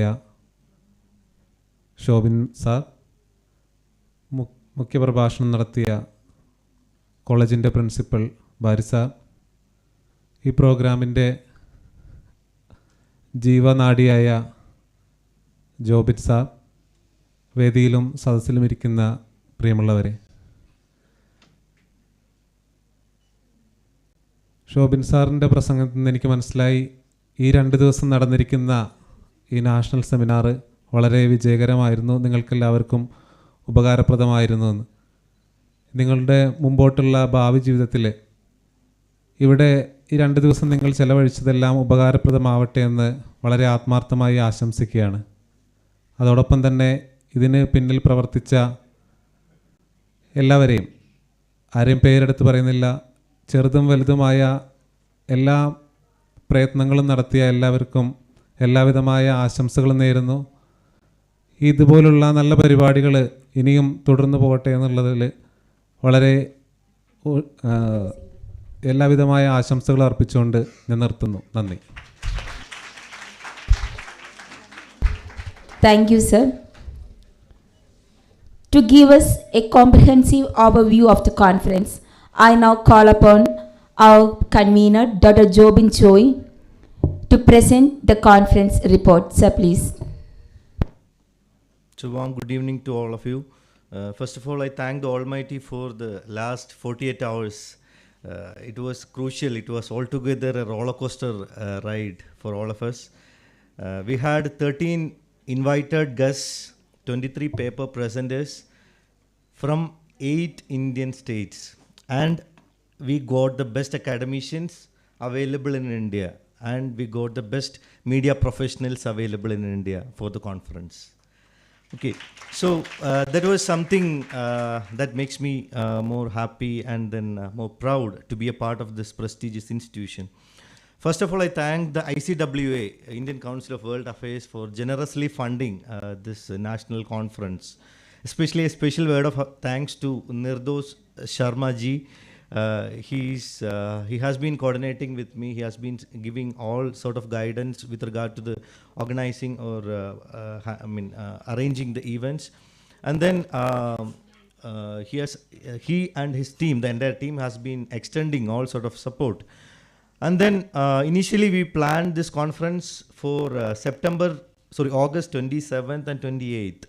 But Onam holidays came in between, also Ayangali Jayanti, and then like there were a lot of inconveniences. So we requested ICWA to postpone the conference to 16th and 17th of September.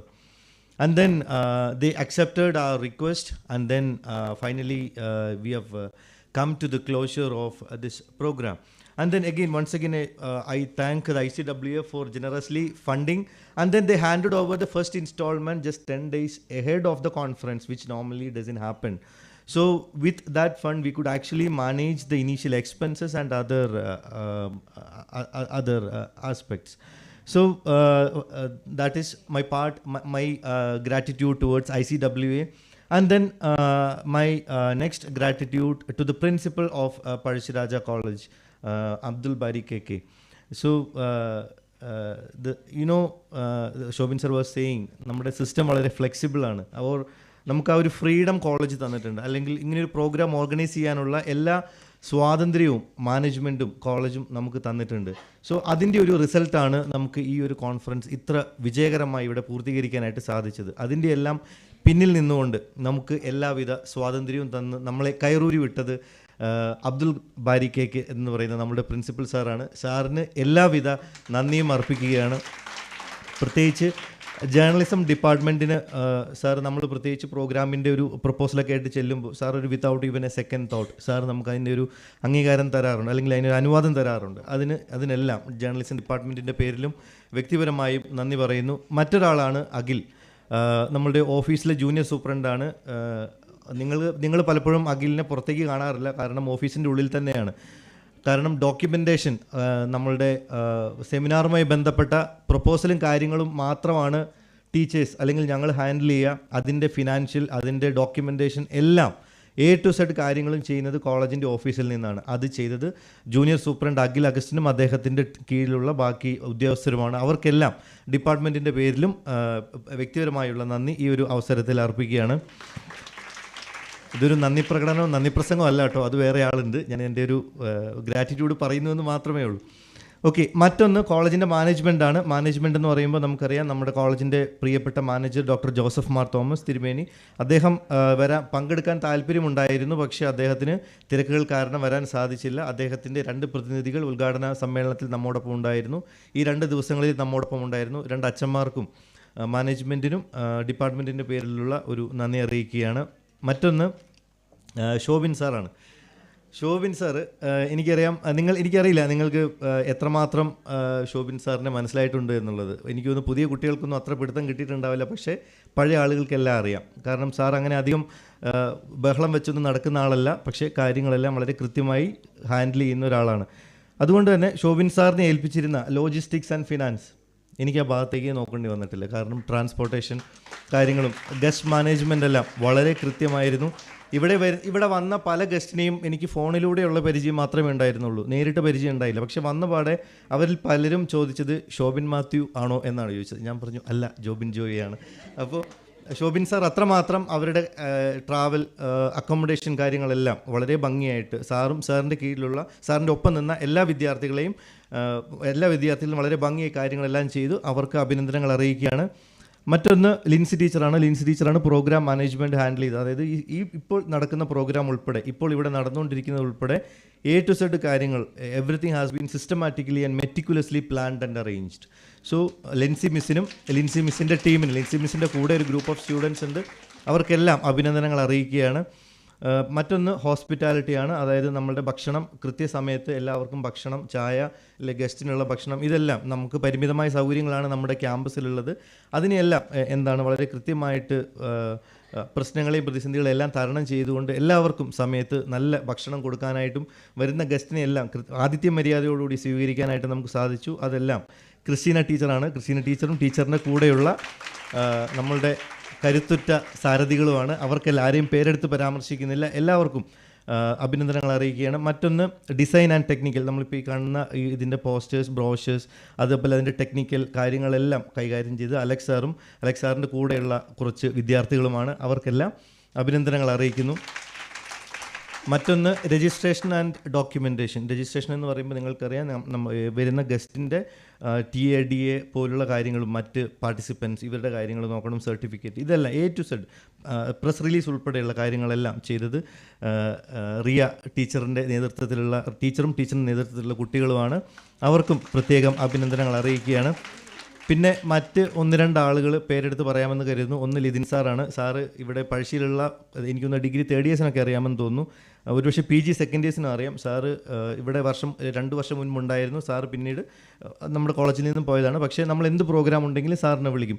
Personally എന്നെ സംബന്ധിച്ചിടത്തോളം Lithin sir അവിടെ ഉണ്ടെങ്കിൽ, other എൻഡിലുണ്ടെങ്കിൽ വളരെ കംഫർട്ടബിളാണ്. കാരണം current പോയാലും net പോയാലും എന്ത് issue വന്നാലും സാർ അത് എങ്ങനെയെങ്കിലും സോൾവ് ചെയ്യും. എവിടുന്നെങ്കിലും ഏതെങ്കിലും ഒരു കേബിൾ എവിടുന്നെങ്കിലും കൊണ്ടുവന്നിട്ടാണെങ്കിലും അതിനൊരു സൊല്യൂഷൻ സാർ ഉണ്ടാക്കും. അതുകൊണ്ട് തന്നെ ലിതിൻ സാറിനും പ്രത്യേകം ഡിപ്പാർട്ട്മെൻറ്റിൻ്റെ പേരിലുള്ള നന്ദി അറിയിക്കുകയാണ്.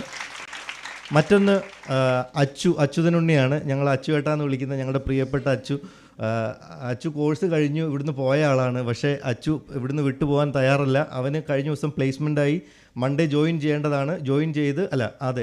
മൺഡേ ജോയിൻ ചെയ്ത പിറ്റേ ദിവസം തന്നെ ലീവ് എടുത്തിട്ട് കോൺഫറൻസിന് വേണ്ടി വന്ന ആളാണ്. A to Z കാര്യങ്ങൾ ഇവിടെ ഇരുന്ന് ഒരു കാര്യം പോലും ഞാൻ സത്യം പറഞ്ഞാൽ അച്ചുവിനോട് വരണമെന്നോ ചെയ്യണമെന്നോ പറഞ്ഞിട്ടില്ല. കാരണം പാസ് ഔട്ടായ കുട്ടികളെ ബുദ്ധിമുട്ടിക്കണ്ടല്ലോ എന്ന് ഓർത്തിട്ട്. പക്ഷേ അച്ചു 2 ദിവസം മുന്നേ ഇവിടെയുണ്ട്.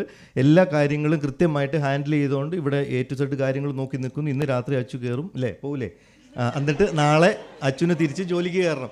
അപ്പോൾ അച്ചുവിനും ഡിപ്പാർട്ട്മെൻറ്റിൻ്റെ പേരിലുള്ള എല്ലാ നന്ദിയും അറിയിക്കുകയാണ്. മറ്റൊന്ന് സ്റ്റുഡൻറ്റ് അസോസിയേഷൻ സെക്രട്ടറിയാണ് അഭിനവ്. നിങ്ങൾക്കറിയാം, അവനെ തന്നെ വിളിക്കുന്ന ഒരു ഇൻവെർട്ടർ എന്നാണ്. പക്ഷേ അവൻ ഇൻവെർട്ടറൊന്നും അല്ല, ഇൻട്രോവേർട്ടൊന്നും അല്ല. എല്ലാ കാര്യങ്ങളും നമ്മൾ A to Z കാര്യങ്ങൾ പ്ലാനിങ്, എക്സിക്യൂഷൻ എല്ലാത്തിലും വളരെ കൃത്യമായി മെറ്റിക്കുലസ്ലി ഇൻവോൾവ് ചെയ്യുന്ന ഒരാളാണ് അഭിനവ്. എനിക്ക് തോന്നുന്നു നിങ്ങൾ കുട്ടികൾ തിരഞ്ഞെടുത്ത നിങ്ങളുടെ association secretary he's the right person. Okay, അപ്പോൾ അതുകൊണ്ട് തന്നെ ഡിപ്പാർട്ട്മെൻറ്റിൻ്റെ പേരിലും കോളേജിൻ്റെ പേരിലുള്ള എല്ലാ അഭിനന്ദനങ്ങളും അറിയിക്കുകയാണ്. മറ്റൊന്ന്, ഈ സെമിനാറിനൊരു കേന്ദ്ര കമ്മിറ്റി ഉണ്ടായിരുന്നു, ഒരു സെൻട്രൽ കമ്മിറ്റി ഉണ്ടായിരുന്നു. എനിക്ക് തോന്നുന്നു നിങ്ങളിൽ പലർക്കും അതറിയില്ല. നമ്മൾ സെമിനാറിൻ്റെ പ്ലാനിങ് തുടങ്ങിയ സമയം മുതലുള്ളതാണ്. 6 അധ്യാപകരും 4 വിദ്യാർത്ഥികളും അടങ്ങുന്ന ഒരു ടീമാണ് അത്. 6 അധ്യാപകർ, ഡിപ്പാർട്ട്മെൻറ്റൽ ടീച്ചേഴ്സും, പിന്നെ 3 PG 2nd ഇയറിലുള്ള നിലീന, സഞ്ജന, റിദിൻ, ഈ 3 പേരാണ്. പിന്നെ അതുപോലെ അഭിനവ് സെൻട്രൽ കമ്മിറ്റിയിലുള്ള ആളുകളാണ്. അപ്പോൾ പലപ്പോഴും നമ്മൾ സഞ്ജനയൊക്കെ ഇന്നലെ ചെറുതായിട്ടൊക്കെ ഒന്ന് കണ്ണീർ വാർക്കുകയൊക്കെ ചെയ്തു. പക്ഷേ അതൊന്നും കുഴപ്പമില്ല. അതൊക്കെ ഒരു പാർട്ട് ആൻഡ് പാർസൽ ഓഫ് ഇങ്ങനത്തെ കാര്യങ്ങൾ അതൊക്കെ സംഭവിക്കും. ബട്ട് എഗെയിൻ അവർക്ക് വളരെ വലിയൊരു കയ്യടി കൊടുക്കണമെന്ന് ഞാൻ നിങ്ങളോട് ആവശ്യപ്പെടുകയാണ്. കാരണം തുടക്കം മുതൽ ഈ ഒരു മൊമെൻ്റ് വരെയുള്ള എല്ലാ കാര്യങ്ങളിലും, പ്രത്യേകിച്ച് നിങ്ങൾക്കറിയാം റിസോഴ്സ് പേഴ്സൺസ് എല്ലാം സെമിനാറിന് പേപ്പേഴ്സ് അയക്കുമ്പോഴും അല്ലെങ്കിൽ പ്രോഗ്രാമിൽ പങ്കെടുക്കുന്ന അല്ലെങ്കിൽ ഗവേഷകരെല്ലാം പേപ്പറുകൾ അയക്കുമ്പോഴും അവരുടെ സംശയങ്ങൾക്കെല്ലാം കോൺടാക്റ്റ് ചെയ്യാനും ഒക്കെ ആയിട്ട് അവർ വിളിക്കുന്നത് ഈ കുട്ടികളാണ്. ഇവരുടെ പേരാണ് നമ്മൾ പോസ്റ്റേഴ്സിലെല്ലാം കൊടുത്തിരുന്നത്.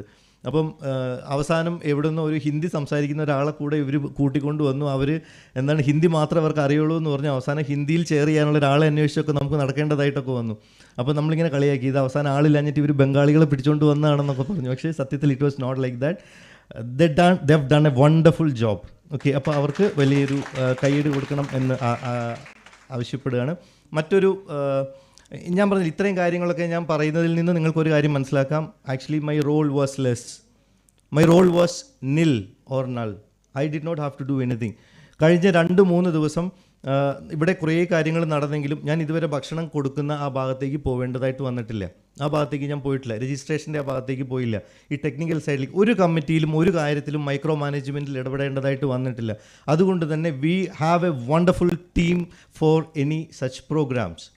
ഓക്കെ, സോ എല്ലാവർക്കും നന്ദി പറയുകയാണ്. കാരണം റിലാക്സ്ഡ് ആയിട്ട്, എനിക്കറിയാം കഴിഞ്ഞ വർഷം നാഷണൽ സെമിനാറിൻ്റെ സമയത്തൊക്കെ രാത്രി 2 മണിക്കൊക്കെയാണ് ഇവിടുന്ന് പോകുന്നത്. പക്ഷേ ഇപ്രാവശ്യം നമ്മളൊരു 7 മണിയൊക്കെ ആയപ്പോഴത്തേക്കും പോയി, രാവിലെ ഒരു 9-9:15 വരുന്നു, പയ്യെ വരുന്നു, AC ഒക്കെ ഓണാക്കുന്നു, കൂളായിട്ട് സമയത്ത് പരിപാടി തുടങ്ങുന്നു. It was like that. That means we are on the track, we are on the right track. Okay, ഇനി മറ്റൊരു നമുക്ക് അക്നോളജ് ചെയ്യാനുള്ള ഒരു ടീം എന്ന് പറയുന്നത് നമ്മുടെ കോളേജിലെ IQAC ടീമാണ്. കോശി സാറാണ് IQAC കോർഡിനേറ്റർ. കോശി സാറിനും അതുപോലെ നമ്മുടെ കോളേജിൻ്റെ IQAC ടീമിനും പ്രത്യേകിച്ച് നന്ദി പറയുകയാണ്. മറ്റൊന്ന് നമ്മളുടെ റിസർച്ച് പ്രൊമോഷൻ കൗൺസിൽ നമ്മുടെ വൺ അമംഗ് ദ കൊളാബറേറ്റേഴ്സാണ് നമ്മുടെ കോളേജിലെ ജോഷി സാറിനും റിസർച്ച് പ്രൊമോഷൻ കൗൺസിലിനും പ്രത്യേകമായിട്ട് നന്ദി പറയുകയാണ്. മറ്റൊന്ന് നമ്മളുടെ മിനിസ്റ്റീരിയൽ സ്റ്റാഫാണ് ജോർജ് ഏട്ടൻ, അതായത് നമ്മുടെ സെക്യൂരിറ്റിയാണ്, ഇലക്ട്രിസിറ്റിയുടെ കാര്യങ്ങളും അതേപോലെ വാട്ടറിൻ്റെ കാര്യങ്ങളും എല്ലാം സമയങ്ങളിൽ നോക്കി കൈകാര്യം ചെയ്ത ഒരാളാണ്. അതുപോലെ തന്നെ ശ്രീദേവ് ചേച്ചി, റീന ചേച്ചി, നമ്മൾ ക്ലീനിങ്ങിൻ്റെ കാര്യത്തിലെല്ലാം നമ്മളെ സഹായിച്ച ആളുകളാണ്. അപ്പോൾ അവർക്ക് പ്രത്യേകമായിട്ട് നന്ദി പറയുകയാണ്. മറ്റൊന്ന് സനൂപ് സാറാണ്, ടൂറിസം ഡിപ്പാർട്ട്മെൻറ്റിലെ അധ്യാപകനാണ്. നിങ്ങൾക്കറിയാം അദ്ദേഹം നമുക്ക് അക്കോമഡേഷൻ്റെ കാര്യങ്ങളെല്ലാം കൈകാര്യം ചെയ്തിരിക്കുക. വയനാട് ജില്ലയിൽ തന്നെ ഏറ്റവും മികച്ച അക്കോമഡേഷൻ ഏറ്റവും ചുരുങ്ങിയ ചെലവിൽ നമുക്ക് സാറ് കൈകാര്യം ചെയ്തു തന്നു. അപ്പോൾ സാറിനും പ്രത്യേകം നന്ദി പറയുകയാണ്. മറ്റൊന്ന് വിനോദ് ചേട്ടനാണ്, മയുക ട്രാവൽസ്, നമ്മളുടെ ട്രാൻസ്പോർട്ടേഷൻ കാര്യങ്ങളെല്ലാം ശോഭിൻ സാറിനൊപ്പം നിന്നുകൊണ്ട് ഇപ്പോൾ ഗസ്റ്റുമായിട്ട് ഒരു ടീം പോയിരിക്കുകയാണ് അവരെ കൊണ്ടുവിടാനൊക്കെ ആയിട്ട്. അപ്പോൾ അതെല്ലാം വിനോദേട്ടനും അല്ലെങ്കിൽ അവരുടെ ട്രാവൽസാണ് ചെയ്യുന്നത്, അവർക്കും നന്ദി പറയുന്നു. മറ്റൊന്ന് സാവിയോ ചേട്ടനാണ്, നമ്മുടെ ക്യാൻറ്റീനിലെ ഭക്ഷണം 2 ദിവസവും രുചികരമായ ഭക്ഷണം നമുക്ക് എല്ലാവർക്കും വെച്ച് വിളമ്പി തന്ന സാവിയോ ചേട്ടനും ടീമിനും പ്രത്യേകം നന്ദി പറയുകയാണ്. പിന്നെ ഞാൻ പറഞ്ഞു കുട്ടികളുടെ ആരുടെയും പേരെടുത്ത് പറയുന്നില്ല, ഒരു വണ്ടർഫുൾ ടീം നമ്മൾ ഒരുമിച്ച് നിന്നിട്ടാണ് കുറേ കാര്യങ്ങൾ ചെയ്തത്. എനിക്ക് കുറച്ച് കാര്യങ്ങൾ മറ്റു കോളേജിലെ കുട്ടികളൊക്കെ ഉണ്ട് എങ്കിലും എനിക്ക് നമ്മളെ ഒന്ന് പൊക്കി പറയണം, അല്ലെങ്കിൽ എന്താണ് നമ്മൾ ചെയ്തതിൻ്റെ ഒരു മീനിങ് ഒന്ന് മനസ്സിലാക്കിയിരിക്കാൻ 1-2 കാര്യങ്ങൾ പറയാം. ഇതുപോലൊരു പ്രോഗ്രാം ഇതുപോലെ ഗസ്റ്റുകളെ വെച്ചിട്ട് ഇതുപോലെ ഒരു ഫണ്ടിങ് വെച്ചിട്ട് കേരളത്തിലെ ഏതെങ്കിലും ഒരു മീഡിയ ഡിപ്പാർട്ട്മെൻറ്റ് ചെയ്താൽ ലൈഫ് ടൈം സെറ്റിൽമെൻ്റ് ആണ്. അതൊരു ചലഞ്ചായിട്ട് ഞാൻ പറയുകയാണ്. നിങ്ങൾക്കത് ഏറ്റെടുക്കാം. ഇതുപോലെ ഒരു program that means I am saying that you are in the right place, you are in the right institution and you are in the right department. Okay, thank you so much. Thank you, sir. The moment we have all been waiting for. We will now announce the Best Paper Award and distribute the certificates to all participants. Best Paper Presentation. It's my privilege to welcome Ms. Lindsay Joseph, co-convener of this conference, to announce the Best Student and Best Paper Presenter.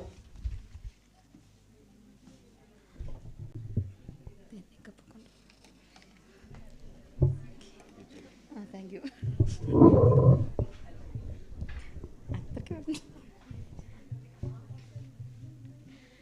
Good afternoon to all. I know it's time up. We have forgotten to tell Dr. Joy your time slot is very less, but he has taken a lot of time to acknowledge each and every person who are present and who are not here, who has supported us from last 2024 March. I think we have started this journey from 2024 March.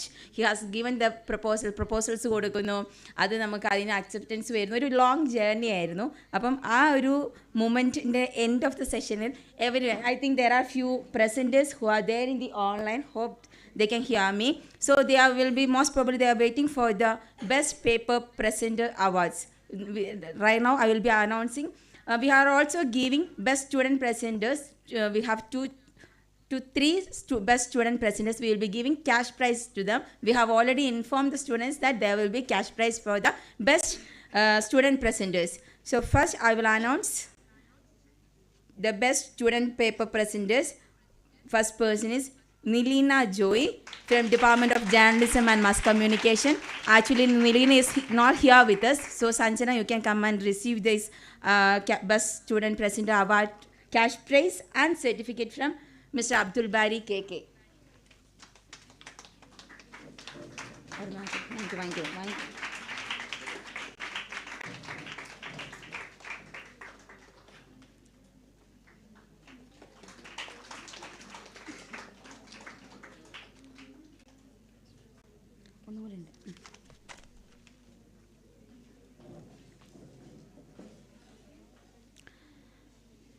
We have one more student presenters. Actually, they have presented a paper on alternative media landscape in India, a study of Dhruv Jadhi's YouTube channel. I now call upon Ms. Samina T.S. and Mr. Rashid P.K. from NMSM Government College, Kalpata.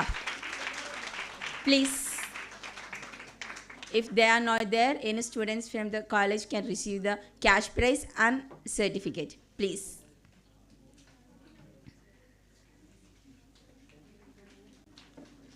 Sir, please.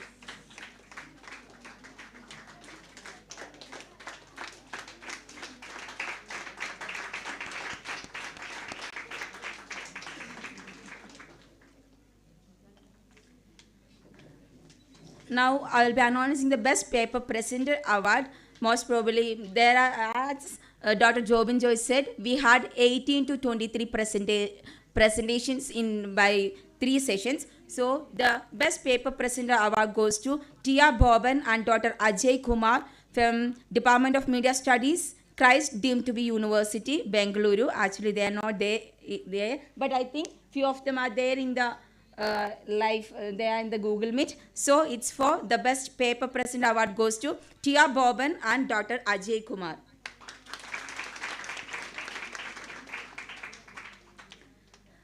Sir പറഞ്ഞതുപോലെ 23-ലധികം paper presentations ആണ് ഇവിടെ ഉണ്ടായിരുന്നത്. അത് 3 സെഷൻസിലായിട്ടായിരുന്നു chair ചെയ്തിട്ടുണ്ടായിരുന്നത്. അപ്പം session chair ചെയ്ത അധ്യാപകർക്കും ഉള്ള സർട്ടിഫിക്കറ്റാണ് ഇവിടെ നമ്മളിപ്പം ഡിസ്ട്രിബ്യൂട്ട് ചെയ്യുക. ഒന്നാമത്തെ ഒരാളെന്ന് പറയുന്നത് ഡോക്ടർ നിമ്മി മരിയ ജോസഫ് ആയിരുന്നു, from assistant professor from the department of journalism and mass communication, Jain University. Unfortunately, she has joined us in online. I hope Dr. Jobin Joy will send her the certificate through post. Next, we had Mr. Shobin Matthew, who chaired the session. So please, I request Dr. Jobin Joy to hand over the certificate.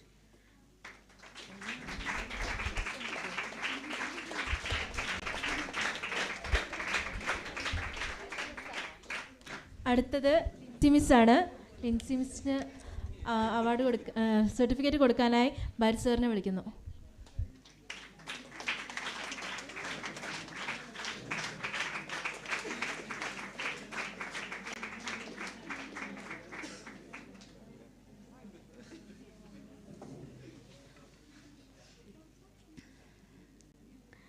Research papers present ചെയ്ത മറ്റ് യൂണിവേഴ്സിറ്റികളിൽ നിന്നുള്ള വിദ്യാർത്ഥികളുണ്ട്, representatives ഉണ്ട്. എനിക്ക് തോന്നുന്നു ഇവിടെ Karthik Raj and Amalesh. Okay, Karthik Raj, Amalesh കാരുണ്യ യൂണിവേഴ്സിറ്റിയിൽ നിന്നുള്ള റിസർച്ച് സ്കോളേഴ്സ് ആണ്. അവരുടെ പേപ്പറിൻ്റെ അവരുടെ സർട്ടിഫിക്കറ്റ് നമ്മളിപ്പം കൊടുക്കുന്നു. ശോഭിൻ സാറിൻ്റെ കയ്യിൽ നിന്നും സർട്ടിഫിക്കറ്റ്സ് വാങ്ങാം.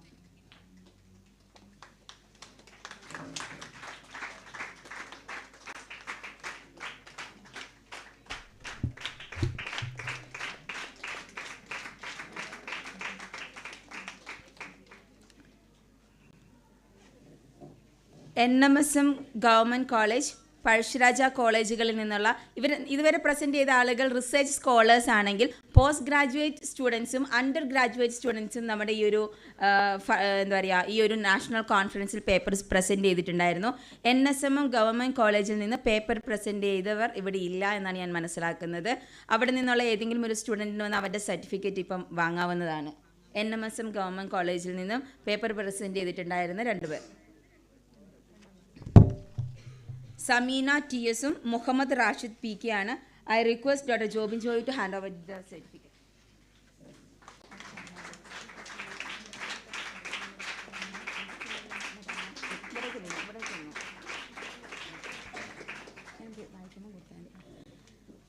പഴശ്ശിരാജ കോളേജിൽ നിന്ന് പേപ്പർ പ്രസൻറ്റ് ചെയ്തവർക്കുള്ള സർട്ടിഫിക്കറ്റ് ഓഫ് പ്രസൻറ്റേഷനാണ് ഇപ്പോൾ നമ്മളിവിടെ കൊടുക്കുക.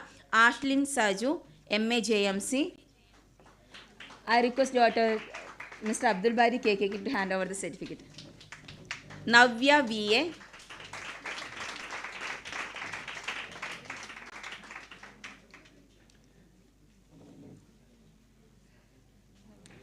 And Navya.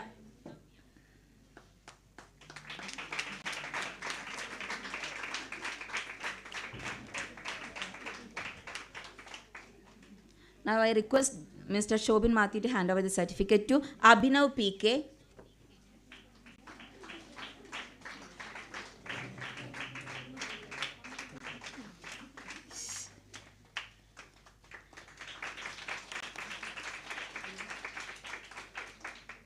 Ridin Raj P.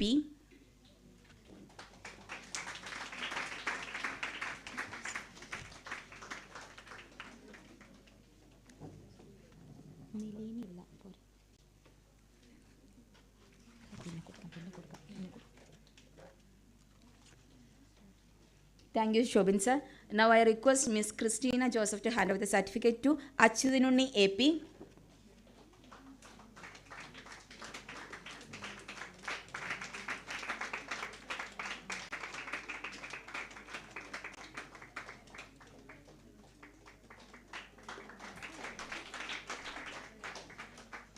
Sister Teresa AC.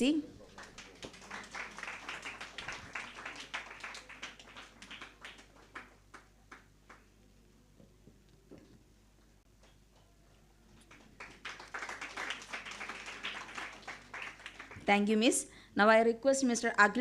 Augustine to hand over the certificate to Anand Manoj.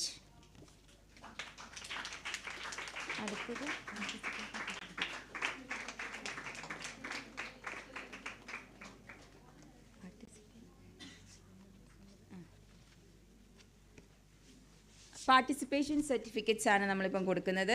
NMSM government കോളേജിൽ നിന്നുള്ള ഏതെങ്കിലും ഒരു സ്റ്റുഡൻറ്റിന് വന്ന് എല്ലാ സർട്ടിഫിക്കറ്റും കൈപ്പറ്റാവുന്നതാണ്.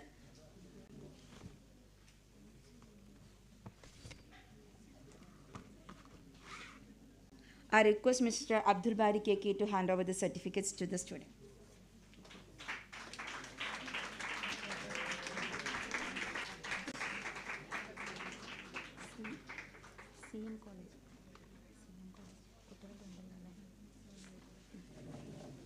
Thank you, sir. Now I request Dr. Jobin Joy to hand over the certificates to the students from CM College. CM College വിദ്യാർത്ഥികൾ please.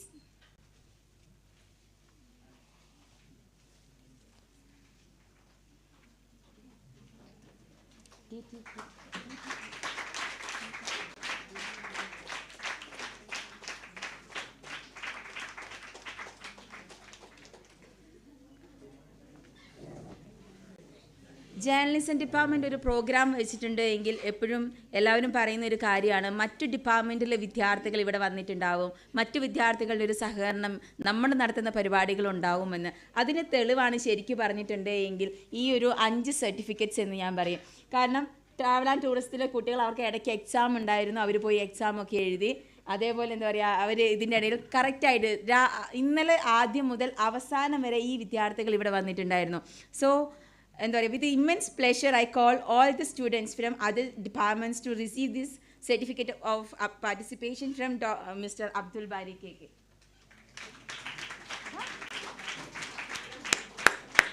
അഞ്ച് പേർക്ക് പോരാ.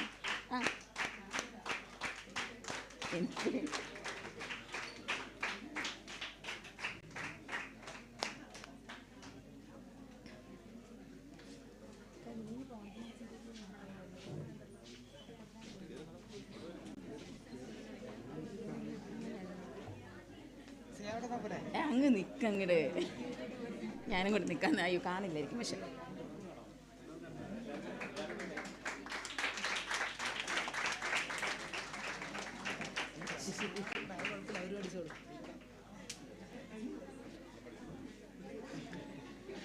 ജോബിൻ സാറ് നേരത്തെ thank you all.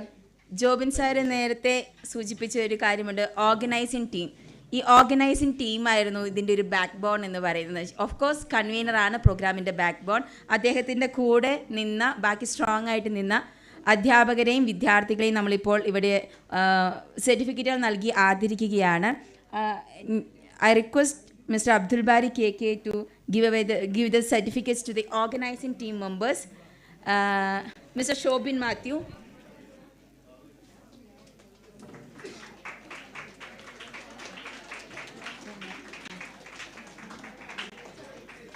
Christina Joseph. Christina Joseph. Riya Krishna. Riya Krishna. Miss Riya Krishna.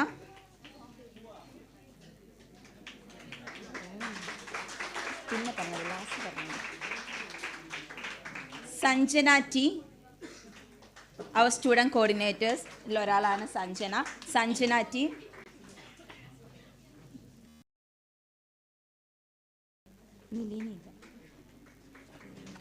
Ridin Raj.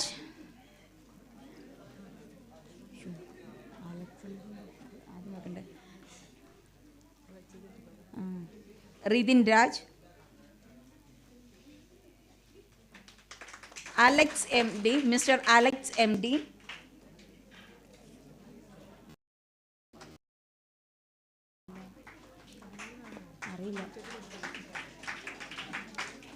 Mr. Achyutan Unni.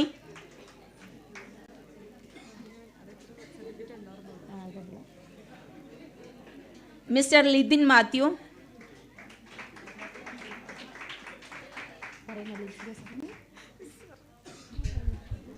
Miss Lindsay Joseph.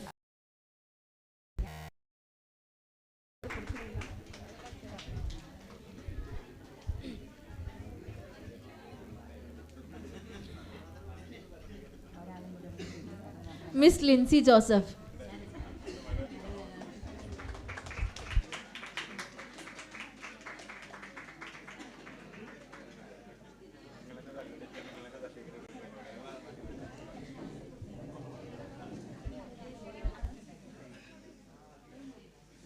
Congratulations to all the participants. Thank you. ഈ ചടങ്ങ് ഔദ്യോഗികമായി അവസാനിപ്പിക്കുന്നതിനായി association secretary mister Abhinav P K കൃതജ്ഞതാ പ്രസംഗത്തിന്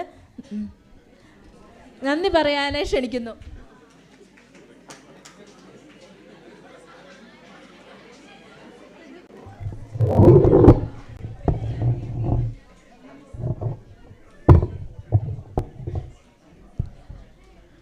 വേദിയിലിരിക്കുന്ന മഹത് വ്യക്തിത്വങ്ങളെ, എൻ്റെ പ്രിയപ്പെട്ട വിദ്യാർത്ഥി സുഹൃത്തുക്കളെ, ഞാനധികം സമയമൊന്നും എടുക്കുന്നില്ല.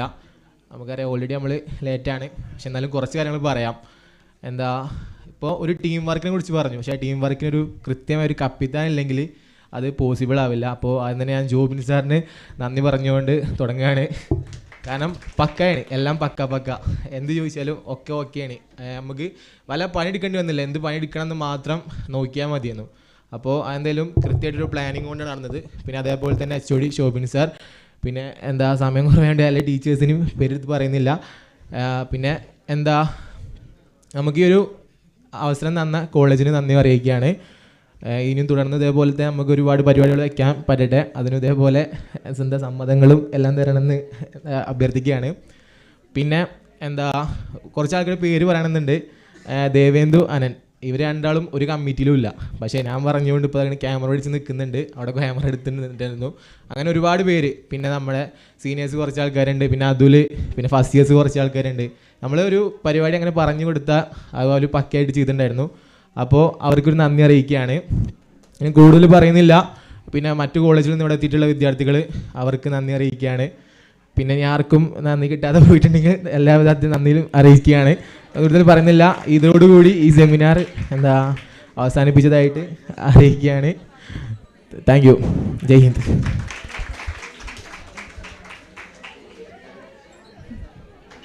Thank you, Anand. Abhinav. Thank you, everyone.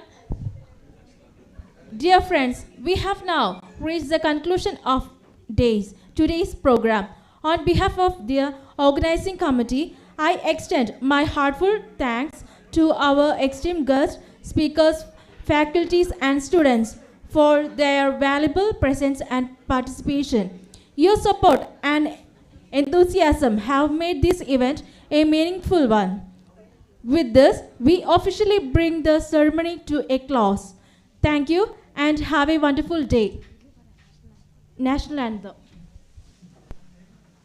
जनगण मन अधिनायक जय हे भारत भाग्य विधाता पंजाब सिंध गुजरात मराठा द्राविड उत्कल बंगा विंध्य हिमाचल यमुना गंगा उच्चल जलधि तरंगा तव शुभ नामे जागे तव शुभ आशीष मागे गाहे तव जय गाथा जन गण मंगलदायक जय हे भारत भाग्य विधाता जय हे जय हे जय हे जय जय जय जय हे